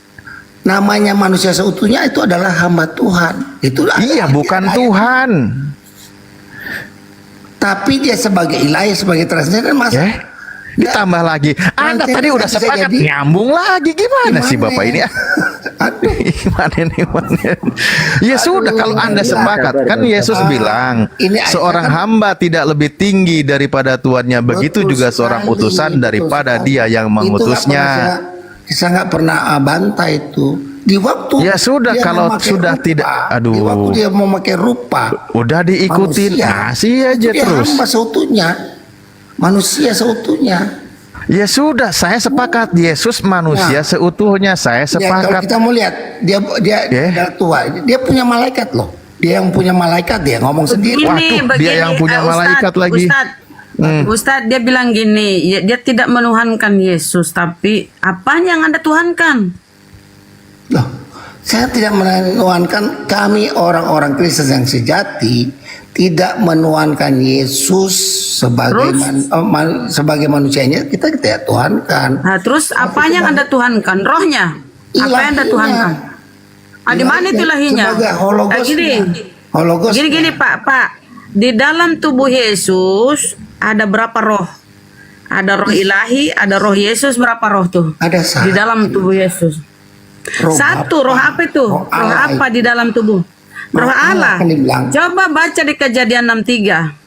Berfirmanlah Tuhan, rohku tidak akan selamanya tinggal di dalam manusia, karena manusia adalah daging. Nah, kalau roh Tuhan di dalam tubuh manusia, saya manusia, Anda manusia, apakah kita mau dituhankan juga? Karena Anda menuhankan roh yang di dalam tubuh Roh yang Yesus. Tuhan Karena berikan Anda kepada mengimani itu roh. Itu Kejadian temporer. 6:3. Tapi Bang Robert. Roh Yesus itu permanen. Roh Yesus itu permanen. Dia mati kok. Di sini Kejadian 6:3, berfirmanlah Tuhan, rohku. Tadi Anda mengatakan rohnya Yesus adalah roh Allah, tuh.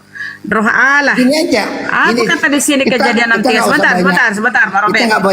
Di Kejadian 6:3, rohku tidak tinggal selamanya di dalam tubuh manusia. Kita ini manusia, Anda manusia. Apakah roh Tuhan di dalam tubuh saya ini berarti saya adalah Allah? Bisa kau tuhankan saya?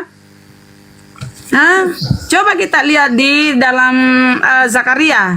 Zakaria 1:12. Zakaria itu bukan roh seutuhnya. Anda kan tadi bilang Anda tidak menuhankan manusianya. Iya. Apa bedanya Yesus dengan kita? Anda katakan itu kedagingannya manusianya. Kedagingan Yesus itu tidak beda sama kita, dia hamba. Tapi sebagai hologosnya. Dia hamba. Coba Zakaria 12:1 Pak Robert, dengar Pak Robert biar Anda pinter. Firman Tuhan tentang Israel, demikianlah firman Tuhan yang membentangkan langit, yang meletakkan dasar bumi dan yang menciptakan roh dalam tubuh manusia. Yesus manusia tuh, kedagingannya. Yang membuat Yesus bergerak itu hidup adalah roh. Roh Allah yang ada di dalam dia. Bapa, dia bilang, Bapa ada di dalam diriku. Yohanes 14 ayat 10. Murid-murid pun Pak, di Yohanes 17:14, murid-murid pun di dalam Yesus supaya kita semua menjadi satu. Bapa di dalam aku, engkau. Bu Rama, biarlah mereka supaya mereka menjadi satu seperti supaya, ada kata supaya. Jadi diusahakan. Kalau Yesus nggak diusahakan. Bapak, di dalam tubuh.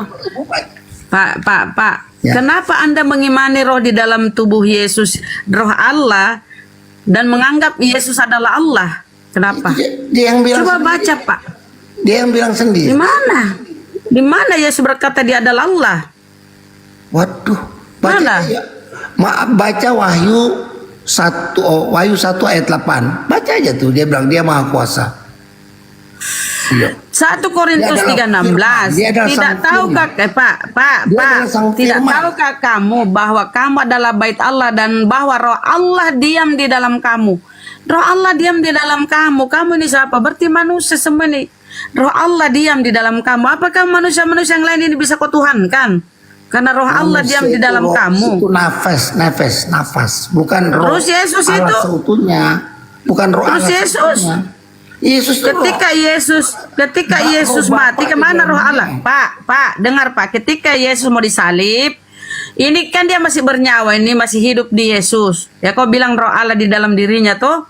Ketika Yesus mau disalib, kenapa dia berteriak lagi? Allahku, Allahku, kenapa kau meninggalkan aku? Padahal masih hidup dia, masih ada roh Allah di dalam dirinya. Kenapa dia memanggil lagi Allah? Allah.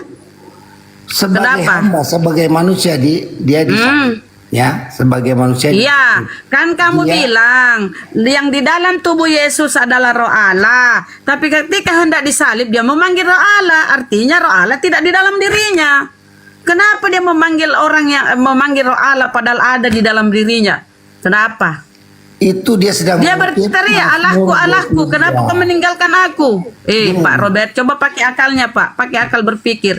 Anda mengimani di dalam tubuh Yesus itu ada roh Allah sehingga Anda menuhankan dia. Bukan dagingnya, bukan manusianya yang ada tuhankan, roh Allah di dalam Yesus. Ketika hendak disalib, dia memanggil Allahnya. Padahal dia itu adalah Allah sendiri dalam dirinya. Kenapa dia masih memanggil Allahku, kenapa kau meninggalkan aku? Padahal dia masih hidup, masih bernyawa, masih ngomong. Kan masih ngomong, dia masih hidup, berarti masih ada roh Allah dalam dirinya. Kenapa masih memanggil? Kenapa memanggil dia? Seolah-olah itu Allah tidak ada di dalam dirinya. Padahal Anda mengimani roh Allah dalam dirinya. Saya jelaskan. Kenapa dia memanggil lagi? Boleh saya jelaskan? Ya, Ibu kan nanya, saya jawab.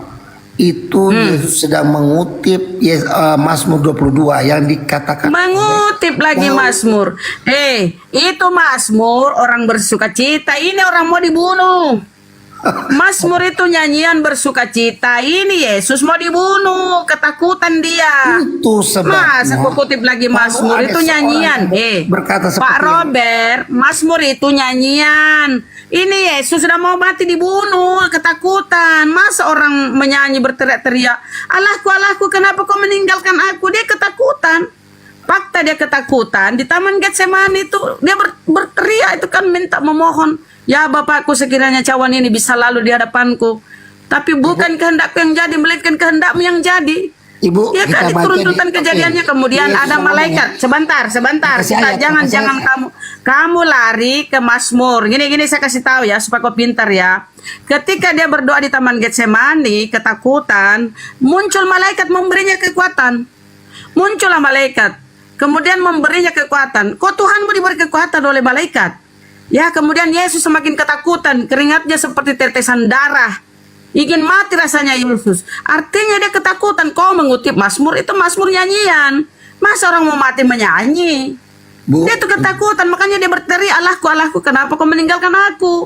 Padahal Anda mengimani, di dalam tubuh Yesus adalah Allah. Di dalam tubuh Yesus ada ilahi. Kenapa dia memanggil lagi? Di mana otaknya Yesus? Kalau kau pikir dia itu Tuhan, dia ada ilahinya, kenapa dia memanggil ilahi lagi? Tidak, saya coba jawab. Pakai akal. Saya jawab bisa, Pak. Sudah? Jawab pakai dalil. Jangan ngeyel, Pak. Capek aku dengar ngeyelmu sejak dari Zoom. Dari Zoom kau begini terus. Dia sebagai pakai dalil jawab. Aduh. Nggak diskusi nih, kalau sama Bunda. Sebagai manusia, kenapa dia sebagai manusia?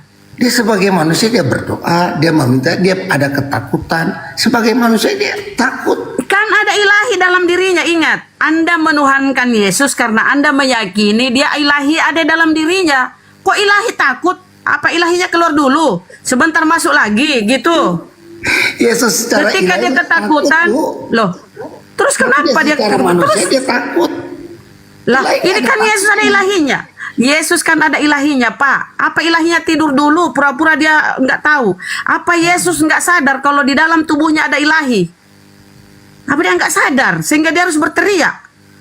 Yang membuat Yesus ini bisa bernapas, Pak.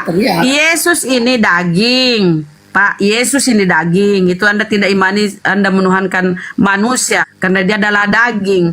Tapi karena ada roh ilahi masuk ke dalam tubuh Yesus, sehingga itu yang Anda jadikan Tuhan ya, Anda mengimani itu ilahinya. Tapi ketika dia hendak disalib, ada ilahinya Yesus ini. Ketika hendak disalib, kenapa dia ketakutan? Ingin mati rasanya dia. Ingat, konsep Bible Anda, Yesus 100% manusia, 100% ilahi. Kenapa dia memanggil lagi ilahi? Berapa ilahimu? Ibu nggak paham. Dia sebagai Bapak yang normal dia teriak alaku. Dia sebagai manusia itu, Bu. Tapi kan dia sekaligus ilahi, Pak. Iya, dia kan sekaligus ilahi. Ada ilahi dalam tubuhnya. Kenapa? Dia lihat malaikat, dia ingin mati rasanya melihat malaikat saking takutnya. Padahal dia ada ilahinya yang membuat Anda menuhankan Yesus, ada ilahinya, Pak. Tolong, Pak, itu di mana? Ketika dia ketakutan ini ya, dia berdoa di Taman Getsemani. Ya Bapakku, sekiranya cawan ini, sekiranya penyaliban ini bisa lalu di hadapanku, tapi bukan kehendakku yang jadi, melainkan kehendakmu. Artinya Yesus pasrah, berserah diri dia. Terserah engkau ya Allah, apapun kehendakmu. Muncul malaikat di langit, muncul malaikat memberinya kekuatan. Itu data-data di Bible. Malaikat memberi kekuatan kepada Tuhan. Kan lucu, aneh. Ingat, Yesus adalah ilahinya. Yesus daging tuh bukan bilang Tuhan. Kan ada ilahinya, Pak. Inilah kalian standar janda. Dengar. Inilah kalian ya. Kalau kita bilang kenapa dia ketakutan sama malaikat, Anda bilang itu kan manusianya. Terus ilahinya kemana? Tidur, keluar jalan-jalan, ngopi. Kemana ilahinya ketika dia ketakutan? Pendapat Ibu. Hah? Dia keluar. Ilahi itu nggak ada pernah atau istirahat. Tuhan nggak ada takutnya, Bu. Ilahi itu nggak ada takut. Dia keringatnya seperti tetesan darah, Pak, saking takutnya. Manusianya mau saya buka lagi data? Ibu, mana ada ilahi bertetesan darah? Hah? Terus kan Yesus manusia sekaligus ilahi sehingga Anda menuhankan. Ilahinya nggak akan berdarah-darah. Nggak ada keringat itu. Iya, masa ilahi berdarah? Kan Allah itu, Tuhan itu adalah roh. Jadi roh ini, Pak, dengar ini, Pak, akalmu ya fungsikan. Pak, akalmu fungsikan ya, kita buka data ya. Ngil kali Bapak nggak berubah-ubah dari dulu. Nih kan tunjuk data aja. Capek gini. Kalau bicara di Lukas, saya sudah melebihi akal, sudah melampaui akal kita orang Kristen. Kalau akal Pak, kenapa menuhankan manusia Pak yang lahir lewat mulut rahim? Dengar Pak ini ya, Lukas. Kita buka Lukas. Kalau orang Kristen umumnya pada melampaui akal. Ya coba buktikan Pak. Kenapa di mana Yesus mengklaim di dalam dirinya ada ilahi? Nah, kalau pakai akal Bapak. Mana? Mana datanya Yesus mengaku dirinya adalah ilahi? Mana? Yohanes 14 ayat 10. Bukan apa di situ katanya dia ilahi? Bukan diriku sendiri yang berkata-kata, tapi Bapa yang ada di dalam diriku. Iya, karena dia diutus. Coba baca Yohanes 17. Sebentar aku ke malaikat ya. Sebentar aku kasih data malaikat. Yohanes 17:3. Hidup yang kekal mengenal engkau satu-satunya Allah dan yang benar, dan mengenal Yesus Kristus yang kau utus. Dia utusan. Kemudian Yohanes 3:4. Sebab siapa yang diutus Allah, dialah menyampaikan firman Allah. Jadi Yesus mengaku di Yohanes 17:3 dia utusan. Kemudian Yohanes 3:4 di situ tertulis, sebab siapa yang diutus Allah, dialah yang menyampaikan firman Allah. Makanya Yesus itu berkeliling Galilea menyampaikan Injil Kerajaan Allah, menyampaikan firman-firman Allah kepada para pengikutnya. Bu, saya dong. Kenapa kau? Nah, kalau kau pakai akal, Pak, ya, ketika hendak disalib, kalau dia ilahi, kenapa dia memanggil lagi ilahi? Allahku, Allahku, kenapa kau meninggalkan aku? Padahal ilahi itu ada di dalam dirinya. Coba pakai akal. Ya, kenapa dia memanggil lagi? Ibu, seolah-olah ilahi itu teriak-teriak. Yang teriak itu manusia, bukan ilahinya. Lah kan yang menghidupkan dia, makanya saya tanya tadi, berapa roh di dalam tubuh Yesus? Anda mengatakan satu, yang di dalam tubuh Yesus itu, Pak, dengar dulu, dengar, biar Anda pintar, Pak. Di dalam, Pak di dalam tubuh Yesus kan cuma satu roh, itu roh ilahi. roh ilahi kan, roh Tuhan kan di dalam diri Yesus toh, sehingga dia Anda menuhankan Yesus. Ketika dia ketakutan hendak disalib, dia teriak-teriak. Yesus yang lain nggak pernah Iya, roh dituhankan. ini. Terus apa yang Anda tuhankan dari diri Yesus apa? Dia sudah Tuhan. Oke, masa La kita ilaha illallah. Iya, Anda Dia tuhankan. adalah Iya, Tuhan oke, kita, Anda tuhankan tuhankan lagi, Yesus kita ya. punya. Nah, Jadi dia ketika Yesus, Pak, ketika Yesus berteriak, Eli, Eli, lama sekali, Allahku, Allahku, kenapa kau meninggalkan aku? Padahal Anda mengimani Yesus, dalam diri Yesus adalah roh ilahi. Kenapa dia memanggil lagi? Kenapa dia ketakutan melihat malaikat? Padahal malaikat itu adalah ciptaan Tuhan. Kenapa dia ketakutan melihat ciptaannya? Sini saya buka data ya. Ngeyel kali Bapak udah dikasih tahu ya. Lukas, kita buka Lukas. Masa Tuhan ketakutan sama ciptaannya? Memang Anda tidak mengimani jasmani Yesus itu Tuhan, tapi rohaninya di dalam tubuh Yesus ada ilahi. Itu yang membuat Anda menuhankan dia. Kita buktikan sini. Kenapa dia ya kabur ya? Kenapa kabur, Pak? Aku baru mau nunjuk data. Ngeyel kali pula kau. Kalau tidak disuntik otakmu dengan data-data, menyesatkan. Bagus tuh kau ditolong kebenaran. Bentar aku buka dulu data. Mana dia? Mana dia? Astagfirullahaladzim. Udah menghilang.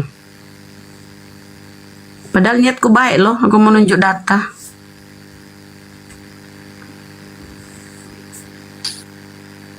Heran, dia tidak menuhankan Yesus manusianya. Yang dituhankan itu karena ada ilahi di dalam. Di dalam tubuh Yesus ada ilahi, keilahian. Tapi ketika hendak disalib, Yesus berteriak memanggil ilahi. Allahku, Allahku, kenapa kau meninggalkan aku? Mana otakmu itu semua? Tenoten. Dia ketakutan melihat malaikat. Malaikat ciptaannya. Itu tandanya Yesus bukan Tuhan. Tolong orang-orang hotel ini mana nih? Aku tunjuk dulu ya. Malaikat. Mana dia, kabur kah? Dan ngeyel dia sejak dari Zoom itu. Muncul.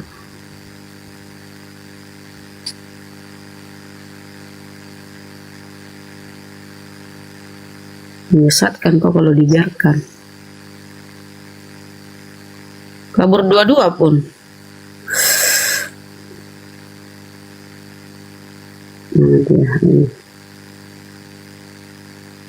Ya, mungkin kalau sudah tidak ada ini kembali ke host gimana? Iya, kita Kalau tutup dulu mau Ustaz. istirahat. Tutup dulu sekali Ustaz. Ustaz Alif ditutup dulu. Ya. Ditutup aja sekalian. Ditutup. Silakan Ya. Ustaz, tutup. Oke, baik, ini ada Benilim dulu, mungkin ada yang mau disampaikan dulu sebelum kita tutup baru naik. Gak apa-apa Ustadz, silahkan aja. Saya ikut doa bersama aja. Assalamualaikum warahmatullahi wabarakatuh. Oh ya, baik. Waalaikumsalam. Waalaikumsalam. Memang kayak Pak Beni ini memang orangnya baik sekali itu loh. Pas dia naik, pas ditutup, masya Allah. Ya. Gak apa-apa Bang, udah dikasih naik alhamdulillah. Ya silakan. Silakan. Oke. Baik, kalau gitu terima kasih buat semua saudara-saudaraku yang menyimak live ini dari awal buka sampai di akhir acara, yang menyaksikan baik di channel YouTube beberapa channel Muslim, di antaranya adalah Zulkifli M Abbas Channel, Handi Celebrate Channel, Triun Israel Community Center Channel yang agak paling susah ini nyebutnya, dan juga ada di Al Alif Channel dan beberapa channel Muslim yang lainnya juga yang ada di TikTok ini yang sedang menyaksikan. Kita sudah sampai di penghujung acara. Alhamdulillah banyak pemaparan ilmu dari guru kita yang bisa kita ambil manfaatnya, yang bisa kita amalkan dalam kehidupan kita sehari-hari dan sebagai penguat iman untuk kita semua ya. Acara ini kita tutup, tapi sebelum tutup saya juga lupa, mohon maaf. Jadi mohon maaf apabila ada kata kami semua narasumber di sini ada yang kurang berkenan, kurang enak didengar atau apapun itu, karena kita juga manusia biasa. Kepada Allah kami mohon ampun. Dan kita tutup dengan doa kafaratul majlis bersama-sama. Bismillahirrahmanirrahim. Subhanakallahumma wa bihamdika asyhadu alla ilaha illa anta astaghfiruka wa atubu ilaik. Akhirul kalam, assalamualaikum warahmatullahi wabarakatuh. Jayalah Islam, jayalah Indonesiaku. Salam tauhid. Allahu Akbar. Sampai